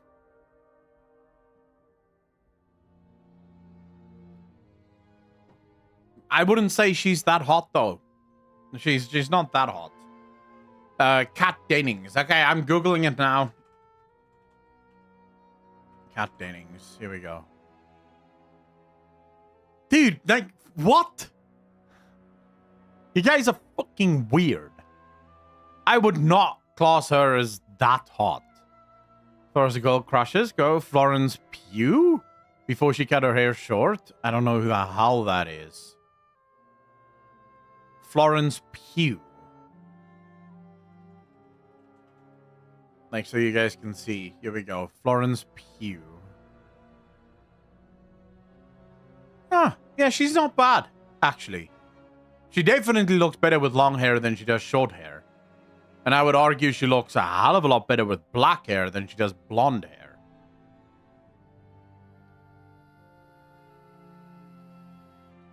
Yeah, she's fine.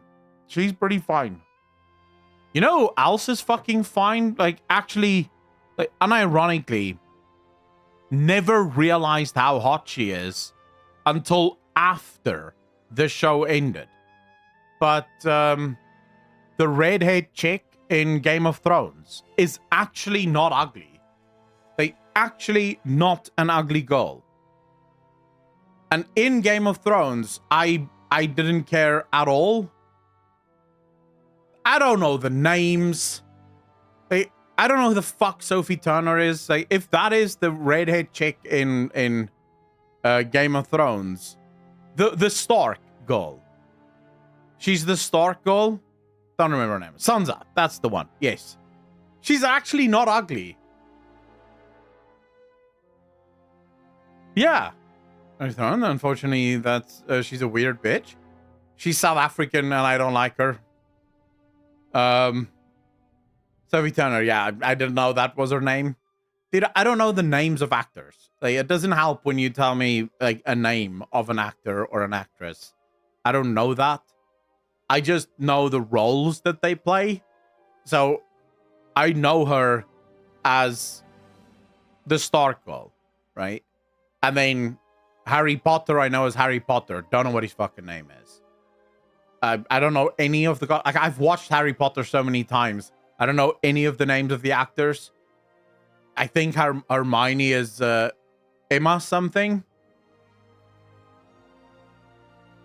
I think it's Emma something. But I wouldn't be able to remember that, like, if you fucking asked me instantly, like, oh, what about this person? I wouldn't know. I don't know who Natalie Dormer is. Olivia Cook from House of the Dragon is fine as well. Don't know.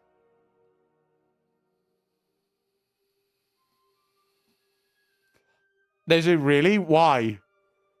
I heard he just made an, like, I don't know if you guys heard about this. He just made a documentary. The Harry Potter dude, Daniel Radcliffe. That's the one, right? He just made a documentary about the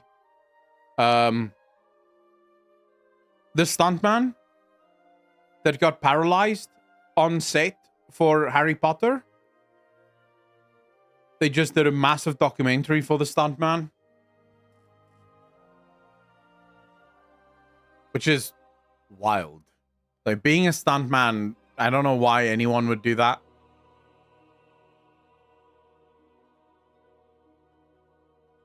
Yeah, it's called The Boy Who Lived. It is apparently an incredibly sad story. Like, he was Harry's stuntman, so he obviously did it as a much younger kid. I'm not saying he was like in his teens, most likely, but he was young, and something went wrong, and it left him completely paralyzed. Which is, dude, you're not getting famous, right? Like, that doesn't happen for stuntmen. You're not going to be famous. You're not going to be anything. And now you're also paralyzed. That's horrible.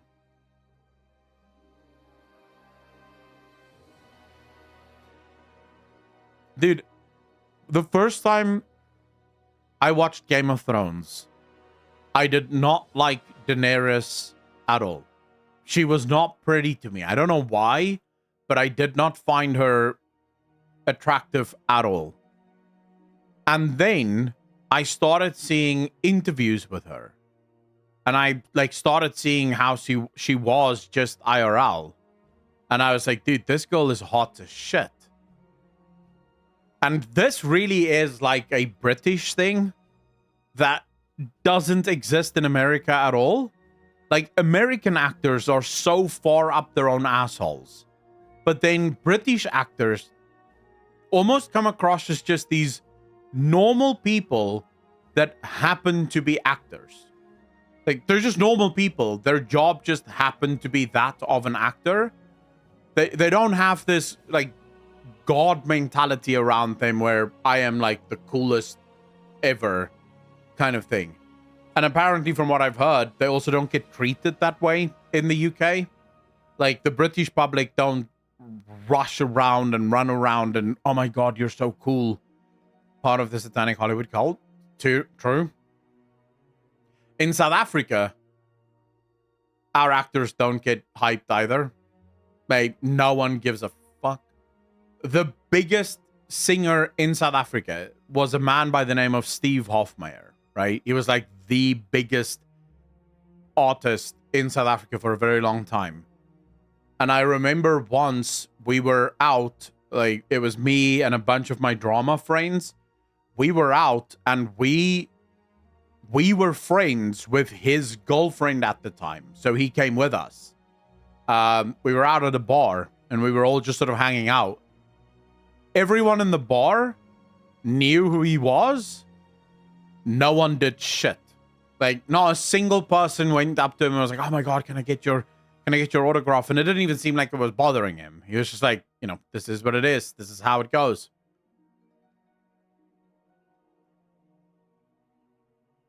Accent being mundane? Who the fuck is Kate Blanchett?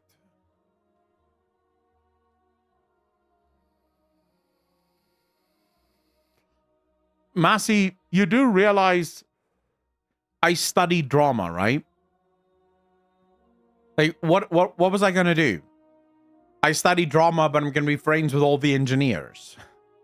Like, that would make sense. Only, what the fuck are we gonna talk about? I studied drama, so I had drama friends. Although, funnily enough, my best friend in college, as well as my roommate, was a mechanical engineer. So even though I studied drama, my best friend was a mechanical engineer.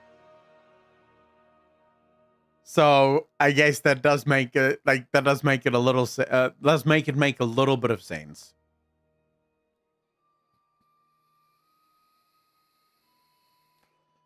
Ormi, Charlie's Tron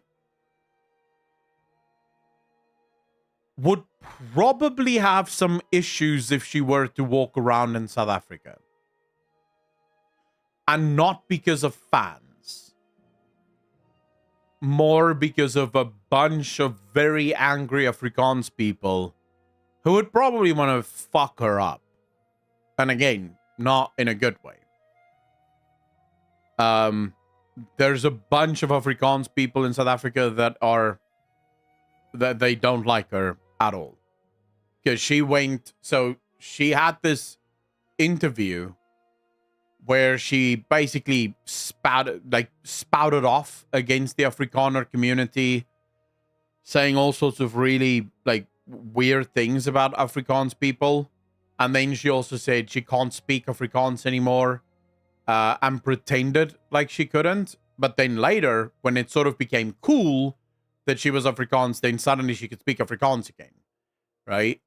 So there's a lot of Afrikaans people. The culture is sacred as fuck. You do not say bad things about the culture. So there's a lot of Afrikaans people that would not like her. So people in the USA got crazy about there's an African miss that is white. Lido miss. No, I did not hear about that.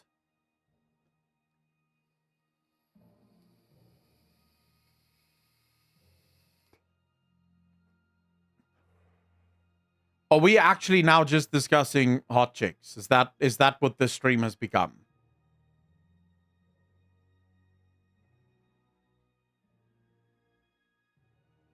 Oh, the Warcraft code. I mean, yeah. I'm still sometimes surprised at the amount of people that don't know that there are white people that live in Africa. And not just in South Africa. There are white people that live all over Africa. But yeah, every once in a while, I will get a comment from someone that's like, dude, you can't be from South Africa, you're white. I say, okay.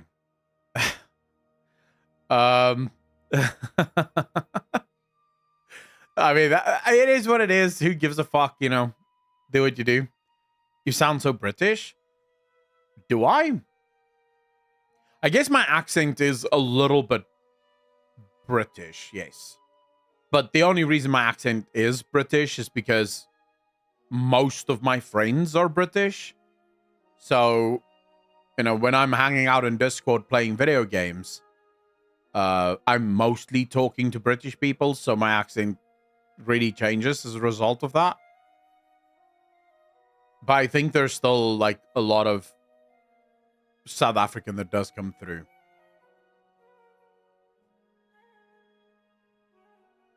People say Elon Musk is lying about being South African. He's definitely not lying about it. I know a guy that was in school with him. So he's definitely not lying about that.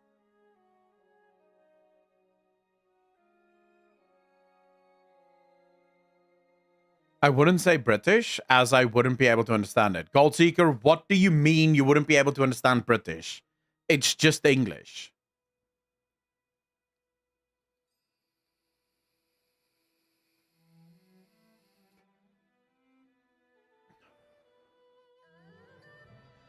SWUK, heavy British accent, I mean.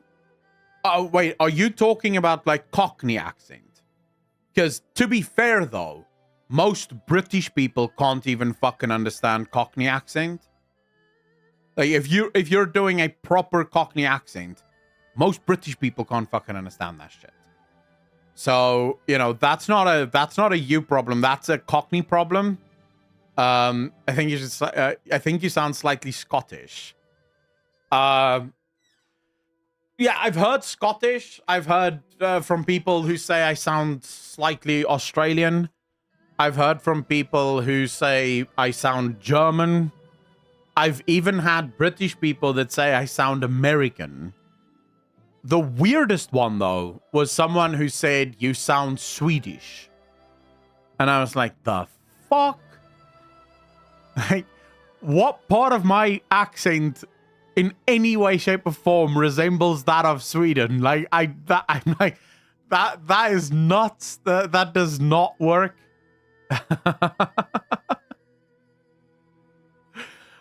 You kind of sound Asian though. Get fucked. Do I sound Asian? Oh shit. Swedish at all? No, I know I don't sound Swedish. It's like American trying an Aussie accent badly. I'm not trying an Aussie accent at all. As someone from London, it's people from Liverpool. Yeah, but Liverpudlian is not a language, though. You can't use Liverpudlians for anything. They don't speak a language. They just make noise. I'll never forget it. I'm working on this farm. All right, boys. I'm in the UK. Yeah, I'm very near a town called Swindon, I believe. Was it near Swindon or was it a different town? I can't remember, but it's like a small, very small. It's not Swindon, no, because this was a very small town. It's like a farming village in the UK. And I'm working on this farm, milking cows. And the foreman on the farm is Liverpudlian. He's from Liverpool. Dude, and on the first day that I get there, he tells me to make him a cup of brew, right? But it's like, make me a cup of brew. I'm like, what? And he's like, make me a cup of brew. I'm like, what the fuck is he saying? Like, he's just, what? What? And he keeps going, cup of brew. And I'm like, dude, I don't know what the fuck you want. Like, what do you want? And he walks over. Like, he doesn't change his words to say a cup of coffee. He walks over to the cup and he goes, cup? I'm like, yeah, okay. And then he picks up the coffee and he's like, coffee, right? Or brew. I'm like, dude, you could have just said, make me a cup of coffee. Like, what the fuck is a brew? Like, you brew coffee, but you can also brew tea. Brew is not a thing. It's a thing you do with a thing. I don't know what the hell you want. So it was just like, every time this guy would say stuff to me, I would literally just stand there. Like, I would just look at him. I'm like, I don't know what the fuck you want. But then luckily, there was a British guy that worked. Like, the guy started like a week after I started. So what would happen is this foreman would yell out a bunch of fucking things. And then I would look to the British dude. And then he would translate in normal English what I need to do because I don't understand what the foreman wants. He's just sort of mouthing off bullshit. But that was not even the worst because eventually I kind of started to understand him. That was not the worst accent I have ever heard in the UK. Like, the Liverpudlian guy eventually, because the only problem with Liverpudlian is that almost every word that you and I have for things is not the word that they have for things. Like, they have changed all of the words to other words that in our language mean something completely different, but it means something for them. So, you know, you kind of have to figure shit out. But the worst accent I've ever heard in my life in the UK was in a village called Dunmorrow, right? And I was working at not Dunmorrow, I'm lying. It was at a village called I think it was called the Darroch. I think the village was called Darroch, but I could be wrong. Diddy, thanks for the follow. Really appreciate that. Welcome to the channel. Thank you. I worked at a hotel called the Hilton, Craig and Darroch, right? It was the Hilton, Craig and Darroch. It was sort of like an hour away from, what was that town called?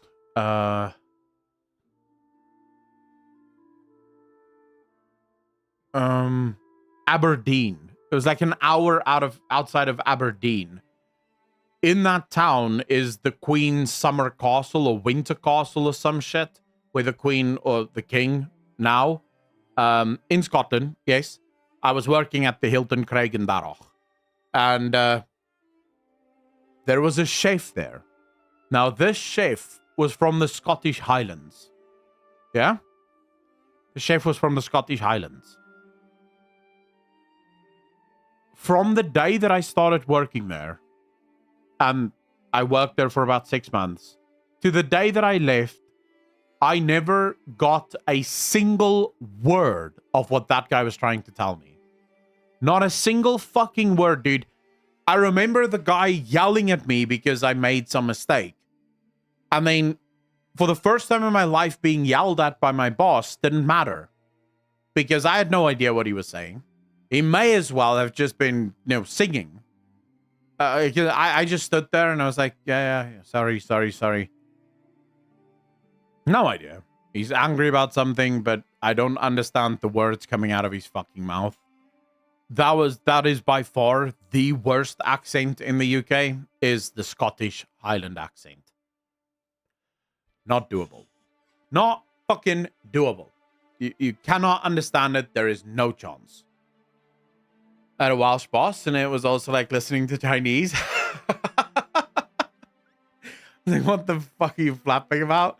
I'm so hungry, but I don't want to miss the Q&A. Xiang, I have a feeling the Q&A is not happening today. Dude, there are some Scottish accents that's really good, but the problem with the Scottish Highland ones is they can be really, like, just out there. Like, really way out there. I would say the cutest accent in the UK. London. Some parts of London. Not all of London. There are, like, horrible accents in London as well. But London or Cheltenham. I think it's Cheltenham.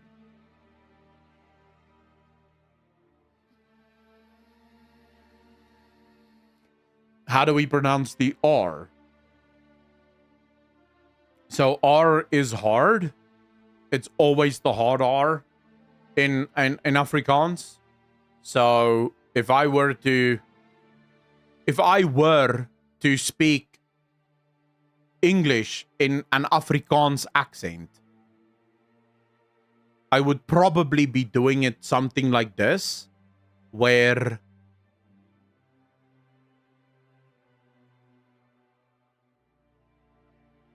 the T's turn into D's.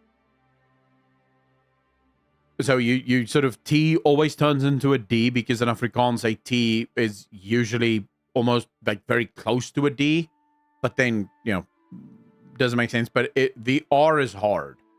And there's a lot of R's in Afrikaans, like a fuck ton of R's. You take any Afrikaans sentence, there's probably like 10 R's in that one. And the other one that's sort of weird for a lot of people is the G sound, which must be if you're gonna do G, it's not G, it's not G, never G, it's Island folks speak Scots, which is a divergent language from English, so it isn't surprising that you wouldn't understand it. It was rough. Is the stream working? Hi, Father. How you doing, brother? Goldseeker, yes. All the Dutch people in chat will understand. I can't roll my R's, which made speaking Afrikaans difficult. Pie Master, how you doing, bro? Are you Afrikaans, or are you just trying to speak Afrikaans? Oh, hi, Father. Yes, YouTube is currently weird. It's having all manner of breakdowns at the minute.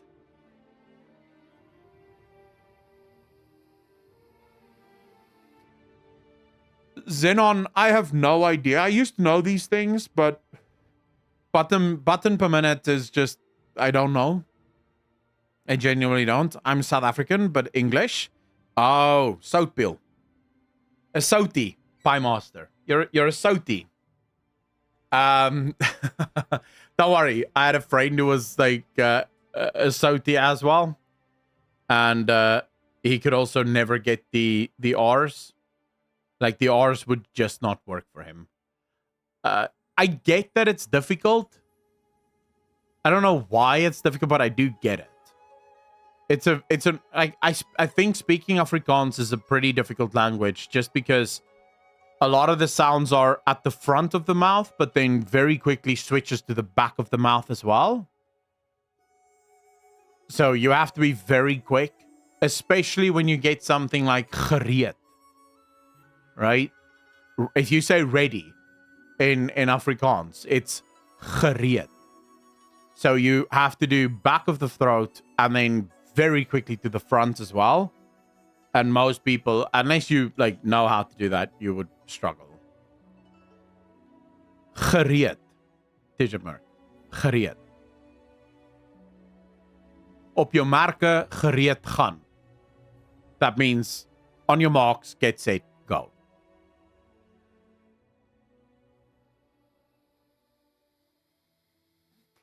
Rekeningkunde. Yeah.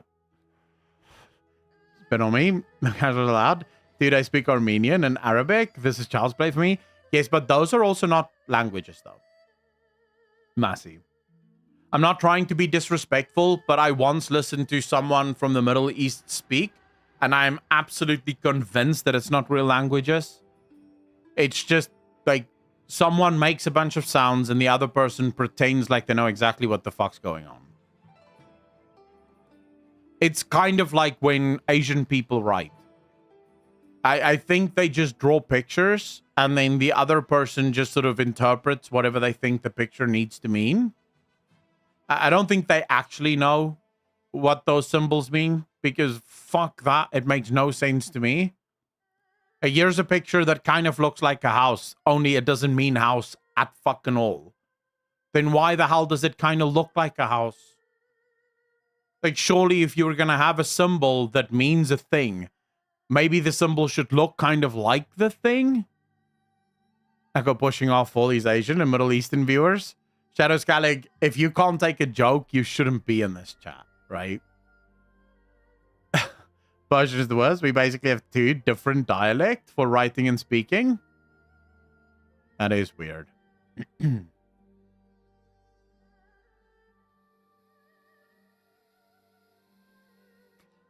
None weeaboos in here, I hope. Do we have any weeaboos? Like, how many weebs do we have here? How many weebs and how many anime fanboys do we have in chat? Or fangirls?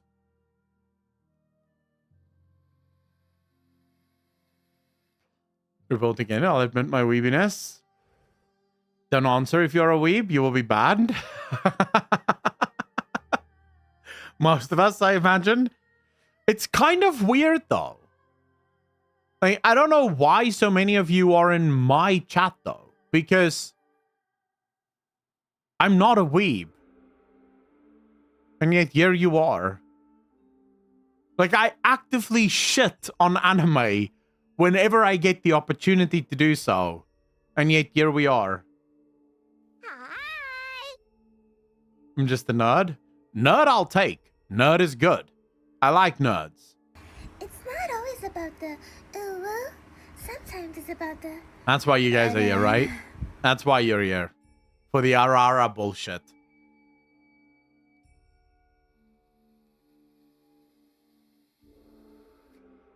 In Japan, it's a normal thing. Wait.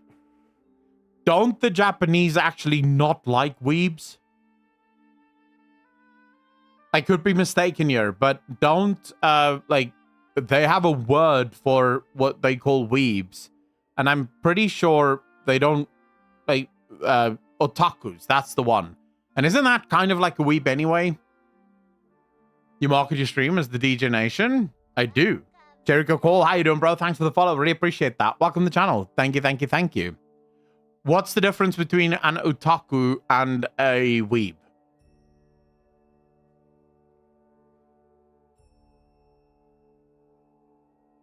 Where are they supposed to post the Q&A video? On the Warcraft channel.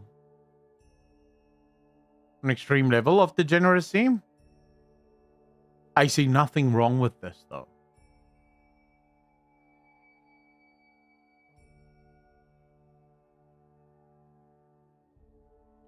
No, otaku is like, if you lock yourself in your room and watch anime all day, don't socialize, nothing. You just buy anime merch and seclude yourself from everyone. But isn't that like kind of all of you guys in chat though? Like, here you are. I'm pretty sure you're watching this from your bedroom. Or some of you not actually otaku, though. Like, let's do some soul searching here, boys.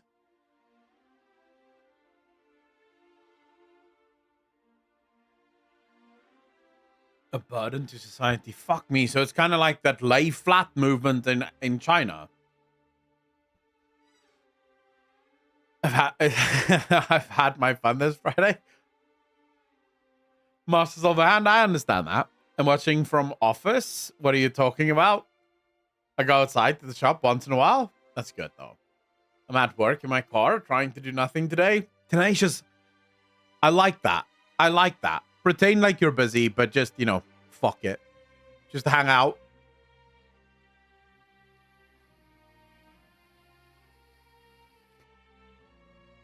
No, the thing is, I don't mind people that like anime.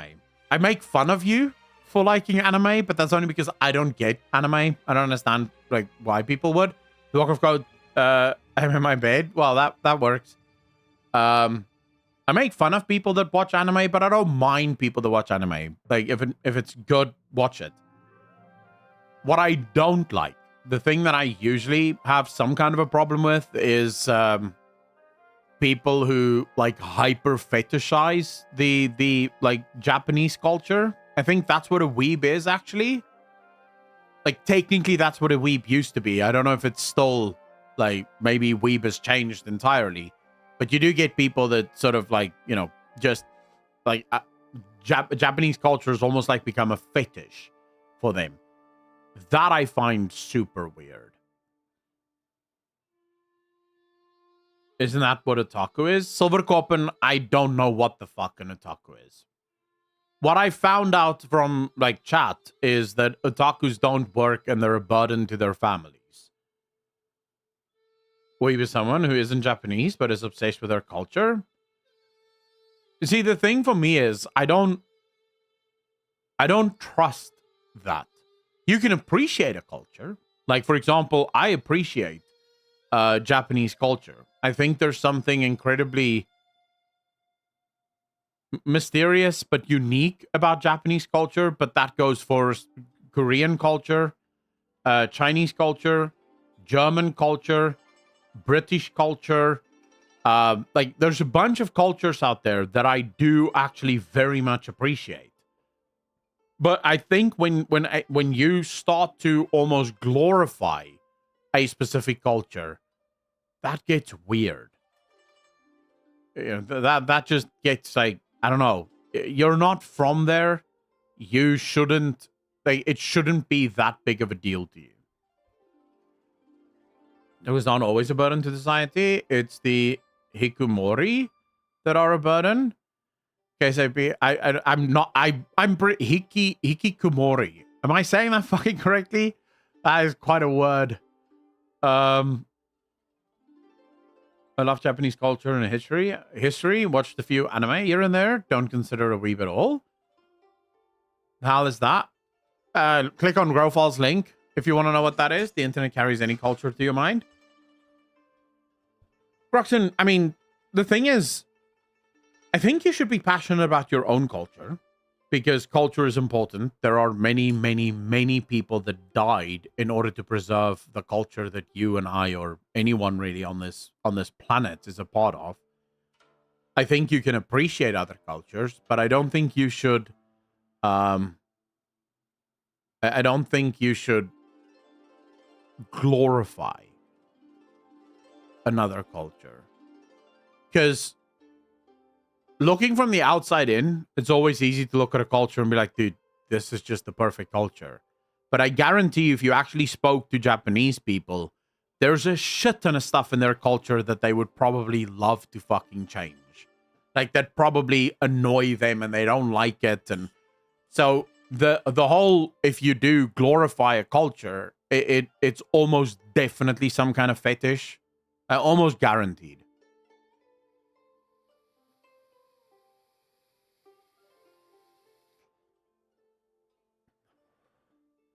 How am I one of you? Like, it's not like it's the hardest word in the world to pronounce. I literally just break it down in the sounds that I see. Japan is a lovely country. I've never been to Japan, though. But if you dig under the surface, they have a lot of fucked up shit. The only country I've ever been to is the UK. Outside of South Africa, obviously. But I've only ever been to the UK. That's it. That's the extent of all my travels.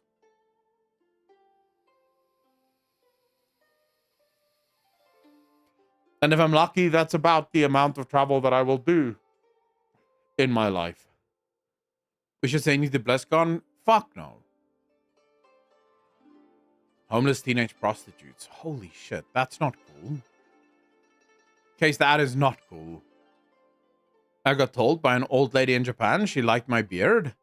Dude, oh, this was awkward. The other day I'm I'm on the beach and I'm having coffee. And this lady comes walking past with her friend. Like, I don't know her from, like, Adam, right? I have no idea who this lady is. She just reaches out and touches my beard. It's like, oh my God, this is such a nice beard. And I'm standing there going, this is invasive, right? Like, what you're doing right now is somewhat an invasion of my fucking personal space. Why is this okay? Like, why are you doing this? But now she's older. So I guess for those of you that don't know, in South Africa, if it's an older person, you shut the fuck up, right? You have to show respect to people that are older than you. If it was someone that my age, I would probably be like, what the fuck are you doing? Like, get the fuck away from me. But she's older, so you kind of just have to be like, there's that awkward thing of, okay, fuck, what am I supposed to do here? It's an older person. I should be respectful, but I feel like I'm being disrespected here. Dude, it was like the most awkward 30 seconds of my life. Just standing there being like, I'm being invaded. And I can't do anything about it. Because what are you going to do, right? Mark Hogg, thanks for the follow. Really appreciate that. Welcome to the channel. Thank you, thank you, thank you. Short friend of mine had some random person lift them up at a party. What the hell? Okay, no, that explains a lot. You have been abused in your past? Abused? How so? The Warcraft code.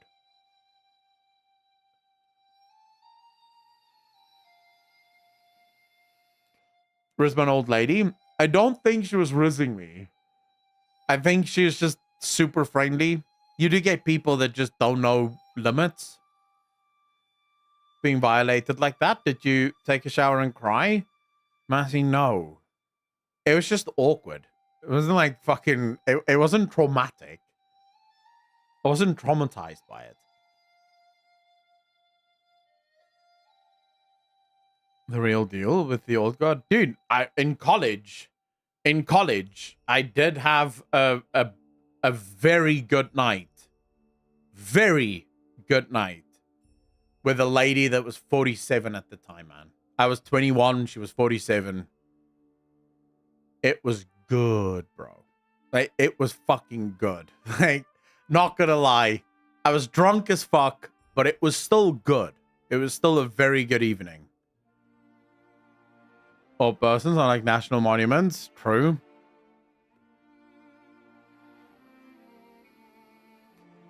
Omi, she definitely did not complain. And she wanted to see me again. But when I finally got sober, I was like, fuck that. What am I doing? I'm not doing that again.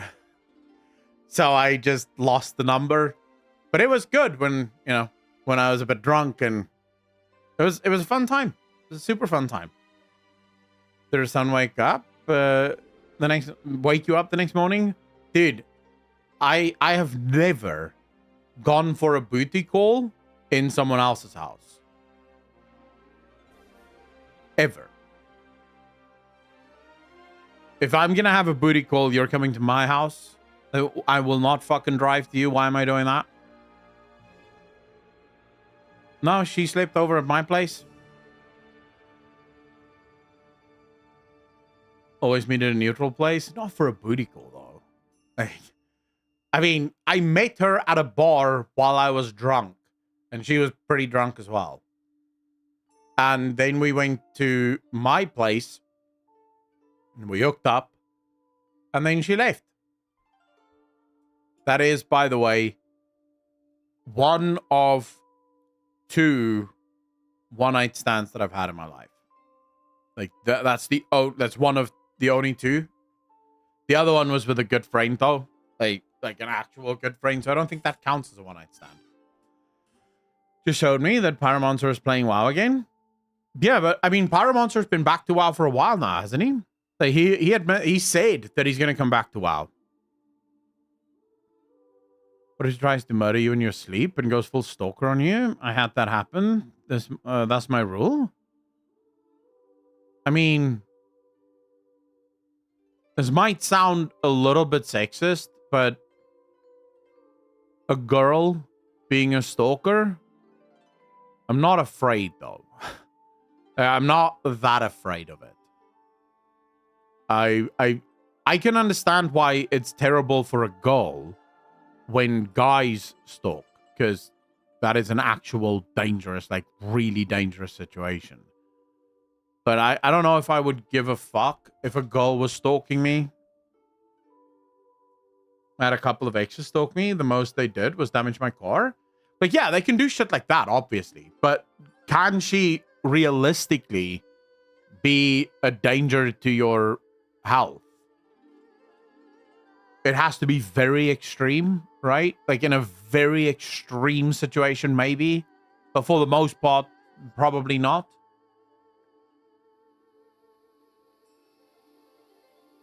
You should get better girlfriends, Warcraft Code. You should get better girlfriends.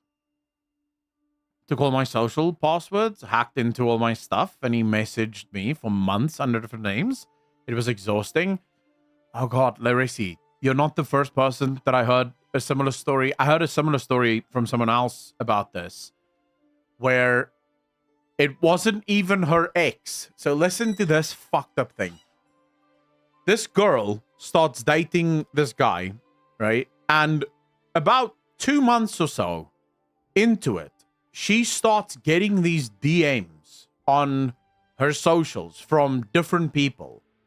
And it's DMs telling her how beautiful she is, how much they love her, you know, how they see her all the time. Like, just these weird DMs and dick pics being sent to her. And she's just, like, literally blocking everyone, trying to get away from this, like, weirdo.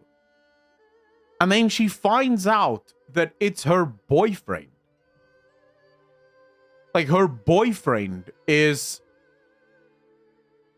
role-playing as, like, random guys texting her, pretending to be other fucking guys. And, dude, she was tormented by this. Like, it actually drove her to the point where she wanted to go for therapy. Because these guys wouldn't stop fucking messaging her, wouldn't stop attacking her. Or, well, not attacking her, but wouldn't stop flirting with her, wouldn't stop. Now, when she told me this, my immediate thought was, what did that guy have to gain from this?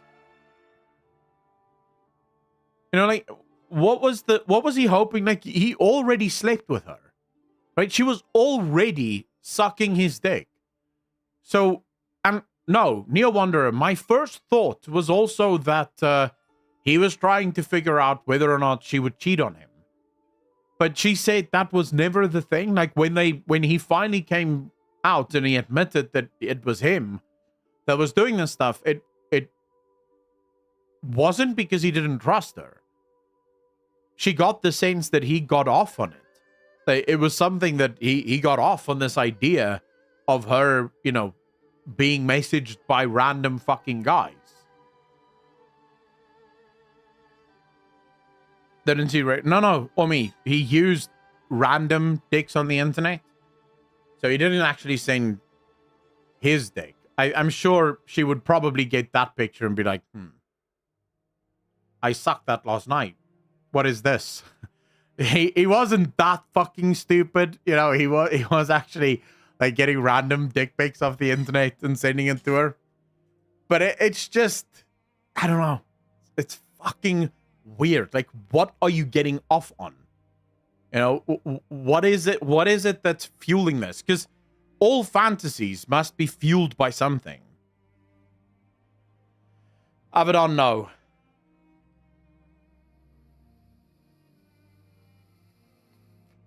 But how is it cocking? Is it cocking if you're cocking yourself, though? Like, I don't view that as cocking, though. Like, the whole thing of cocking is the idea of being cocked by another man. Is that actually, like, if you are the one texting your girlfriend, you're cocking yourself? Like, what the fuck kind of fantasy is that? Yeah, that is like 5-head, like giga 5-head, like 3D chase cocking. Yeah, that that is like taking 3D chase cocking to a whole new level, almost like 5D chase at that point. And probably a couple of mental issues in there as well. Yes, most likely.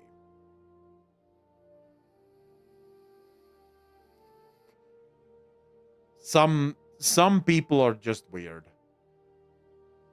But guys, I don't think we're getting this Q&A, by the way. I don't think it's happening today. Whatever the fuck is happening today, it's not the Q&A. I have been sitting here. Linksy said it. Hey, look, this is her Twitter or X. And she says, tune in Friday to watch BlizzCon 2023 Q&A episode on YouTube Warcraft. Here we have the YouTube Warcraft, and I have been refreshing this thing like crazy. It is not happening.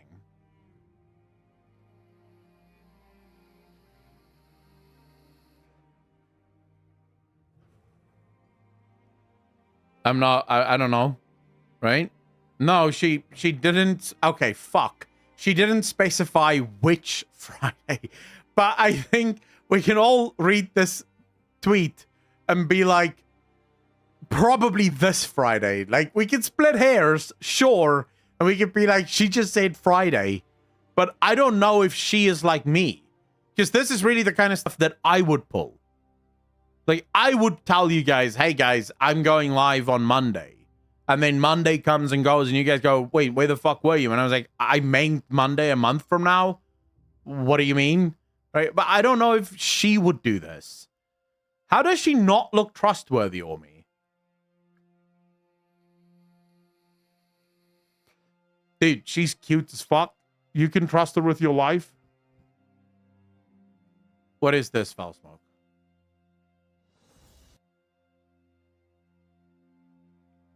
It literally just came out. Dude. Dude. Just came out. Fucking 1 minute ago. Look at this, man. Yeah, bitch. All right. I'm going to go pee, and then we're going to react to this. Yeah? She is cute as fuck. She really is. She is very cute. I'll be right back.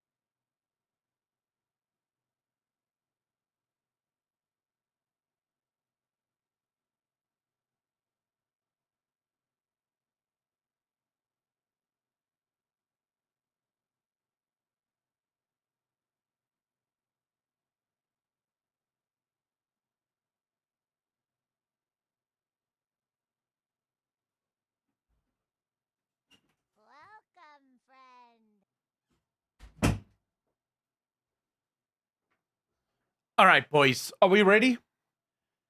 Diana, how you doing? Thanks for the follow. Really appreciate that. Or DNR Canum, thanks for the follow. Really appreciate you. This community is so great. Oh, yeah. I would not exchange my viewers for any other viewers on this fucking platform. Algrind Gato, really appreciate the follow. Really appreciate that. Thank you, thank you, thank you. Let's change this to year. I think that would work. Notice how Akko didn't say $1 billion. Oh, for $1 billion, I would sell you and your mother. Oh, yeah. Hey, oh my God. Well, hey, yeah, of course. Oh, you want all my viewers and I need to sell them into slavery for $1 billion? Let's go. Oh, yeah, you're gone. Hey, holy shit. I'll think of you when I'm rich. All right, ladies and gentlemen, we have the Q&A. We have waited for this. This is it. We have spent the last 4 hours getting ready for this. We couldn't get the Q&A during BlizzCon because reasons. Let's get into it, shall we?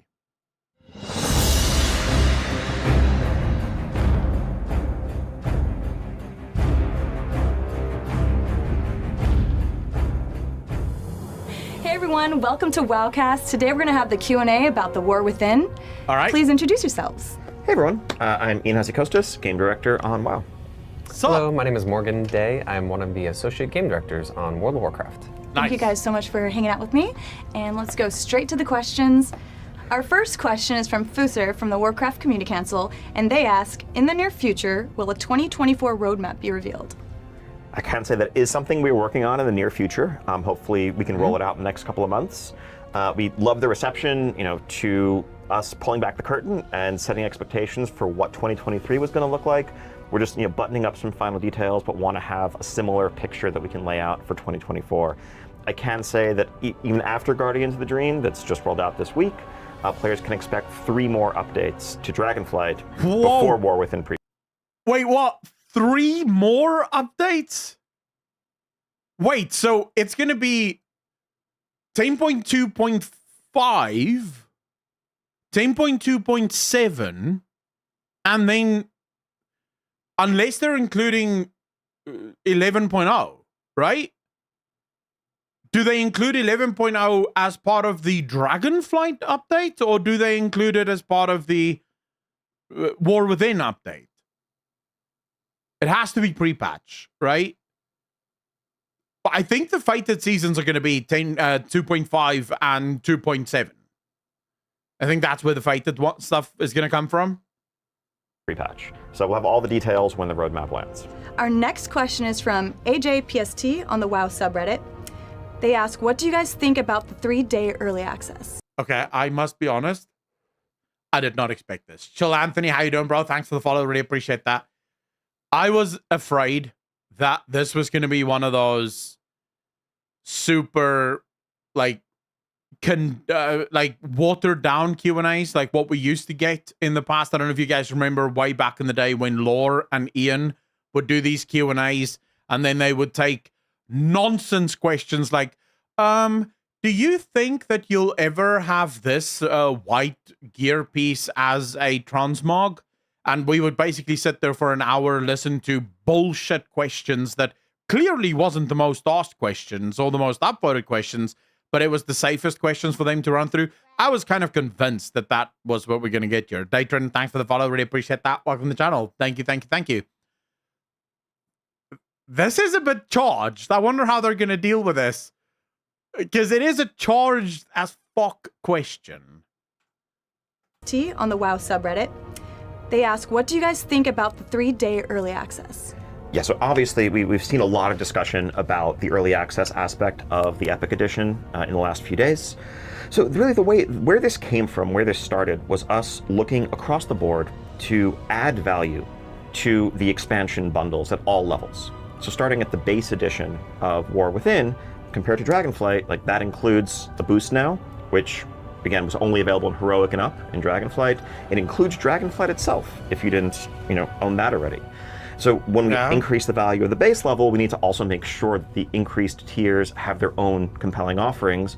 And as we considered options, cosmetics, features, access, things like that, one of the things, of course, we paid attention to across the industry is the option of early access as well as beta access. We understand as a live game, as an MMO, as a competitive and cooperative game, there are some unique dimensions to any kind of early access offering here. And there's a little bit of fine print that people have seen on the website, but I want to just elaborate on what that means a bit more. We're really trying to do everything we can to ensure that this is really just a head start on leveling up. You can jump in and work on... It's not a head start.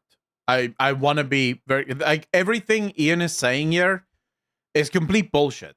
It just is. It's lawyer speak, it's corporate speak. No, you weren't trying to add value to the top one. You weren't. Because what you could have done is remove the blue snail or whatever the fuck from the base one, move that into the Epic edition, and then give 3-day early access to everyone that pre-ordered. Like, that's all you had to do. That would have added value to all of them, including the extra value for the Epic edition or whatever the hell. If you really wanted to do that. There is no such thing as early access. It doesn't exist. What it is delayed access for anyone that doesn't have $90 to spend on the game. So if you can't spend $90, you are getting delayed access. There's no such thing as early access. It doesn't exist. Getting to 80, exploring the world, seeing the story. Spoiling the story. Mythic Zero dungeons, weekly quests, things like... They're spoiling the story. They're spoiling all of the areas. You're going to see screenshots with all of the big moments. Any of the moments that people were looking forward to in the game. All of this is going to be spoiled in the 3 days that everyone gets to play early. Yeah, that's great. Thanks. Like weekly specialization cooldowns, the high-end treasure tables, if there are rares that drop limited epics. All those things that will feel like any kind of long-term competitive advantage are not going to be available during these first few days. For folks who are used to jumping in and just like going hard at an expansion launch, you may be familiar with the fact that those things have already traditionally been locked until the first weekly reset, until Tuesday morning in North America, Wednesday morning in Europe, Thursday morning in Asia. That is staying the same. We're just kind of pulling in that week 0 starting point a bit. The goal here is to make sure that certainly by the time Season 1 starts, if you have 2 players with similar playstyles side by side and one of them had early access and the other didn't, you really can't tell which is which in terms of any competitive aspect of the game that matters. So it's looking to offer increased value where we can, but also roll it out and manage it carefully to make sure. Ian, just move the pick from the base edition to the Epic edition. Offer a refund to everyone that thought that they were going to get the Epic edition for 3 days early, and make it 3 days early across the board. That is it. Ian, I am begging you. Everything you just explained makes sense if you work for Blizzard. As a gamer, it doesn't matter that the other people don't get the competitive advantage. Over the course of 2 years that the expansion is going to run for, that 3-day early access doesn't matter even if Raids and Mythic Plus was available from day one, because you'd make it up in the next 2 or 3 weeks. You'd still be able to catch up.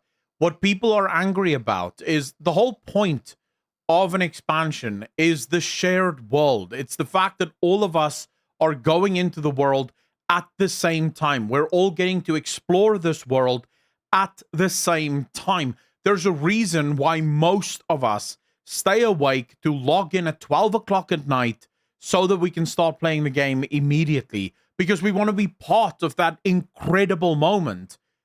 And you are removing that moment from everyone that doesn't have the $90 to pay for it.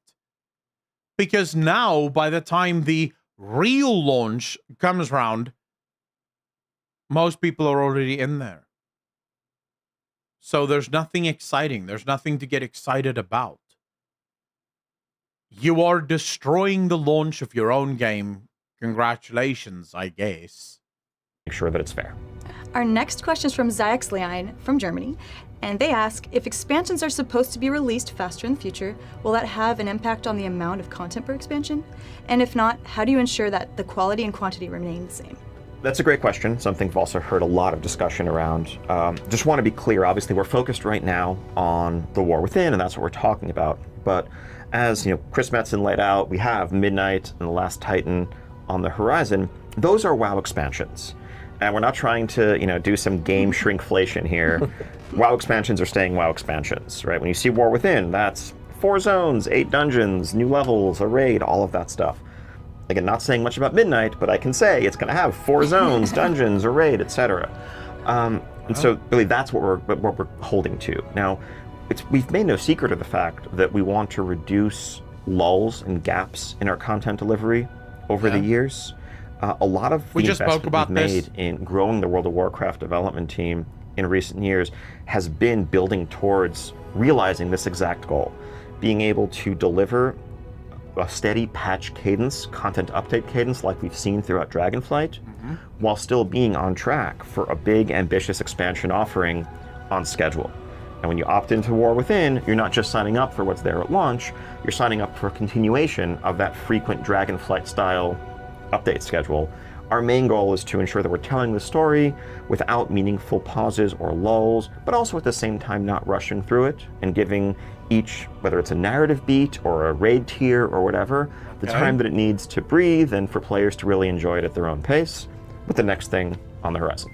Yeah, like Ian mentioned, I like there's this. 3 I like the more answer updates here. coming in Dragonflight. One of those things will be a season 4, like we saw with Shadowlands, and that's an opportunity for us to do some fun experimental things, as well as to kind of revisit some of what we saw in season 4 of Shadowlands. But there's also some kind of awesome surprises coming in there that the team has really been looking at ways to provide really unique experiences to the players and really make sure that Dragonflight is fresh and exciting all the way through as we move into the War Within. Our next question from many players around the world. What do you guys think is the fresh and new things?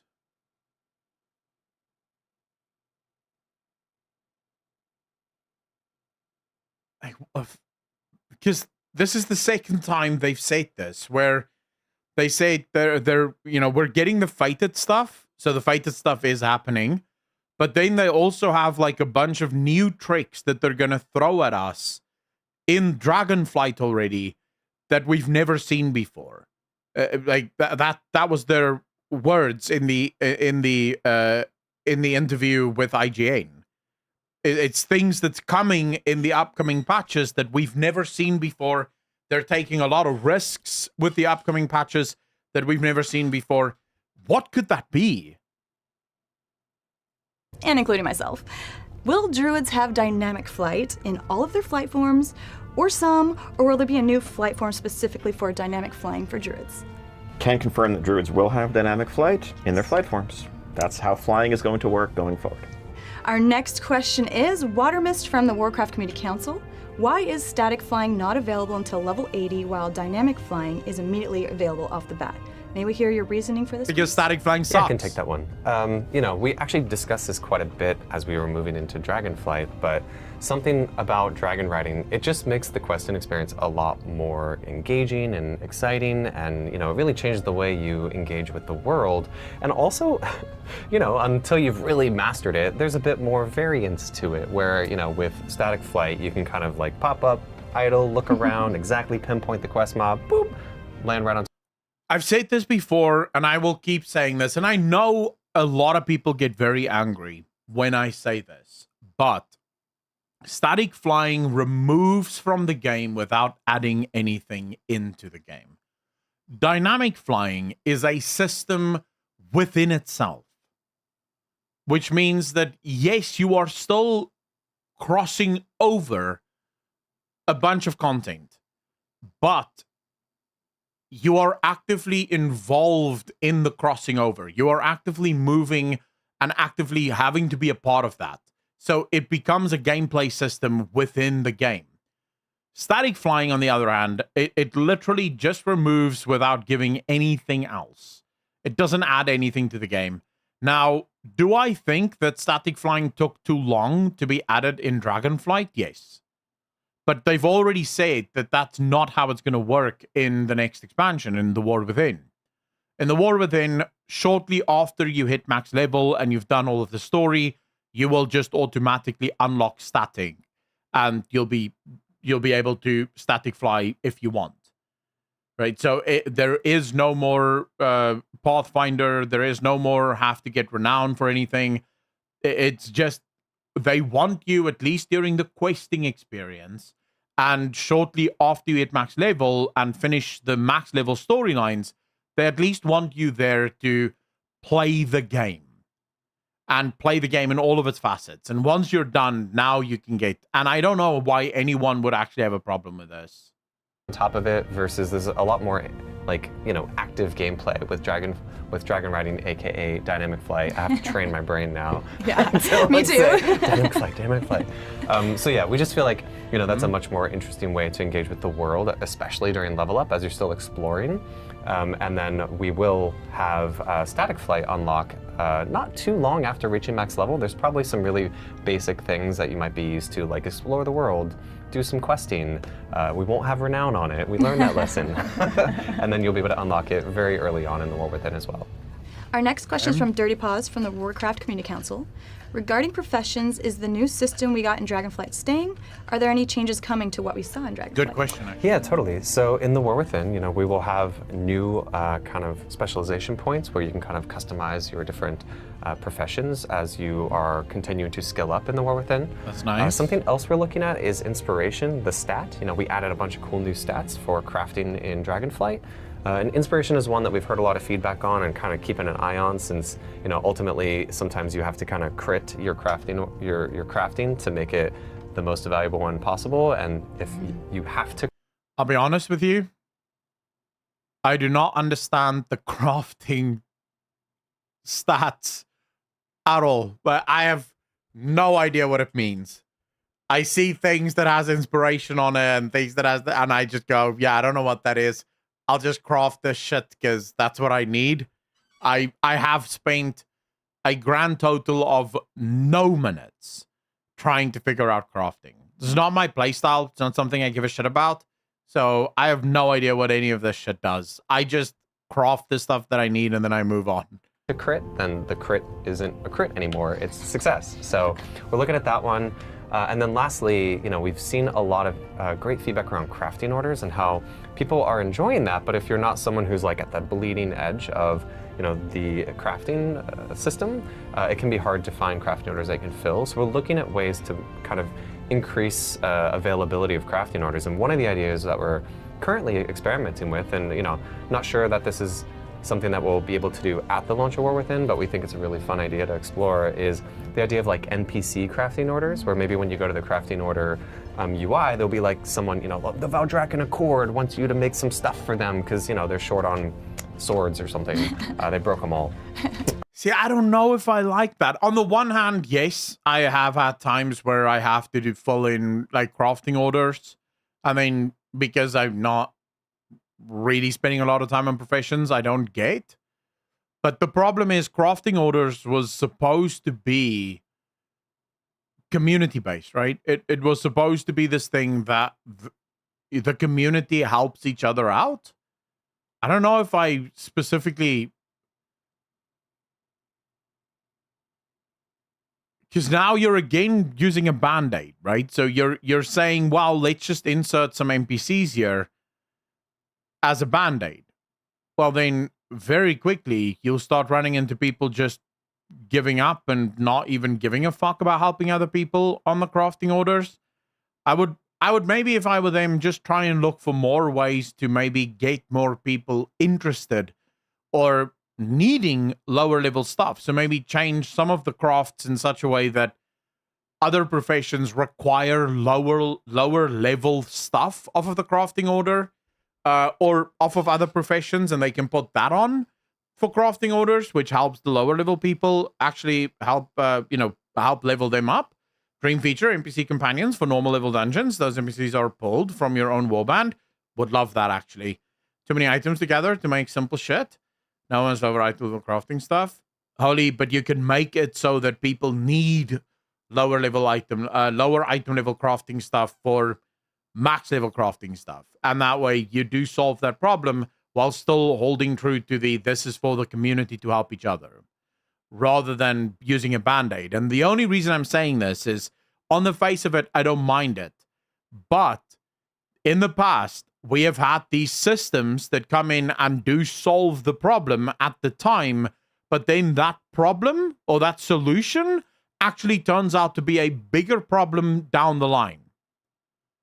So somewhere down the line, this solution that they came up with 5 years ago is now one of the biggest problems in the game because the solution completely destroyed. A great example of this is Blizzard decided to remove the restrictions between different realms for dungeons and raids. You could dungeon and raid with people that was on your battle group. Why did they do this? Because you had certain realms that were so small that they could actually not fill groups. At the time, this solved a pretty big problem. People couldn't get groups together in order to do dungeons and raids. Now, decade more on, that completely destroyed server identity. It destroyed community. There is no community in World of Warcraft because of that one change. So, Holy, you can't tell me this doesn't affect anything. You and I are not smart enough to even begin to think about how this will impact anything. There is no way that you and I can think through every possible scenario to figure out whether or not this will have an impact on something. There's no fucking shot on that. Because you and I don't even know what Blizzard may want to do in the future with professions. In the future, they decide to do something with professions and this thing fucks everything to shot. It shoots it to hell. There's no way. Neither of us are trained as economists, and economists are sort of the only people that's trained to think about the unforeseen consequences of actions. I am not smart enough. I just know you are introducing a fix for... Like, the fix you are introducing is going directly against the reason this system exists in the first place. Something like that could be really fun, so that it increases the audience that can engage with the crafting orders. So those are kind of the areas that we're looking at for War Within. Our next question is from Verald from Sargeras. How will the Warband's Transmog unlocking work with class-locked items such as tier set tokens? Yeah, we're still kind of working through the details there, but in terms of the tier set tokens, we imagine that would kind of remain to be soulbound. Certainly that's an area where we're looking to get feedback on. Like, I know there are people who have multiple of one character, so that's definitely, or sorry, one class. So that's definitely something that we'll be listening to feedback on, but right now the plans are those will stay soulbound, but that doesn't mean if based on feedback we couldn't find some alternative solutions there. Yeah, I think it's going to vary across legacy content. Set pieces were obtained in some different ways. Right. I think, if specifically as personal loot or otherwise something is obtained directly as the warrior set, then you'll have to earn that on a warrior. There won't be a way to, when playing your rogue, collect a warrior appearance if it's dropping with class-specific logic. In other... Should that not be changed, though? Especially for older content, should it not be changed?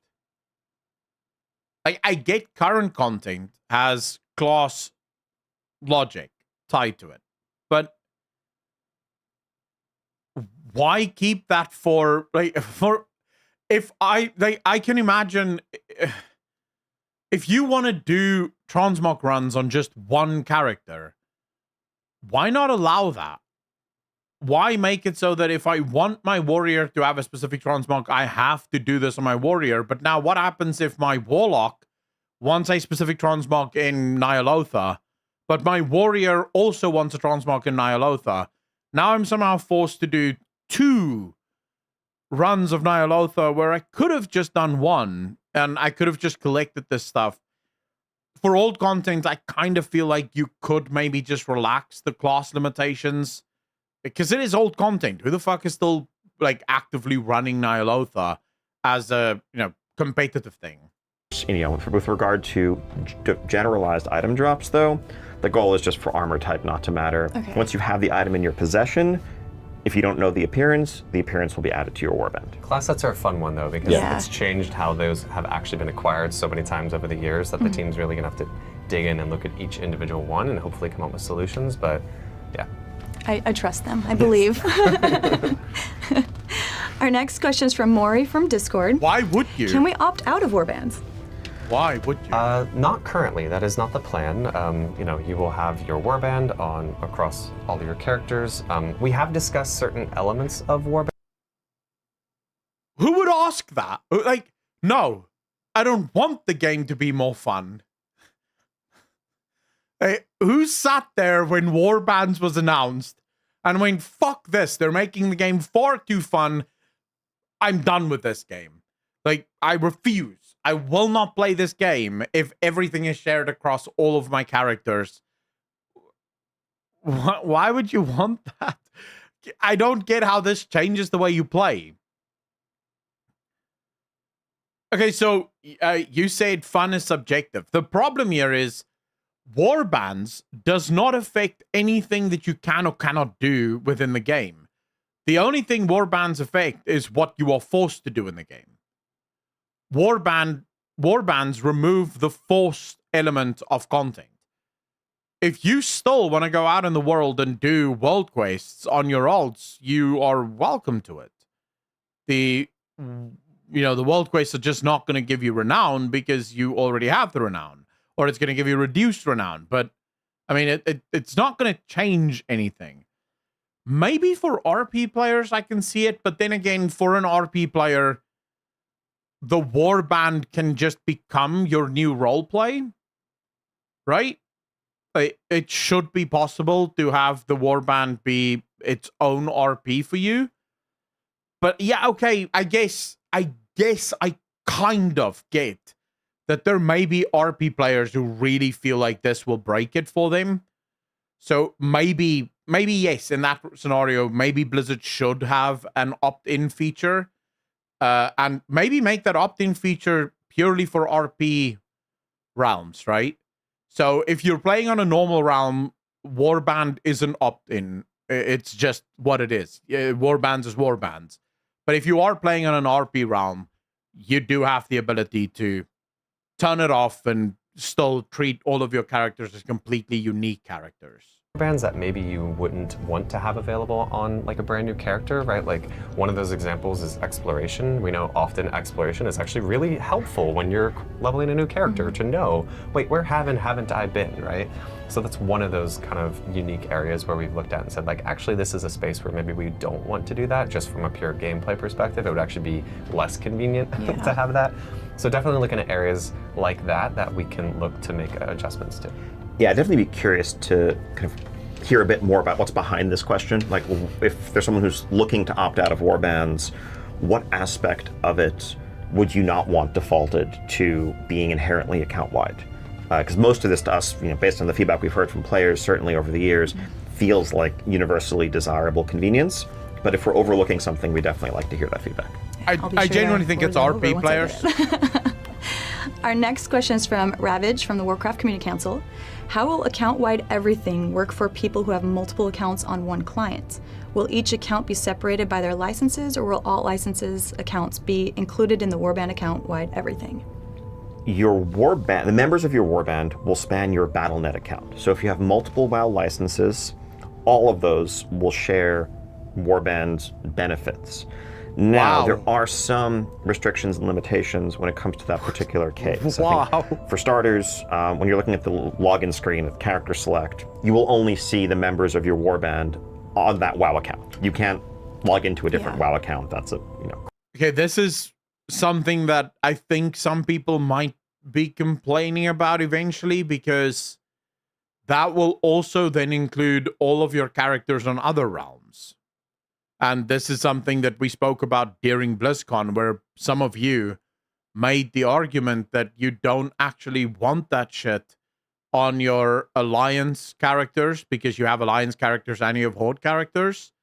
And where this comes from, just to explain, they asked Morgan Day in one of the interviews shortly at BlizzCon, they asked him, how will repeating a world quest work on an alt? So if, let's say, for example, you did this world quest on your main, what happens if you do this world quest on your alt? And they said they're not entirely sure yet. They're still sort of working on it. But right now, the main thing is that you'll probably not get full renown, right, for the next time that you do it. But now imagine what happens if you have like alliance characters and you have horde characters on 2 different realms. You do some renowned stuff on your horde characters, then you jump over to your alliance character, and your alliance character is playing the game on hard mode. Because it's immediately just not getting all of the renown. I feel like a lot of people could actually get really annoyed at that. Crossing some walls that are pretty hard barriers within our system. Also, if you're actively multi-boxing, there may be some restrictions on interacting with certain aspects of shared Warbound systems, like the Warband Bank, for example. If one character on account A is actively using the Warband Bank, account B may find that that is currently locked. Again, that's simply just for transactional security and other things along those lines. Rista, it's people that just enjoy doing it from 2 different sides, so they want to be able to do it individually. So I guess it again goes back to that class fantasy, the way that you want to play it.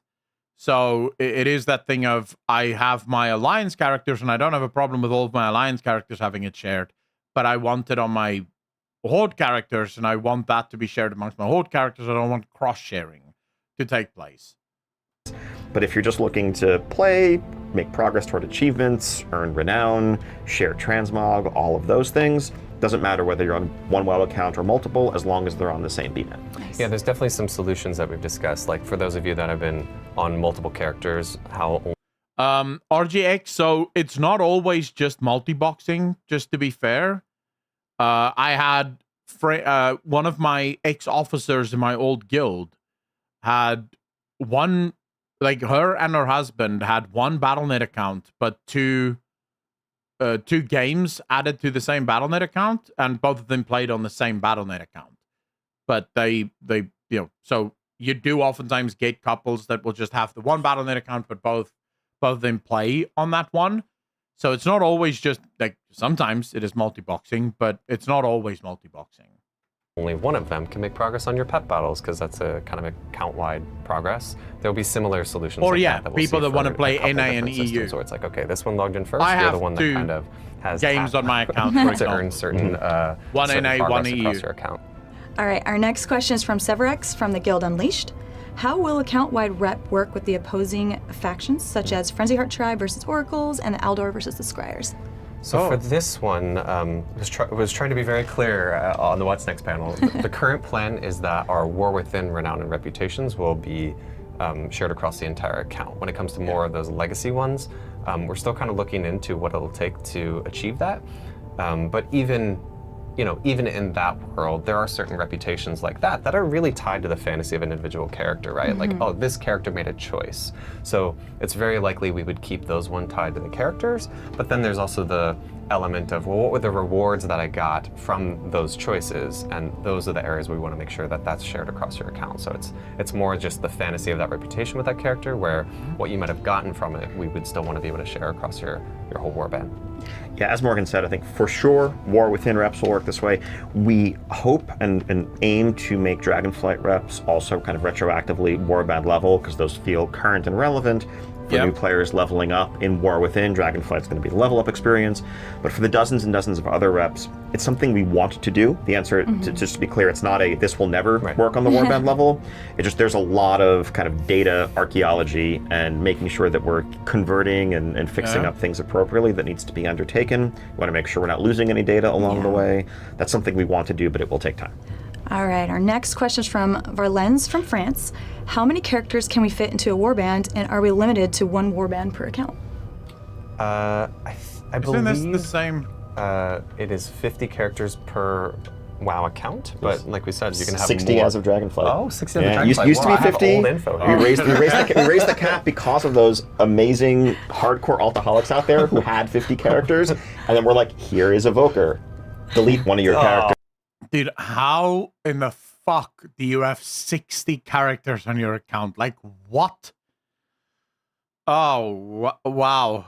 Like, why would you have 60 characters on your account, man? Like, what? Okay, let's raise the cap. So yeah. 60 per WoW account, but like you said, you can have multiple accounts in your warband, but only one will share the character select screen. So lots. That is a lot. That the is so much. Nice.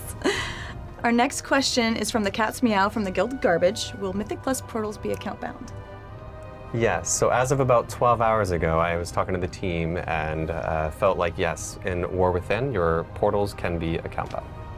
All right, our next nice. question is from Roland from France. Can we customize the background of the Warband menu, please?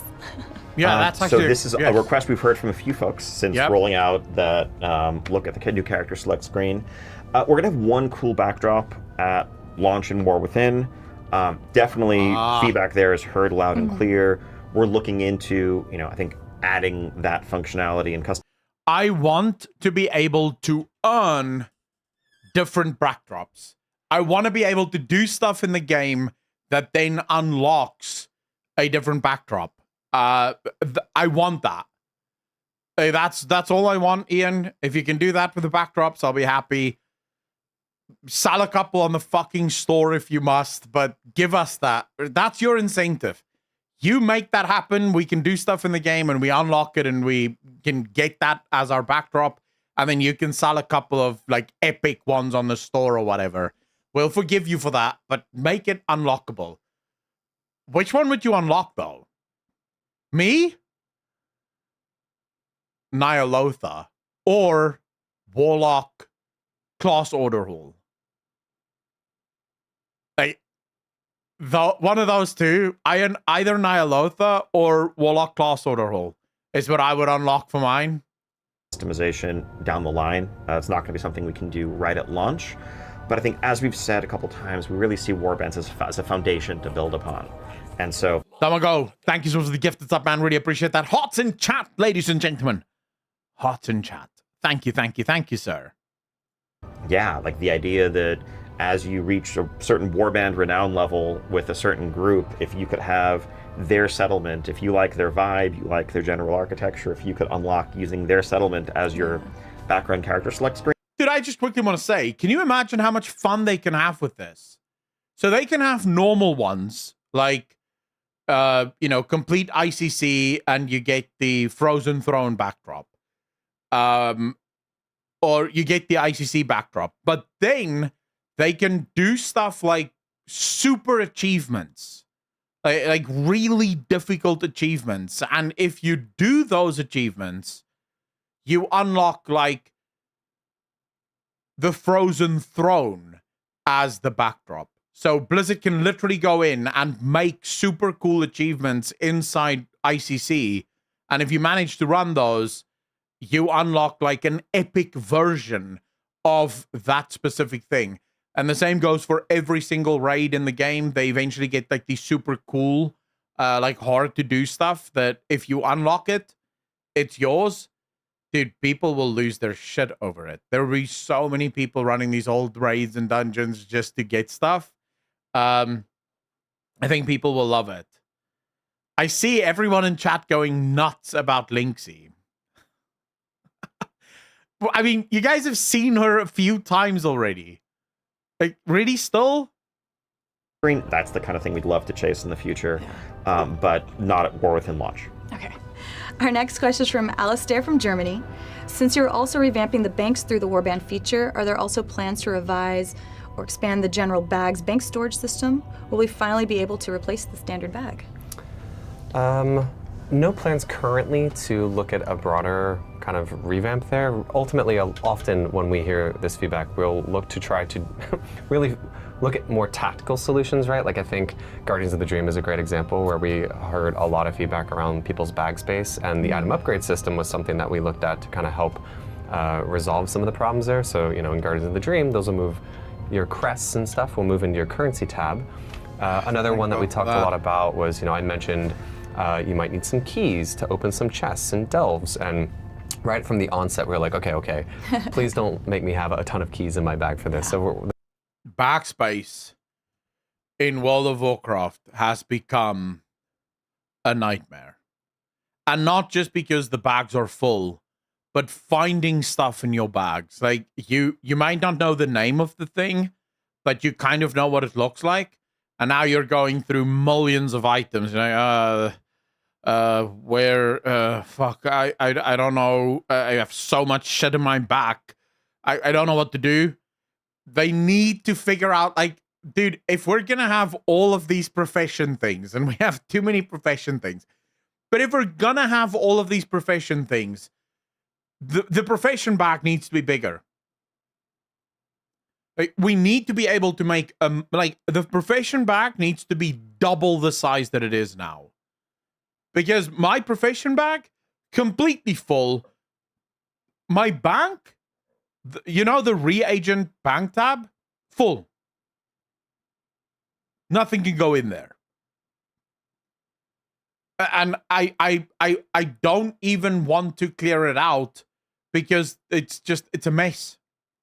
So we need to do something with bags. It's nuts. The team has already talked about having, you know, those keys kind of live in the Delves UI so that you don't have to carry those around your bag. So definitely looking at tactical ways to fix that. And, you know, anytime that people do feel like, there's... Okay, so yes, I am a hoarder.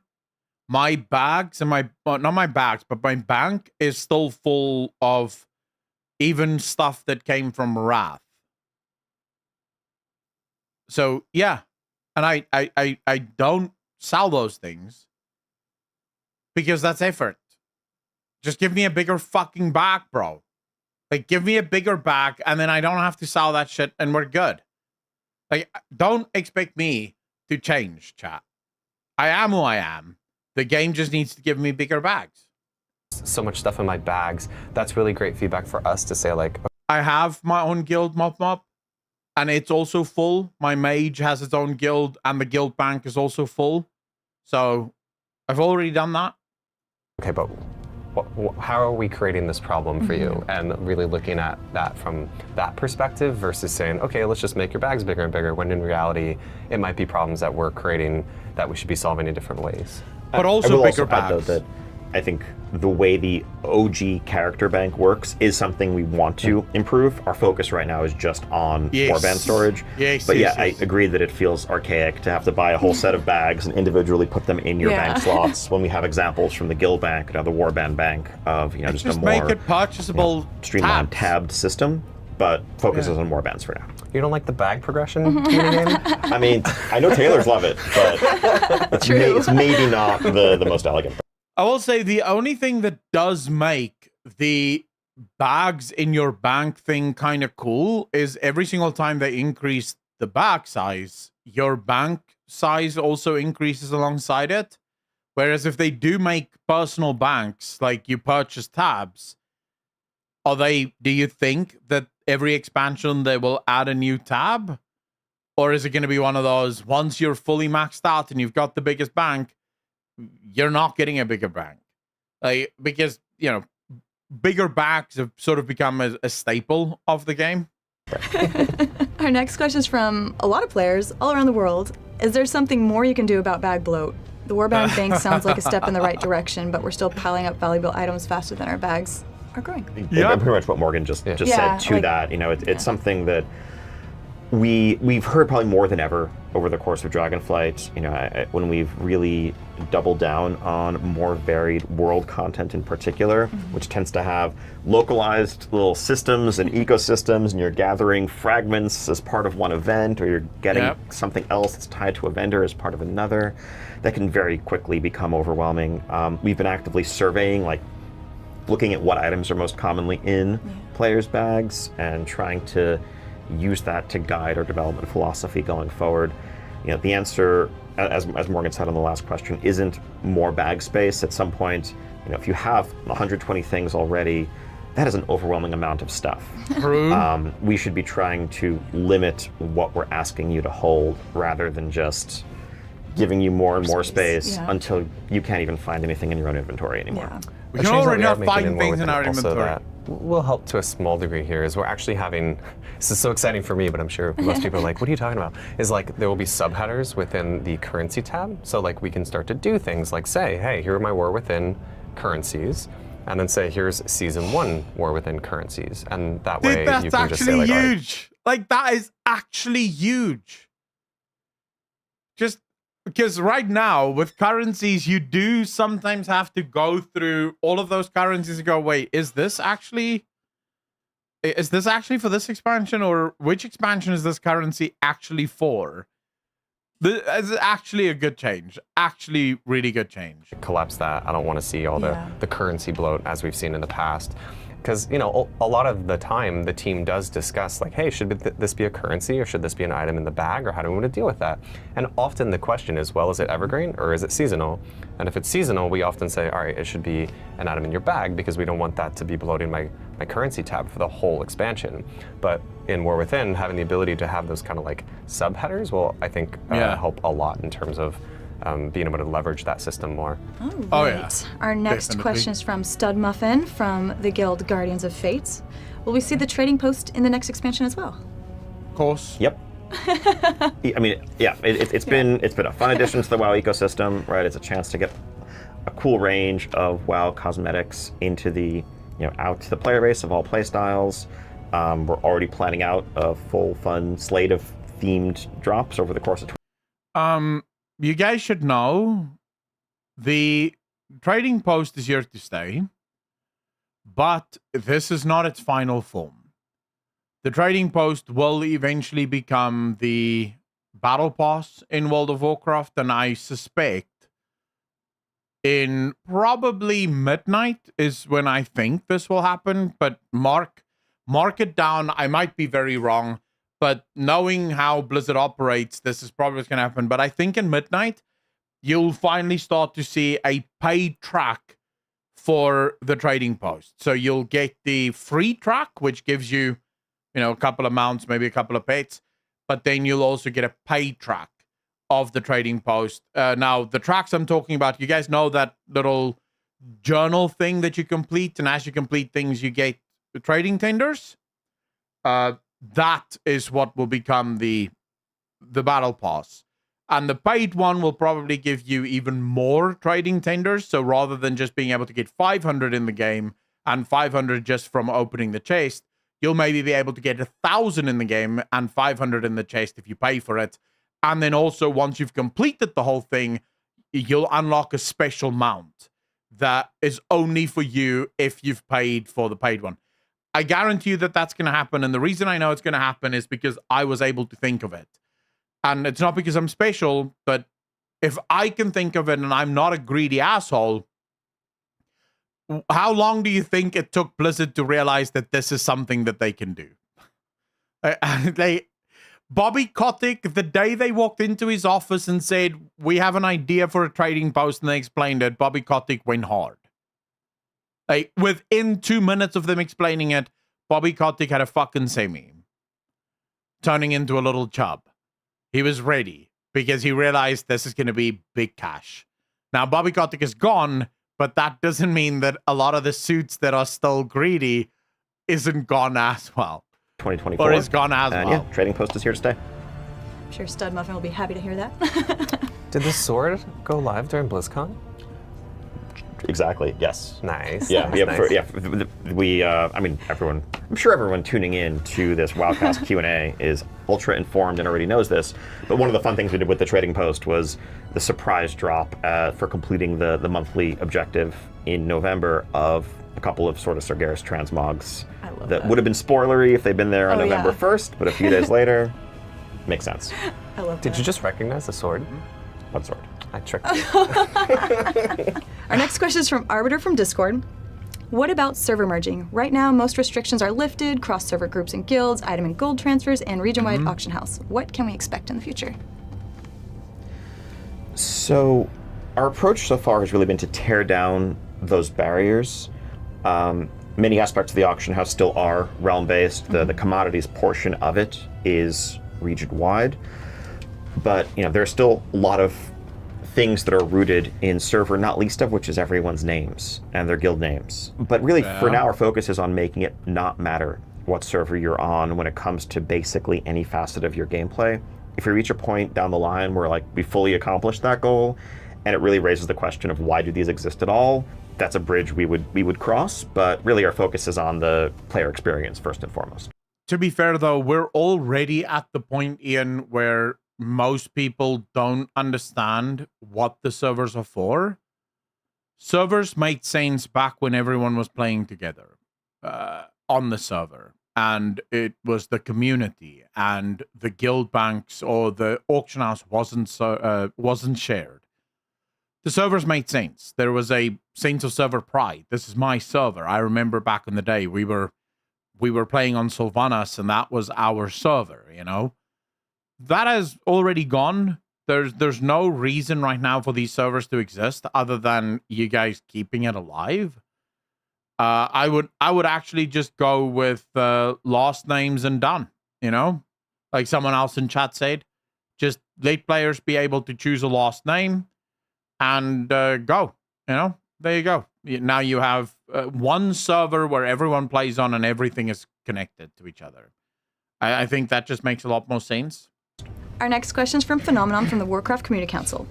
Will there be another stat squish? And if so, what does that look like this time? If another stat squish is enacted, will the team be looking into the after effects that occur in regards to legacy content?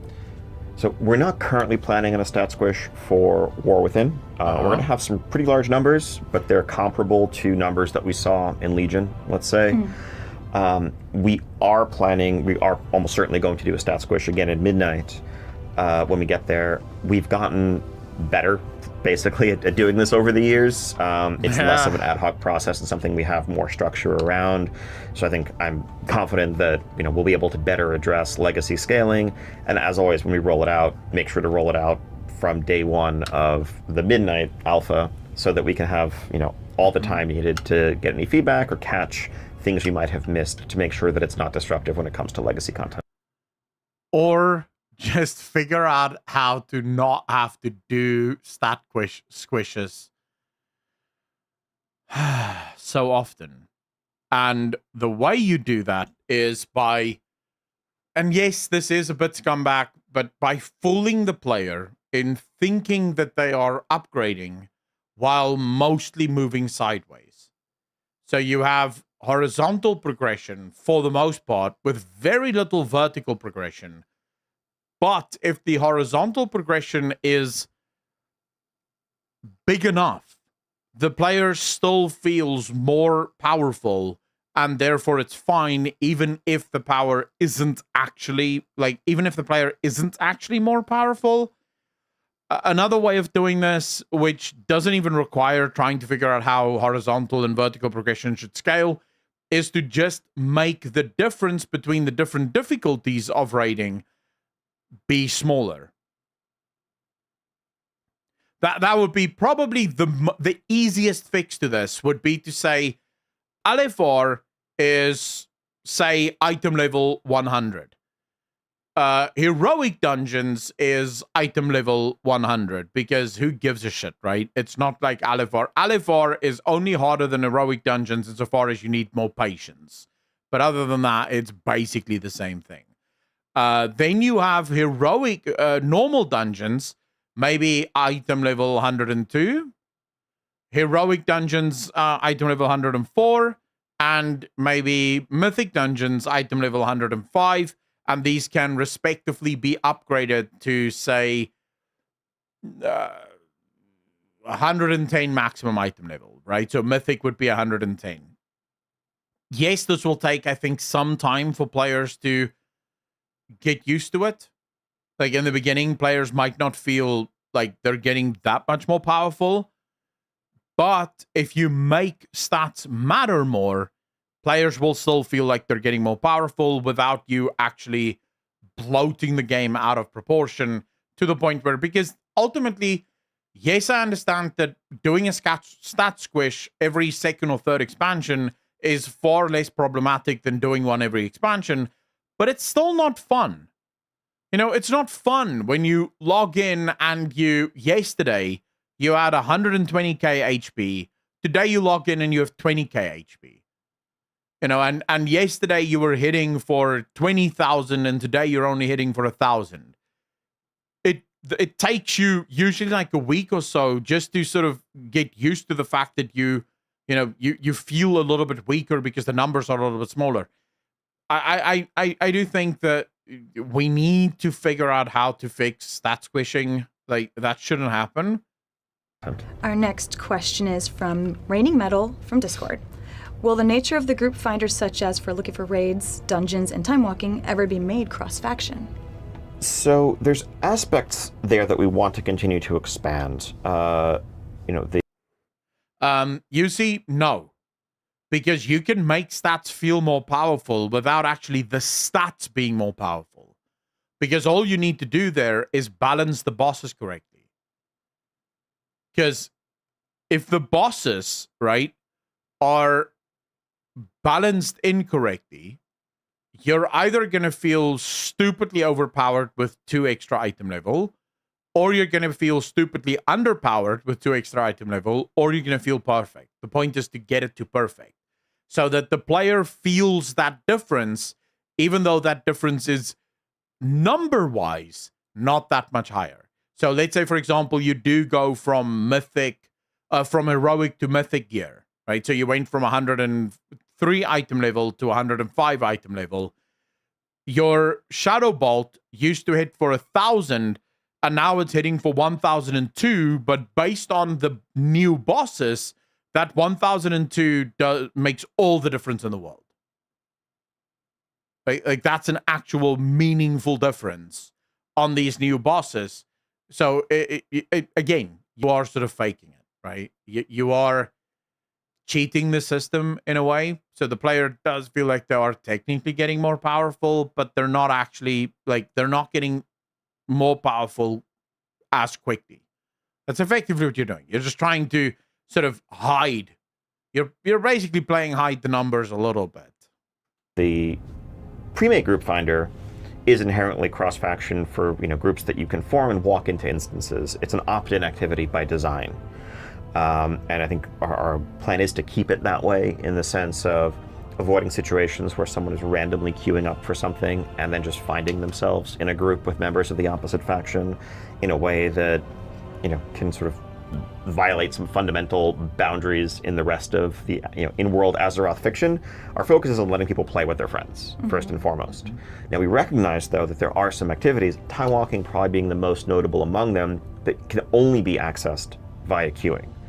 And there, what we would like to do, and we are working on this, is have the ability to say that, yes, if you're a pre-made cross-faction group, you can queue up for any of these queued activities, but that's not quite the same as random matchmaking with people who aren't opting into that cross-faction gameplay. Okay. Our next question is from Rugsy from Discord. Can we expect to see the continuation of expanded character customization in The War Within? Can we expect more than new hair, eye colors coming in the future? Yeah, I think this is another one of those ongoing projects. I think, as we've seen over the course of Dragonflight, some of our updates, additional options for for different races as it makes sense. It's something, same with our UI updates and other areas.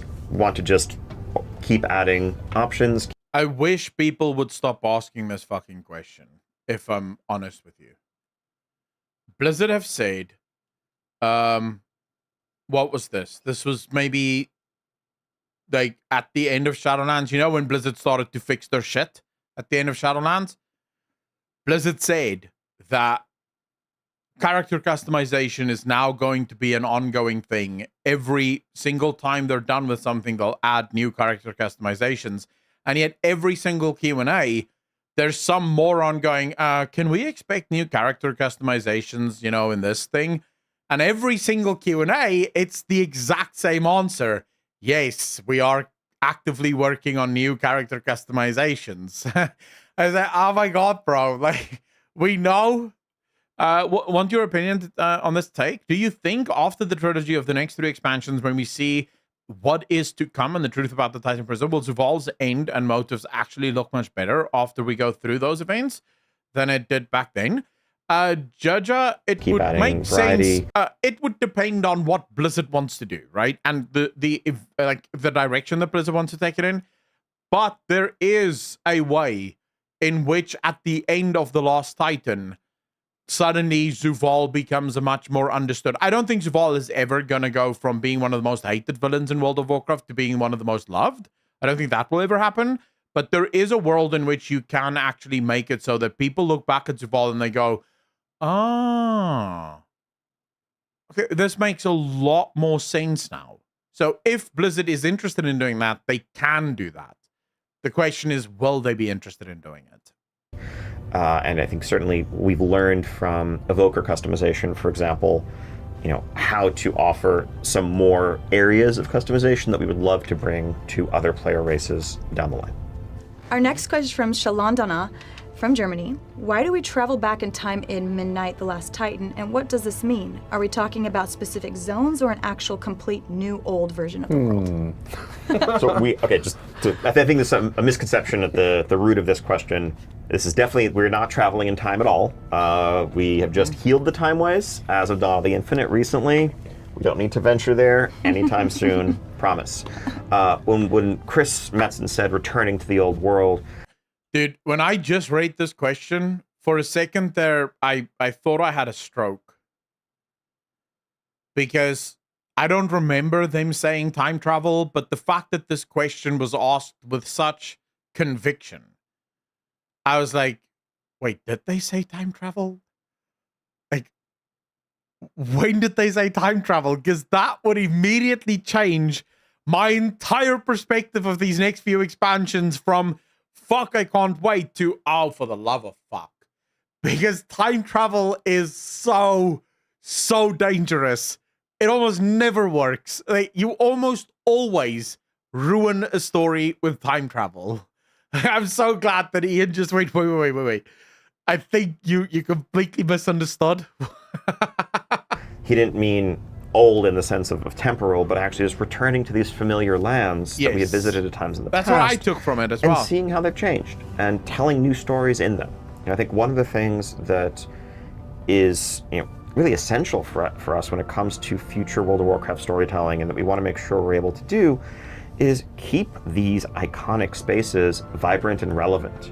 A world where we've been to Northrend and we told the story of the Lich King there 15 years ago, therefore we can't use it anymore, is not a world that really best serves the Warcraft franchise. Yep. So in Midnight, yes, we're going to be returning to the lands of the Blood Elves, the lands around Silvermoon, the lands of Kel'Thalas, and we will see how they have changed in the time since flying. The Draenei arrived and the Blood Elves entered into World of Warcraft in 2007, but also we're going to expand and reimagine them. Same with Northrend in Last Titan. So no time travel here, only moving forward. Yep, that's good. And since I'm sure people will have a thought on a follow-up, we'll absolutely make sure that you can, dynamic fly and kind of traverse around those spaces as you would expect, since right now I know Silvermoon flying, boys! Spaces, that's not currently available, but that's part of the fun of revisiting this space. Here's an interesting idea, though. Many people have said this before. If Silvermoon had flying, there's a lot of people that would actually make Silvermoon their main capital city. This could become a problem for Orgrimmar, because people actually love Silvermoon. And there's a chance that as soon as Silvermoon is fixed, Orgrimmar dies as a city because everyone is just in Silvermoon and there's no more Orgrimmar. Like, Orgrimmar is just dead. It's just super empty. This is not only bringing that up in fidelity in terms of how they look, but also, like Ian mentioned, making them kind of come to current day in terms of the timelines, as well as allowing all those cool features. Yeah. Imagine flying north from the Plaguelands and finding yourself in the space north of the Plaguelands without a load screen. Crazy. Our next question from Zella from the guild Almost Sane. In the deep dive, it was mentioned that some flying mounts would be ineligible for dynamic flight due to animation concerns. Could we get some examples of this? So I think adding dynamic flight to a mount, it does require a new custom suite of animations for banking and everything else. For some of our flying mounts, that's more challenging than others. There's some that are just simply more awkward to feel reasonable. Think mechanized or very Mim's head. Stuff like that, exactly. And so we're working through that process. Our goal is we would love to eventually be able to say all of them. Any mount that can fly can also dynamic fly, but we have some challenges to work through before we can completely commit to that. So just trying to be reasonable in setting expectations. We're definitely going to come out the gates with hundreds of mounts that can do both, but we'd love to get to 100% eventually. Yeah, I mean, the goal philosophically with mounts is always that they be, a choice. It's a collection. It's something that I want to choose based on an aesthetic. We don't want there to be objectively, right or wrong choices when it comes to mounts. There are too many mounts in the game, We really though. want to get as many of these mounts into players' hands that can. Like, this might actually be a very, very hot take, and a lot of you may not like this, but I genuinely believe there's way too many mounts in the game. And not because it's not cool to have many mounts. The problem is that I can't remember the last time that I gave a fuck about any mount. I can't remember the last time I cared. I have so many mounts, I barely use any of them. Actually, I use none of them. I don't even look at them. I have had the exact same 4 mounts on my bar for about 5 or 6 years now. And the only time I added a new mount was when Dragon Riding came out, because you couldn't fly with your other mount. And the reason I don't go into it is there's just a list, an endless list of mounts. I'm not going to go through all of those to choose the best one. Like, who gives a shit? It would have been better if you had fewer mounts, but 4 more special ones. At least for me. Dynamically fly, but also, even if we can't quite hit 100%, we feel like it's very awesome to be able to provide a lot of these other cool ones, like we saw Invincible and some other ones in there that were, I'm stoked for those. Yeah. You know what I would do? Actually, unironically, you know how there's so many mounts in the game that are just recolors of other mounts? How about you took, just as a start, how about you took all of the recolored mounts, merge them into a single mount, and then in the character select or the mount selection screen, you gave the player the ability to change the colors of the mount. So a customization of that mount. So they can choose, mix and match a bunch of colors together, and bam, there's all the recolors. And instead of collecting a brand new mount that's just a recolor, you collect new colors that you can recolor into. So you have this one idea, this one mount, but then, maybe a new boss added in the next expansion drops a recolor version for the head of this specific mount. So now you can go with a black tail and like a white foot and a this and a that. And you just allow people to customize these, and instead of dropping a full mount, it's just dropping, a recolor. That immediately takes away 500 mounts from the game. It's a big deal. I love it. I'm so excited. Our next question is from Moonfire from the guild Karazhan Chess Club. Love that guild name, by the way. Are Delve Gear Rewards going to be done in a raid lockout style, daily Mythic Plus style, or something new? Oh, this is interesting. Yeah, so caveat here, this is all subject to change based on player feedback. We're excited to get this into players' hands with, alpha and beta as soon as possible. Currently, what we're thinking is that you'll be able to run delves kind of as much as you would like. We don't want to have lockouts or anything on those. Like that. But as I mentioned, there will be these keys that you can kind of collect, both rare and epic keys. An epic key would probably be something that is given from the Aiding the Accord style quest, on a weekly cadence, where the rare keys you can earn from doing activities in the outdoor world, and those are a bit more repeatable. And the gear would most likely be coming from those big, locked chests. But you would still be able to earn things like reputation, faction, a lot of other stuff from running a delve, as well as just if you want to kind of see how high you... Oh, shit. I just realized something. You guys remember how people used to spam dungeons with their tabard in order to get renown? In order to get reputation? From what he's explaining here, you can literally do this now with delves. You can't do it with dungeons, but you can do it with delves. I don't know if that's back in the game, but it used to be you got these tabards, and the tabard, if you equipped, say, the tabard of the Light Forged or whatever, you'd all of the dungeons you would do would give rep with the Light Forged. The delves give rep, so you can now just spam delves in order to get your rep up. Actual good change. Actual good change. you can push in your progression. You'll be able to do that whenever you feel like it. You won't need keys to get in there.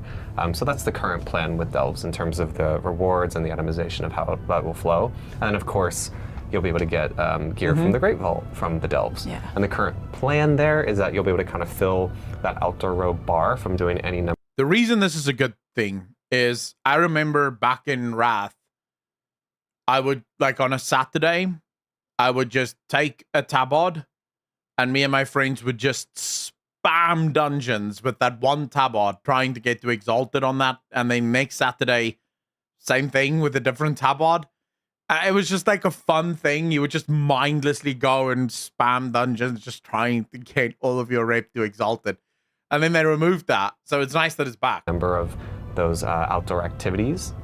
But the like kind of, we call it high water mark, right? How high of the eye level you're going to see from the delve or from the outdoor row would be from, you know, how challenging of a delve you might have done for the week. All right, our next question from Akacha from Alex Draws a server. Do the hero spec trees mean we will get some of the old playstyles back, such as dual wield survival hunter or two-hand enhancement shaman? Ooh. This is a fun question. Yeah. As we were talking about hero talents early on, you know, like one of the ideas I loved was, you know, we were talking about Priest and we were talking about Anduin, and you know, we saw him in his kind of like battle gear, and I'm like, wouldn't it be cool to have a priest in plate armor? Like, look at Anduin, how cool is that? The fuck? And then the more we got to talking about that, the more we were like, that would cause such massive itemization concerns, right? Like we all meme about like hunter loot, but like the problems that could occur just in terms of like getting gear for different specializations based on, wait, just because you're a different hero spec, suddenly you need this item that I'm not used to people needing. So we wanted to really avoid any of those kind of problems. We do think it's a fun space to explore, but that's not currently something that we would do with hero talents. If we wanted to make a change like that, we would want to make it much more global, so that was a lot more understandable. Our next question is from Sylvanas from France.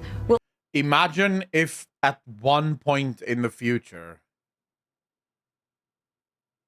you had all classes being able to equip all gear, and depending on the gear that you have, you would be able to pick different hero talents that would turn you into different things. So you could eventually get like a demonology warlock that is a melee. You know, like Gul'dan in the movie where he's like fucking super strong and shit. Basically, it's a melee demonology warlock, and all of his abilities, his spells, empower his normal melee attacks and shit. And he's decked out in full plate because that's what he does, right? He's a plate guy. I feel it could create massive issues for a lot of players and probably make the game even more unbalanceable than what it is. But just as a thought experiment of going wild and wacky and kind of being funny, that could actually be cool, I think. Well, Cesar, that's exactly it, right? If, like I said, this is just sort of like going as big as possible and just having fun with it. But you are right. If you did do that, classes would kind of disappear, and it would become, there would almost then be a question of, do you even need classes at this point? Will archaeology make a comeback in the War Within? So archaeology, as it's been known in the past, I think the triangulation minigame, I do not think is likely to return in that form. I think when we look at archaeology, we understand, we hear these questions, understand the desire for and the interest in both the fantasy of just uncovering and unearthing aspects of Azeroth's history and the cultures that have lived here for centuries or thousands of years. Also, it's a chance to collect some cool cosmetics and more. So I think we're looking for different vehicles and different outlets for that gameplay, for those rewards.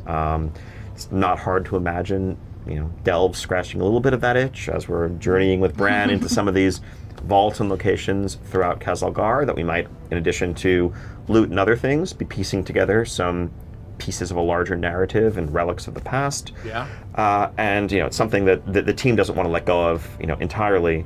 But the feedback we heard by and large about the triangulation minigame was that it was frankly more tedious than fun. and that was That the is majority true. opinion. I know that there's a minority who loved it, but I think we in this case are listening to and are guided by Archaeology the feedback was that we're fun because hearing of in the aggregate. history and the There lore actually that you will uncover, be not because of how it not played. archaeology, but a fun feature that is gonna help scratch at that itch that Ian was talking about and really dive into some more like of the lore of the world in one of those future updates for Dragonflight called Azerothian Archives. Which is, an opportunity for us to kind of take another view at how we might implement something like that. So I'm excited for people to see that, and please give us feedback. And that if that's something that you enjoy or like and want to see more of, we're fuck always did he talking about just ways say? to kind of add depth to the world and add, just the discussion. Did he just say the Azerothian archive and then just casually moved on? Just drop a massive lore bombshell and just casually moves on. There you go. Tickle my balls and then pretend like it didn't happen. Like, what? That's huge, bro. Like, what? Discoverability of some of the story of these spaces that we're visiting have so much history and life to them, and having ways to discover that is Wow. always something that we're talking about. How can we inject into the world? Yeah, more info on that coming soon. Our next question comes from Harrison B. from the Worm Risk Record server. Going into the War Within, are there measures in place to ensure accuracy with previous storylines? Yeah, I think yes, always, right? We have a vast team of actual literal, lore historians in our story and franchise development group. We have a fellow by the name of Christopher Metson, who knows. I just want to say, though, you have a bunch of historians in your... Like, why the hell, then, can you not get a single one of the Exploring Azeroth books correctly? If you have all of these lore historians, why is it that every single one of the Exploring Azeroth books are completely fucking wrong about so much of the lore? I don't think your historians know what the hell they're doing. We have a fellow by the name of Christopher Metson, Yep. who knows a thing or two about, just the broad arc of Warcraft history. And yeah, just an amazing team of narrative and quest designers and folks who really live and breathe World of Warcraft lore. It's a big, complex space to keep track of. Obviously, we will occasionally miss things. Cue red shirt guy. But by and large, we do everything in our power. Not occasionally. I need to pee again. I finished the whole water bottle. Now I need to pee again. It's not occasionally, Ian. You guys miss a lot of things, and it's not even missing it. I think what I would like to know, and this is probably a question that should probably be asked at some point of one of the developers, but what I would like to know is the Exploring Azeroth books, are they wrong? Or are you actively retconning the lore? Because if you are actively retconning the lore, then tell us. Tell us, listen here, guys, these aren't mistakes. We have actively decided we don't want the lore to be this way. We want the lore to be that way. Okay, cool. I will then go out and I will buy all of the Exploring Kalimdor books or Azeroth books, and I will read all of them to make sure that I know the new history of World of Warcraft. But right now, the reason I'm not buying those books is because every single one of those books is filled with mistakes. I believe the last book that they brought out had something like 32 mistakes in the first half of the book. Just completely wrong. It says things that when you actually know the lore, you go, no, that's not what happened. Like, what are you saying? That didn't happen at all. So I would love to get some feedback from Blizzard on what is their thinking around these books. Are they meant to retcon shit, or is this just mistakes?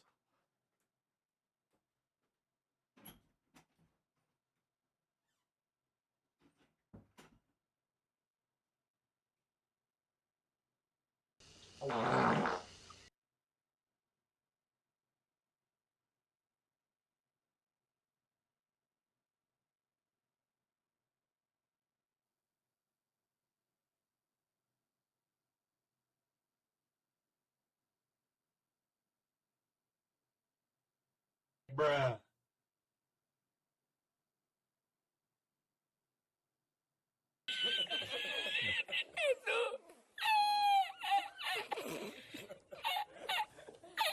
Welcome, friend.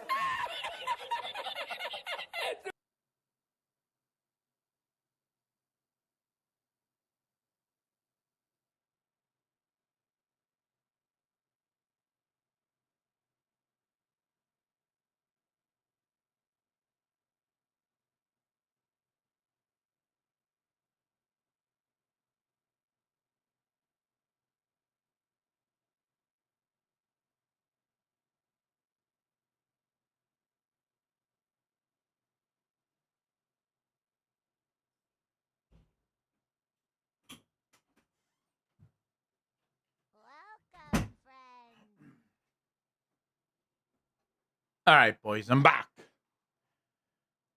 Vic Vowel, the one and only. Thank you for the follow. Really appreciate ya. Welcome to the channel. Thank you, thank you, thank you. All right, we ready? To keep it all straight and make sure that we're not forgetting anybody.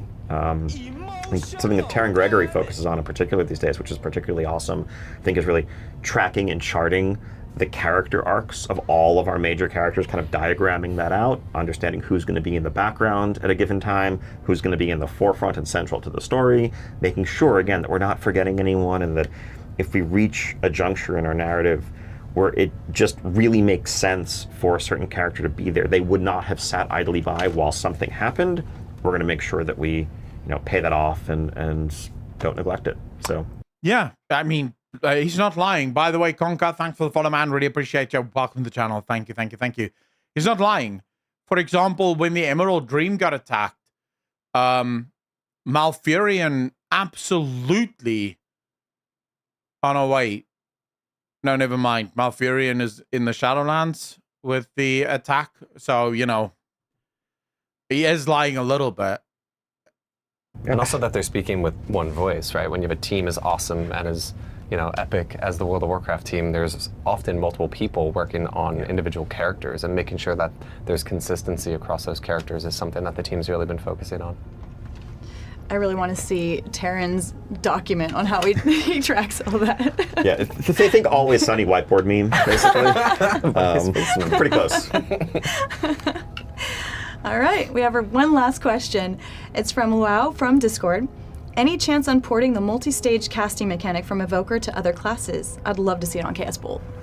No plans to extend that out in the War Within. When we have new kind of iconic mechanics like that for classes, we like to kind of keep them sacred for a little while. And we're not quite out of that window yet, but it's certainly something that, trust me, the team has talked about and they're excited to explore in different spaces. There's obvious examples like, Chaos Bolt's a fun one, but also Hunters are one that I've heard the feedback a lot of times, like, can I just pull the bow, more and more? It's very iconic in terms of gaming mechanics. So definitely something we're talking about, but not something that we're looking to extend in the War Within. Yeah. Thank you so much, guys, for talking about the War Within today. Thank you all for the amazing questions. This is really just the tip of the iceberg, right? It's so exciting for us to pull back the curtain, show everyone what we've been working on and what's coming your way next year. I know there's many more questions out there. We're going to keep looking to get information out to all of you and just kind of continue the conversation as we move ahead towards Alpha in the spring. Yeah, what he said. Thanks for being here. Alpha in the spring, all right. Don't go anywhere, guys. We're going to have a Q&A with the Warcraft Classic team. All right, so that was the War Within. We're going to watch the classic one as well. Don't worry. We will be watching that. It was a good Q&A. A mixture of soft questions and a bit harder questions. I thought that a lot of these questions were actually not bad. They went to... Most of them actually got me more hyped for the expansion. I think there's still a lot that we need to learn, obviously. Player housing, not going to happen, not anytime soon. I wouldn't get too excited thinking about that. I think if we are going to get player housing, it's probably only going to be Midnight or maybe even Lost Titan. That's when we'll get that. If we want to get player housing in an old world revamp, I mean, that could happen in like Midnight, as I said, Midnight or the Lost Titan, as we're going back to the old world. Maybe player housing becomes a thing there because now they have more people available to basically do something like player housing. So I can see that. All right, now we have the classic the classic Q&A. Let's find out what these new seasons are going to look like. Let's jump into a Q&A with the classic team. Thanks for Please the follow. introduce Really yourselves. appreciate you. Hi, I am Ana Resendes, one of the 2 lead software engineers in the World of Warcraft Classic team. Hi, I'm Clay Stone, Associate Production Director on the WoW Classic team. And I'm Tim Jones. I'm the Assistant Lead Game Designer on the World of Warcraft Classic team. Thank you for joining. Let's go straight into the questions now. Our first question is from many players all around the world. Why didn't you announce Wrath Era realms? You know, we in the Classic team is the moment where we're having the most offerings we have ever had in the past. You know, we get to have the new season coming up, Hardcore. You can also go to the Classic Era servers, Wrath of the Lich King, and then Wrath of the Lich King is going to be moving into Cataclysm.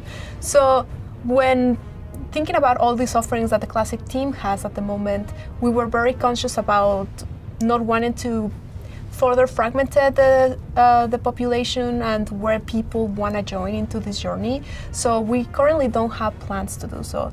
That said, on the technical side, when we implemented Burning Crusade and Wrath of the Lich King, we were like super focused to make sure that whenever we want to bring those experiences again, it's going to be not such a hard time as it was the first time. Like we implemented it with in mind that it's going to come back at some point.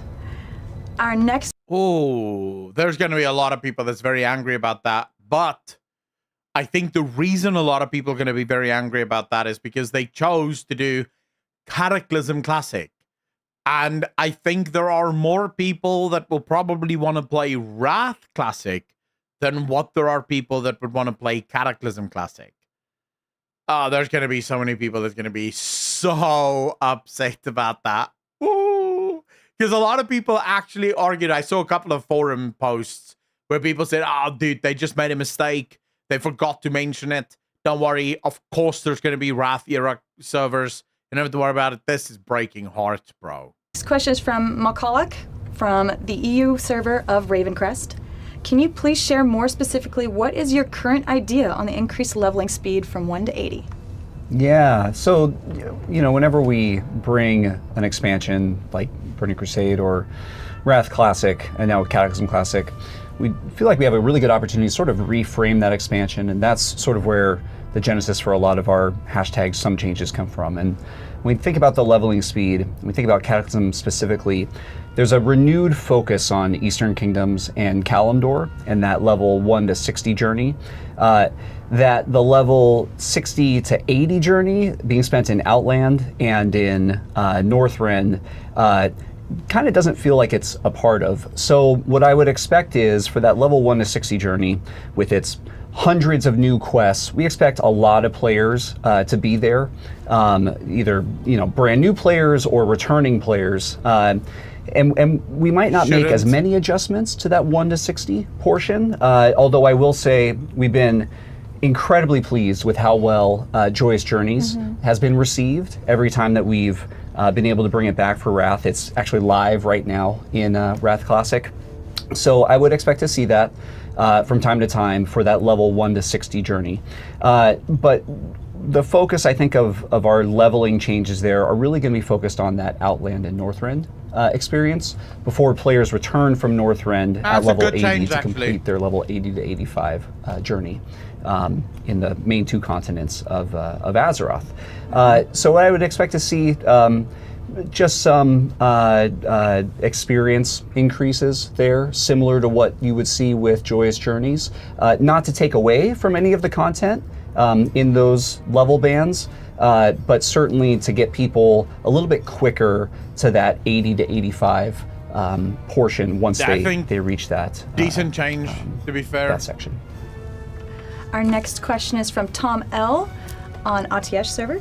What will be done to make guilds more accessible and useful in Cata? Yeah, so this is another one where when we look back at the original Cataclysm, there's 2 sort of components that we think about guilds from. One, making smaller guilds more viable or on more of an equal playing field as the larger guilds, and then 2, reducing some of the toxicity that was kind of introduced back then. If we look at that one first, there was a guild perk that existed where for however many members you had within your guild, every time that they would loot gold, the guild would receive a portion or a percentage of that. And so it basically then made it super impactful or important for a lot of guilds just to spam invites and try to get as many members as possible. Right. Dude, we got rich as fuck with that. We went from being a normal raiding guild with, I think we had 26 people with alts and shit. We were capped. Like 500 people in the guild, just all manner of socials running around. And the guild bank just filled up. Eventually, we were offering like free pots, free flasks, free food. Like, no one had to buy shit because the guild was just flushed with cash. I think that's certainly one area that we want to address. And then the other section on the smaller guilds, there are guild experience caps, both daily and weekly, and challenges that players are being tasked with to overcome on a weekly basis.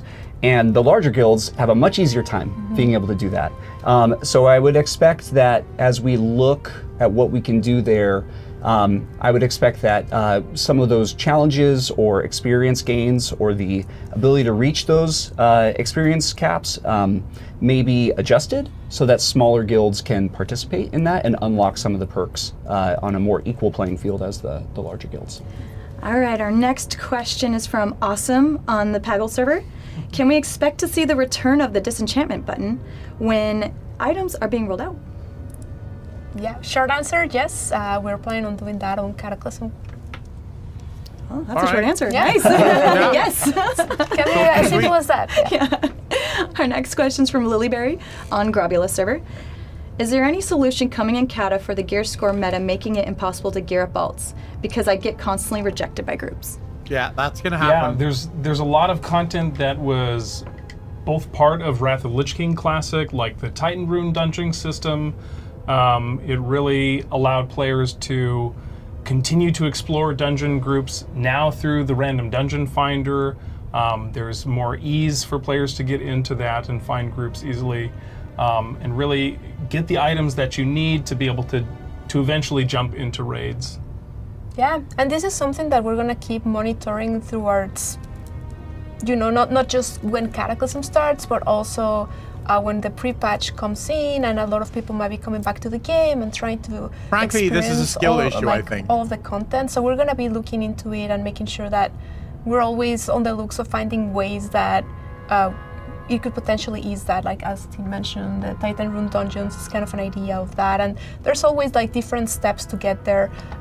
We know that Titan Rune dungeons, we acknowledge that they might be a little bit of a steep step for a newer character, so you can always start your journey going in. Do we know if the Kata dungeons are going to be as difficult as they were at launch?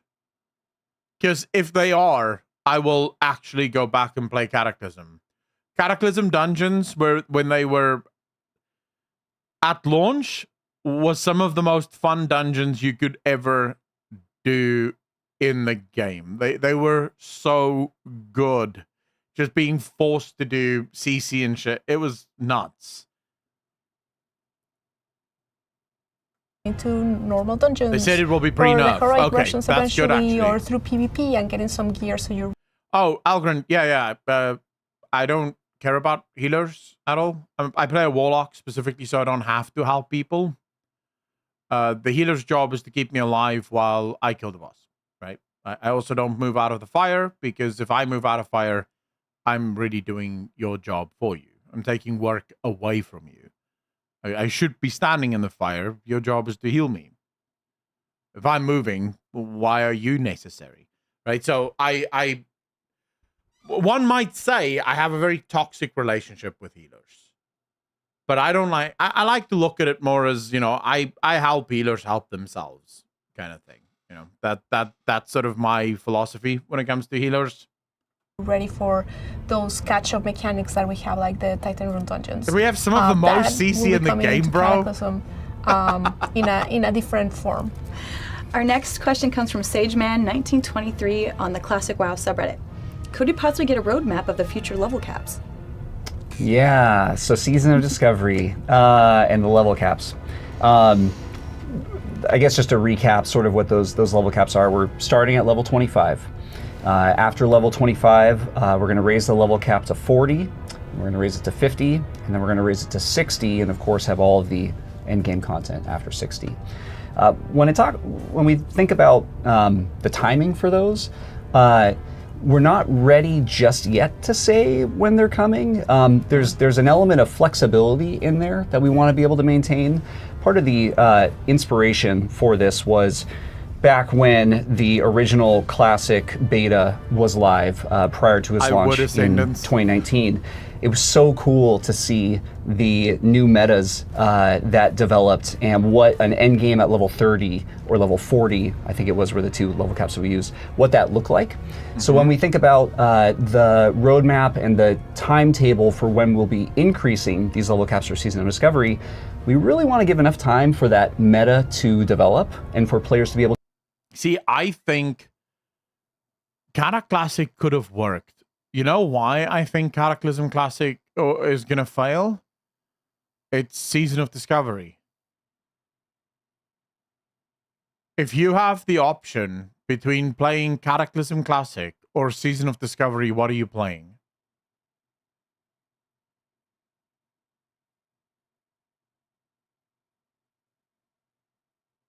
You're going to play Season of Discovery. It's a hell of a lot better than fucking Cataclysm Classic. It's they have fucked Cataclysm Classic. To experience that end game at each of these level caps. So you won't have to wait too long, but we want to give it a little bit more time to see how the first one at level 25 performs, and kind of use that as a basis for when we want to start moving on to the next ones. Our next question from Asadai on the Crom Crush server. Will content from previous level caps remain relevant from chapter to chapter as the level cap is increased? Yeah, absolutely. The beauty of making level up content is that we're adding new things to the outdoor world, and even as phases progress and people jump in that weren't playing in phase 1, or people making alts because they can't wait to see what kind of runes that other classes have to offer. They're going to be leveling through Azeroth again, and the new content, the new rune discoveries that we added to zones all throughout the world, people get to experience that. So that will definitely be relevant content to the level up experience all throughout the lifespan of Season of Discovery. We also hope that the content like our level up raids, that people feel comfortable incorporating those into their level up journeys. So if you're in phase 2 or beyond and you can get a group together in your mid 20s, then why not run Black Fathom Deeps a couple times, get a couple great pieces of gear and use that to help level yourself up. Get one of those like new items that we're creating. Yeah. All right, our next question is from Malzar with the guild Jolly Roger. They ask, is it reasonable to assume that classic raids will eventually come to Season of Discovery as well, such as being able to acquire Atiash? Yeah, so yes, absolutely. So many of those raids are so iconic, we absolutely want to include them. I think at this point, thinking about the Season of Discovery twist on everything, it's possible that they could also come with some changes. When we think about that, we think about some of the work that we did on Season of Mastery as kind of being within the realm of adjustments or additions that we might make to them. But on the flip side, we're still discussing it, and we recognize that players' characters that'll be coming to each of these are going to have access to tons of new abilities. You know what I would want, Laracy? Those level, like Black Fathom Deeps that's at level 25. What I would like is if you get to level 60, there is a level 60 version of that. Right? So there should still be a level 25 version for people that want to play through the level 25 version, but there should also be a level 60 version of it, which maybe has some extra mechanics and some extra stuff because, you're obviously a lot stronger now. You have more runes. It's going to be like, if they can do that, I think Season of Discovery has a massive, massive lifespan. And that's kind of going to bring a fresh spin on these raids as they exist without any changes or additions. So something that we're still in discussion on, but the raids will absolutely be there. Maldazar has a second question, and they ask, are there any plans to introduce any new legendary items for Season of Discoveries, such as the original Ashbringer or Frostmourne? It's a big maybe. Frost? You know, I think Fucking we're what?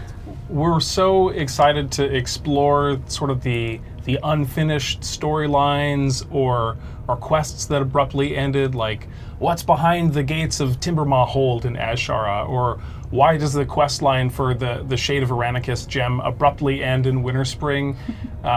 We're super excited to explore continuing those stories. Dude, this guy, like, what the hell is with this Q&A? Like, in both of these Q&As, they're just dropping massive things as if it doesn't matter. Like in the previous one, what was that, Azerothian Archives? Just Morgan Day just dropping that as if it's, you know, oh, I just farted. You know, kind of, you know, just sort of like on the side. And this guy is going, oh, you know, all of those quests and stuff in Classic that just sort of end for no reason. Now, most of you should know why those ended. Content that was supposed to be added to the game, but they never actually added it to the game. So Classic actually had a shit ton of content that was meant to come with Classic, and they ultimately decided not to bring that content. It sounds like he's saying, what if we brought that content? You know? What if we just made that content and finally completed it and gave you the full stories of all of those things? Abundant Achievers, it's for some reason, everyone's complaining about it. If you are watching over on YouTube and you are experiencing massive lag, that appears to be a YouTube problem at the minute. People have been struggling with YouTube streams for a while. Just jump over to Twitch, come watch it here, because on my side, just to show you, on my side, everything is going fine. Like I have no issues on my side, but yeah, for some reason the streams aren't working out. So I don't know why that is, but just jump over to Twitch, come hang out with us here. It's just as fun, I promise. Storylines or quests when it's appropriate and when it is respectful of content that was eventually explored in future expansions. Our next question comes from Sir Thunderpaws on the Classic WoW subreddit. What are you going to do to address gold inflation, gold buying, and botting? Yeah, so this kind of activity and the impact that it has is incredibly important to us. Not just as developers of the game, but also as players of the game ourselves. So it's something that the team is incredibly focused on. Okay, this was the gold. Yeah, okay, so I have it on very good authority, and this actually came from people who used to be at Blizzard. This is not a priority for Blizzard. Blizzard can absolutely solve the bot issue if they really wanted to. The thing is, bots make Blizzard a ton of money because every bot is paying. Remember, you can't have a free bot. A bot pays a subscription. So if there are 10 million bots, Blizzard is getting 10 million subs, which is perfectly fine for them. So they do make an effort every once in a while to get rid of some of the bots, you know, just so that it doesn't get completely out of hand. But for the most part, according to all of the rumors that I've heard and the discussions that I've had, Blizzard have no interest in ever really solving the bot issue. Because as far as they're concerned, it's still money. The gold issue specifically that I want to solve, because the gold helps make the WoW token a lot more attractive. So, yeah, stop hoping, stop wishing that Blizzard will change these things. Until they get principled, this will never change. Almost nonstop. You know, when we think about this, and we think about the tools that we have at our disposal, It gets challenging to get into specifics on it because the more that we talk about it and the more that we talk about how we work on this. So I'll go into detail just so you guys know. The team, and I use the word advisedly, the team that is meant to ban bots is basically non-existent. The last time I heard it was something like 15 or something GMs, game masters, and it's their job to find the bots. Now, in between all of that, they have to do a bunch of other things as well, right? They have a shit ton of other jobs, but then they also have to try and discover the bots. If it really was a priority, you would have a team of people, like a proper team of people whose only job it was to actually find and delete bots and get them off the platform. So yeah, they may have a lot of tools and they may have all the best tools, but it doesn't help if you have one or two people that has to go through every single report to try and figure out where those bots are and how to get rid of those bots. Or the areas that we work on to help address it, the more self-defeating it can become because of that level of insight that we're giving into it. So I would say that I'm sure some players have noticed the occasional instance where an instance might close for a little bit with not very much warning and then may reopen. Those could be areas where some of our team are making some changes due to some activity that we've seen in those spaces. It feels like I think part of the challenge really is that communication problem that we come across. We're trying to find ways to be more communicative about our efforts. One of the things that we started doing several months ago is working with our community team to post the monthly number of accounts that have been actioned to kind of give some of that visibility into the work that our team and our partner teams are doing in this area. I think bottom line, we recognize that this is a battle, and we recognize that it's a battle that's not going to stop, but we are up to the challenge. This is one that we are not going to stop fighting. The team is committed to it. Our partner team. They're up to the challenge. Have you guys seen the videos of bots in Classic? Like, there are videos all over YouTube of hundreds of bots running into dungeons over and over and over again, and they're up to the challenge. Like, bro, that's not... I'm up to the challenge of running, you know, the Olympic 100-meter dash as well. I won't fucking win it, but I could do it. Like, I could stand on the line and start running, and I would most likely cross the finish line as well. I wouldn't be first, nor would I even put up a fight for any of the other contestants. That's not, like, if you're losing badly, you're not up to the challenge. You are losing. That's the problem here. Teams are committed to it, and we're going to use all the tools at our disposal and our evolving tactics to continue addressing it.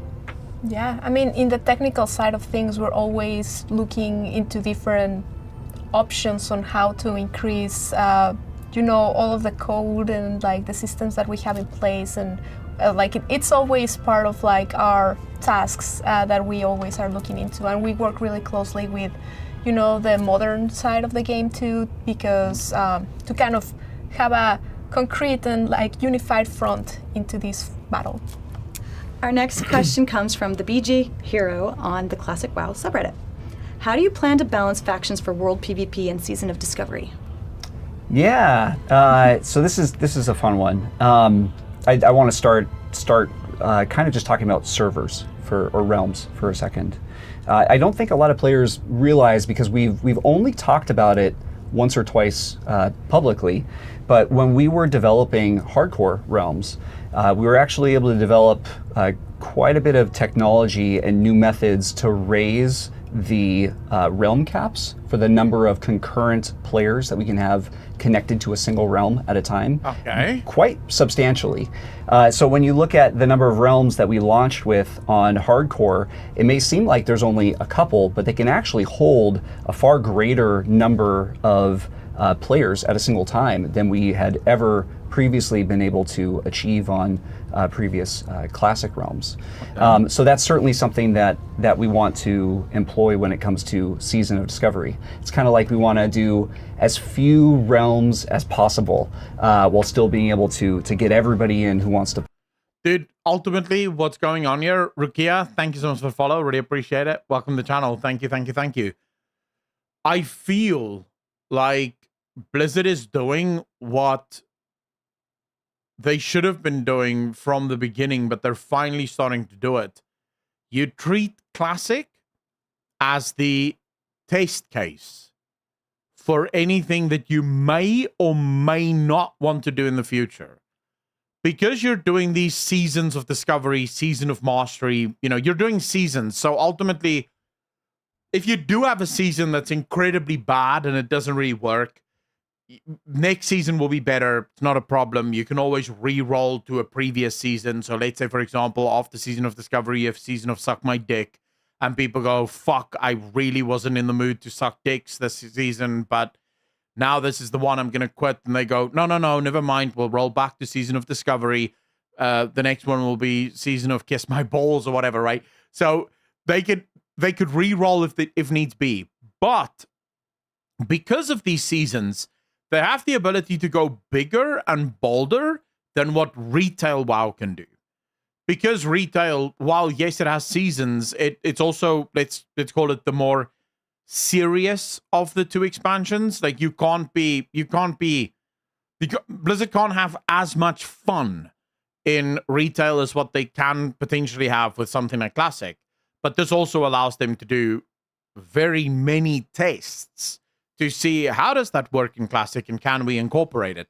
The fact that they're working on tech right now to make the servers as big as humanly possible might actually be the precursor to mega servers in the future for retail. So once they figured out the tech to make one mega server where everyone plays on it, they can finally bring that, once it's been thoroughly tested, they can bring it to retail and they know it works because it's been tested by the Classic team. Play. Now that being said, I'm also not an engineer, so Anna, I don't know if you want to talk a little bit more about that or about the PvP side of things and how that's going to. Yeah, I mean, we hope that with these, the population kind of regulates a little bit more, knowing that, like, with less options to choose from. We have seen these in data before, right? When Domago, farming isn't a problem because Blizzard has layers. Layer technology solves all of those issues because you can have 5 million players in a single server, but if you have the layers, say, capped at 10,000 per layer, you're still technically only playing against X amount of people. So, yeah, Blizzard already have the technology to make sure that it's not 10 million people trying to mine the same fucking mining node. there's not as many servers to choose from the beginning, kind of like the factions start balancing a little bit more.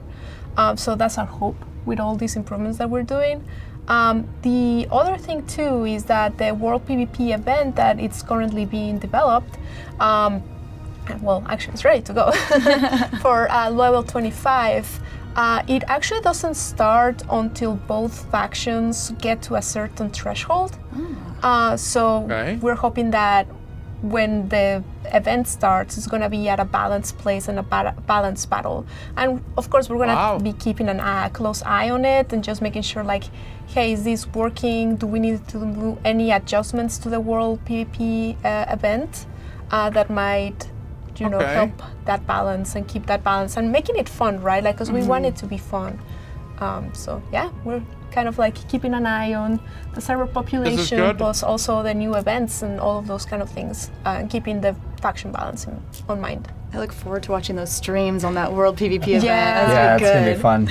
And that's like what's so much fun about Classic is that it's like I think of PvP in Classic as being like world PvP and the like epic battles with a bunch of people out there in the world. So it's gonna be really fun. It's how Very all of excited. us think of world PvP. Our next question comes from Arithma from the Guild After Dark.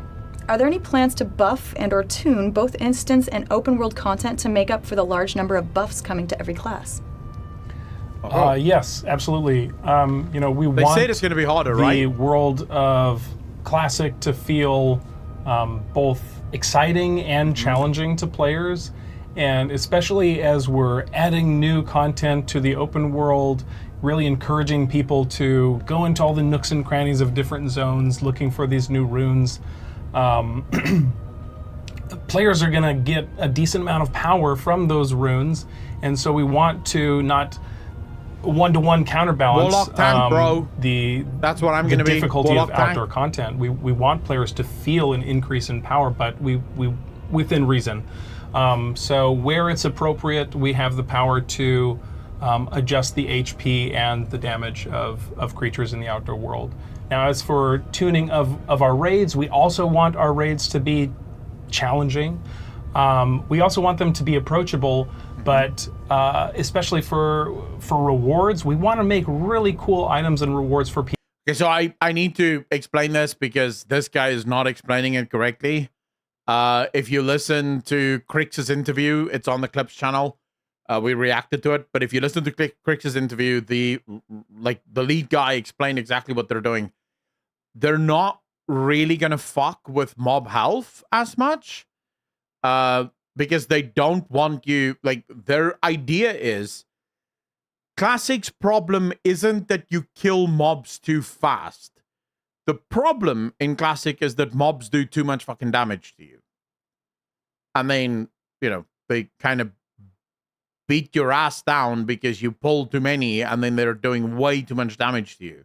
So they're gonna err on the side of increasing mob damage while very rarely increasing the health too much, so that the mobs are still doing, a good amount of damage and they are beating the shit out of you, but that it doesn't turn into this mob used to take 5 seconds to kill, now it's taking me 50 seconds to kill, and it's also beating the living hell out of me.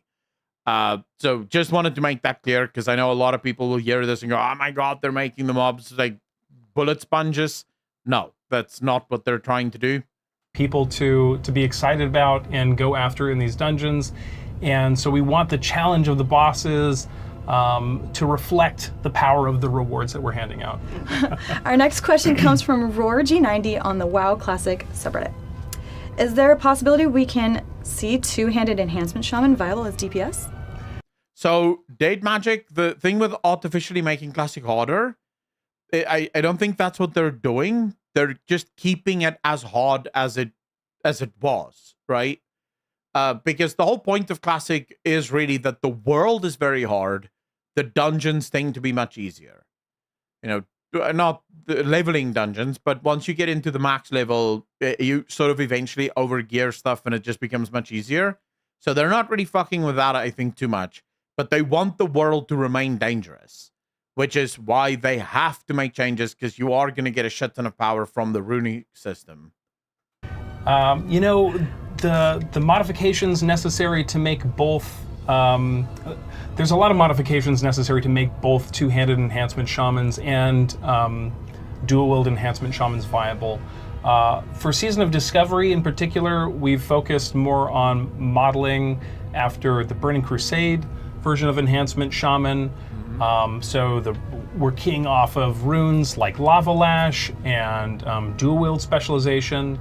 To get two-handed enhancement shaman working properly, we'd probably have to add like a 5th rune to some of the armor slots to make that work. That's not in our plans currently, but it's an intriguing possibility. Maybe. And on the Classic team, we're always listening to feedback of our players. So if that's something that players are passionate about and want, please tell us. Like, you could just remove shaman. Shamans can play warlock. Our next question comes from Beth. Oh shit. What just happened here? Who gifted subs? Domago with the 3 community subs. Dude, really appreciate you. Thank you, sir. You are far too kind. Ladies and gentlemen, hearts in chat. We also managed to get some kind of sub goal. What the fuck was that goal for? Renjay, how you doing, brother? Thanks for the follow. Really appreciate you. Thank you, thank you, thank you. What was the sub goal for? F on Senjin. Will there be a Scarlet Monastery raid? Oh, for September. You know, the content that we mistakenly teased at BlizzCon, it really represents just a huge aspirations that we have on the Classic team. You know, the treatment that we gave the Black Fathom Deeps raid, it represents just what we're willing to do to existing content. I'm so excited for players to be able to see our discoveries that they didn't get to see at the convention or BlizzCon, because they're really a great example of the level of detail and care and love that we're putting into making brand new content. And all of that to say, there's a deep desire. I know you can see what I'm doing. Warcraft. I'm not a moron, bro. I was specifically opening it so that you guys can see what I'm doing. That's why I was doing it, but I also wanted to show you. It's only 471 there. It's only 471 according to this little graphic over here. Christers, I am a moron, but not that big of a moron. Right? Like, not that big of a moron. Says we call fact of the follow, really appreciate that. And no, it is almost definitely not the OnlyFans goal. Like, guaranteed that is not the case. Because when I, in jest, made an OnlyFans goal, I made it 5,000 subs because I knew we'd never get there. So if we did a 500 sub goal, which I'm not sure why we did it, because I don't like goals at all. But if we did do a fucking sub goal, I don't know what it would have been for, or like what 500 would be for. There's a reason I don't have any sub goals anywhere on my channel, right? So Zard, you bastard, with the tier 1 sub. Welcome to the most degenerate chat on Twitch. Thank you, thank you, thank you, sir. You're far too kind. Al Gohan, thank you so much for the follow, man. Really appreciate it. Thank you, thank you, thank you. Yeah, I don't know what the goals problem is. We'll figure something out.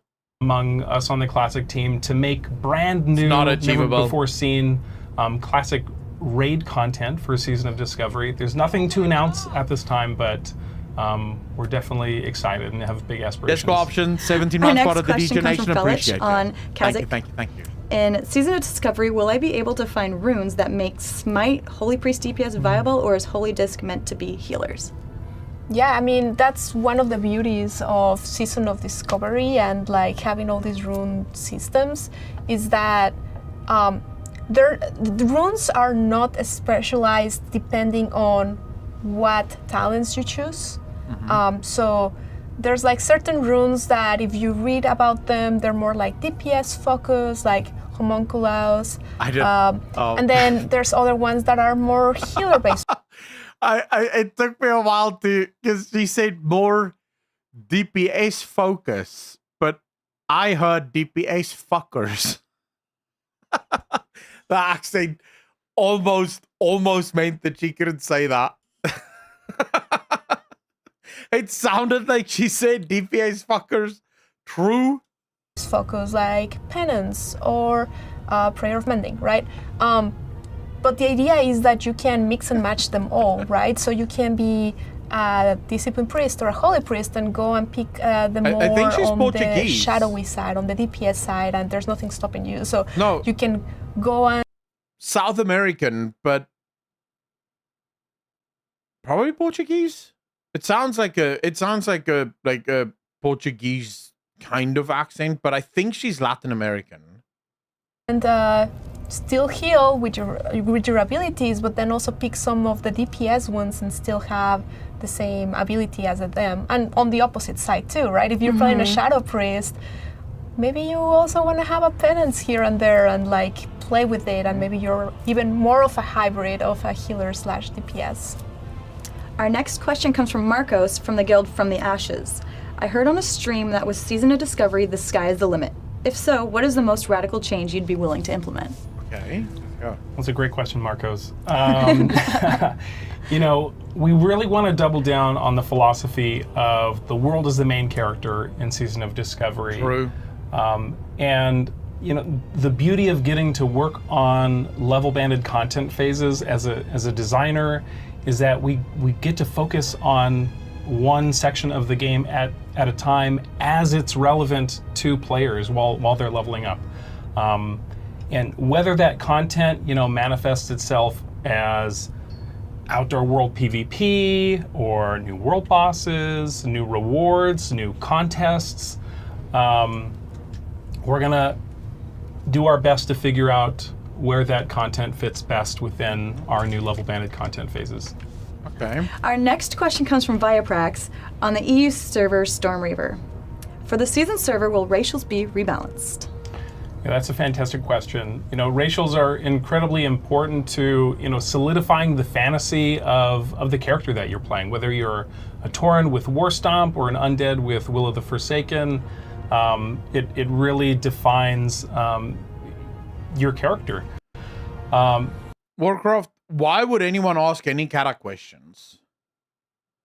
No one gives a fuck about that. Like, Season of Discovery kills Cataclysm. It's not that Cataclysm is bad, and there's a world in which Cataclysm could actually work.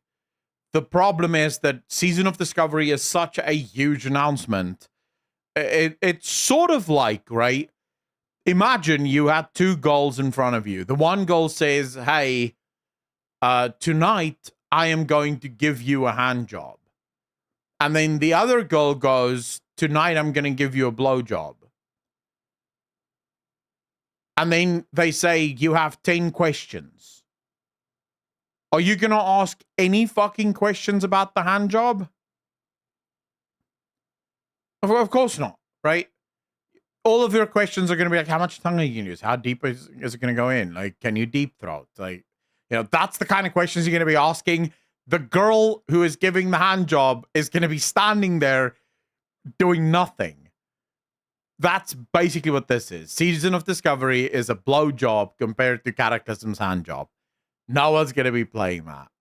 But at the same time, we know that a lot of people choose certain races because it's the optimal choice, and we know our classic players, they love choosing the optimal choice. So with that said, we're not going to do anything specifically to racials as they currently exist on characters. However, some of the things that players rely on racials to do, certain stat bonuses like weapon skill that orcs and humans get with axes and swords and maces, we aim to assist with where people have access to those stats through the rewards in our level up raids and discoveries that people find while leveling. So people won't feel forced to, you know, get the Edge Master's hand guards in order to be viable if you chose the race that you want to play because you like their racial abilities or you just like how they look. You know, another topic on the point of racial abilities is priests. Priests have a wide variety of unique racial abilities specific to their race and class. And, you know, one of the things that we haven't really gotten into details about in Season of Discovery are the rune acquisitions themselves and how some classes have some very unique ceremony associated with learning their runes. And priests are one of those. They'll be encouraged to go into the world and learn about the religions and the faiths of the different races of Azeroth. What? And so... Bro! Now I have to play Season of Discovery. I have wanted Blizzard to dive into the nitty-gritty lore of World of Warcraft, stuff that really almost never gets explored in World of Warcraft. We're talking about things like cultures. Like, we kind of know how all of the cultures work in World of Warcraft, but really the only thing we know about the cultures is usually how they respond to some of the bigger threats. But we don't really know, for example, you know, the philosophies of like orcs or the philosophies of like trolls in detail. And we have very little books that actually explore those, or like the religions. We know the trolls worship the Loa, but where did that come from? What is the reason for these Loa? You know, all of the different Loas, what do they believe the Loas do for them? Why? You know, what were the different troll tribes? How do they operate? Why did some of them choose this Loa versus this Loa? There's so much in World of Warcraft that doesn't ever get explored because, well, it's not cool, right? Or at least it's not cool for the majority of the player base. Because a lot of players just want to smash through it and be done with it.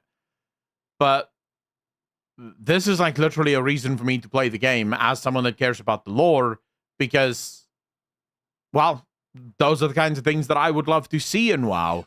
And even in retail, I would like to get more information on, let's call it the lore of the races within World of Warcraft, to the point of understanding how classes think. What's the political systems like? You know, are there political factions within these different races? I don't know. Maybe I'm the only one that gives a shit about this stuff, but for me, this is huge. So this is not planned for the level 25 phase, but in future phases, we're open to exploring, you know, priests perhaps getting access to the priest racials of other races in the journey of that religious exploration that they have to do.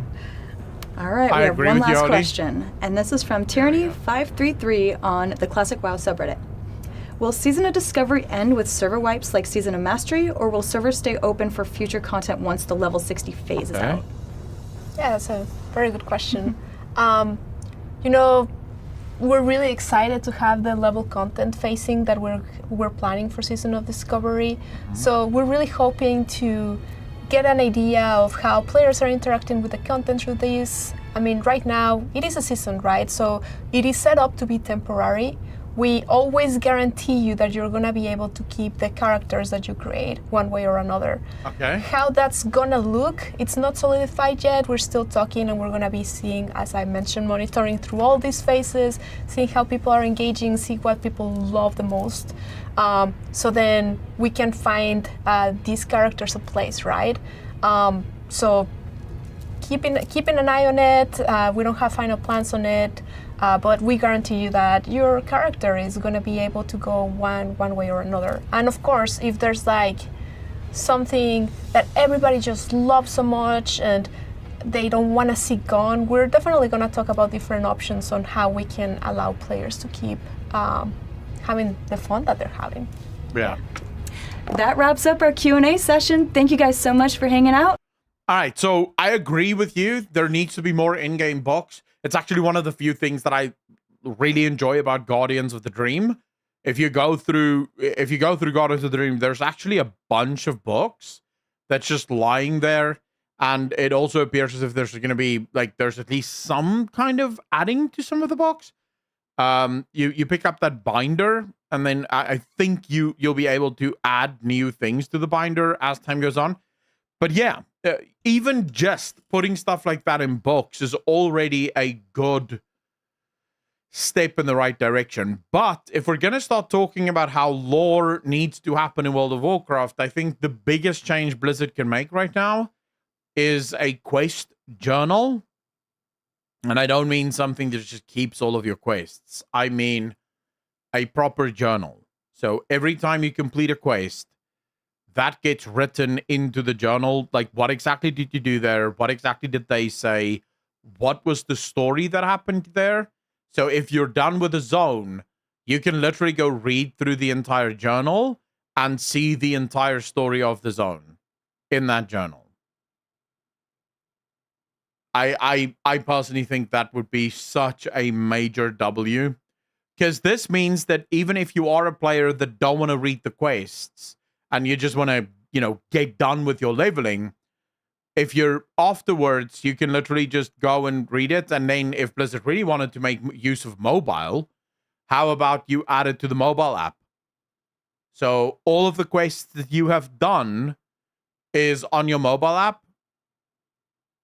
And you can just at night in your bed lie down and read through the journal of the stuff that you did that day and just have like fun going through that shit. Racy, take care of yourself. Thank you so much for hanging out. Really appreciate it. I'll see you later. There is such a thing currently. Not really. East Village, not really. Credit here for the mobile app. Yeah, I would actually make the mobile app fucking useful.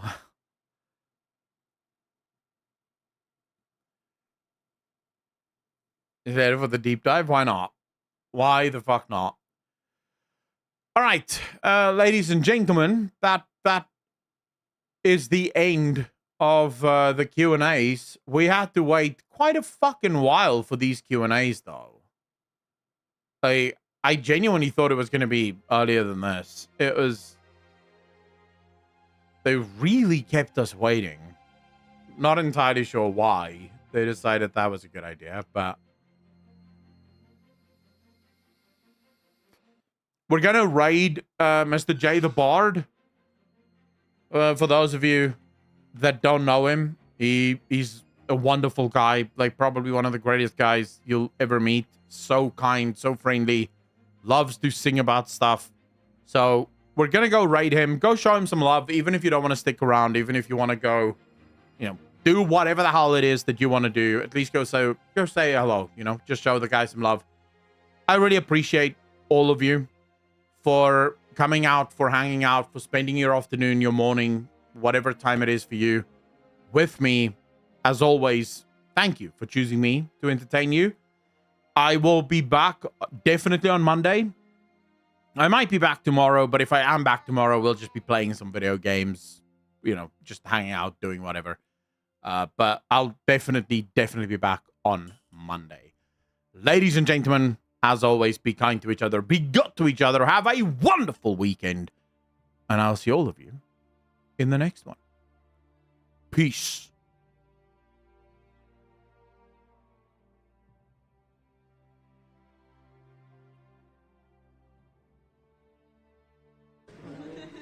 I mean, the way you just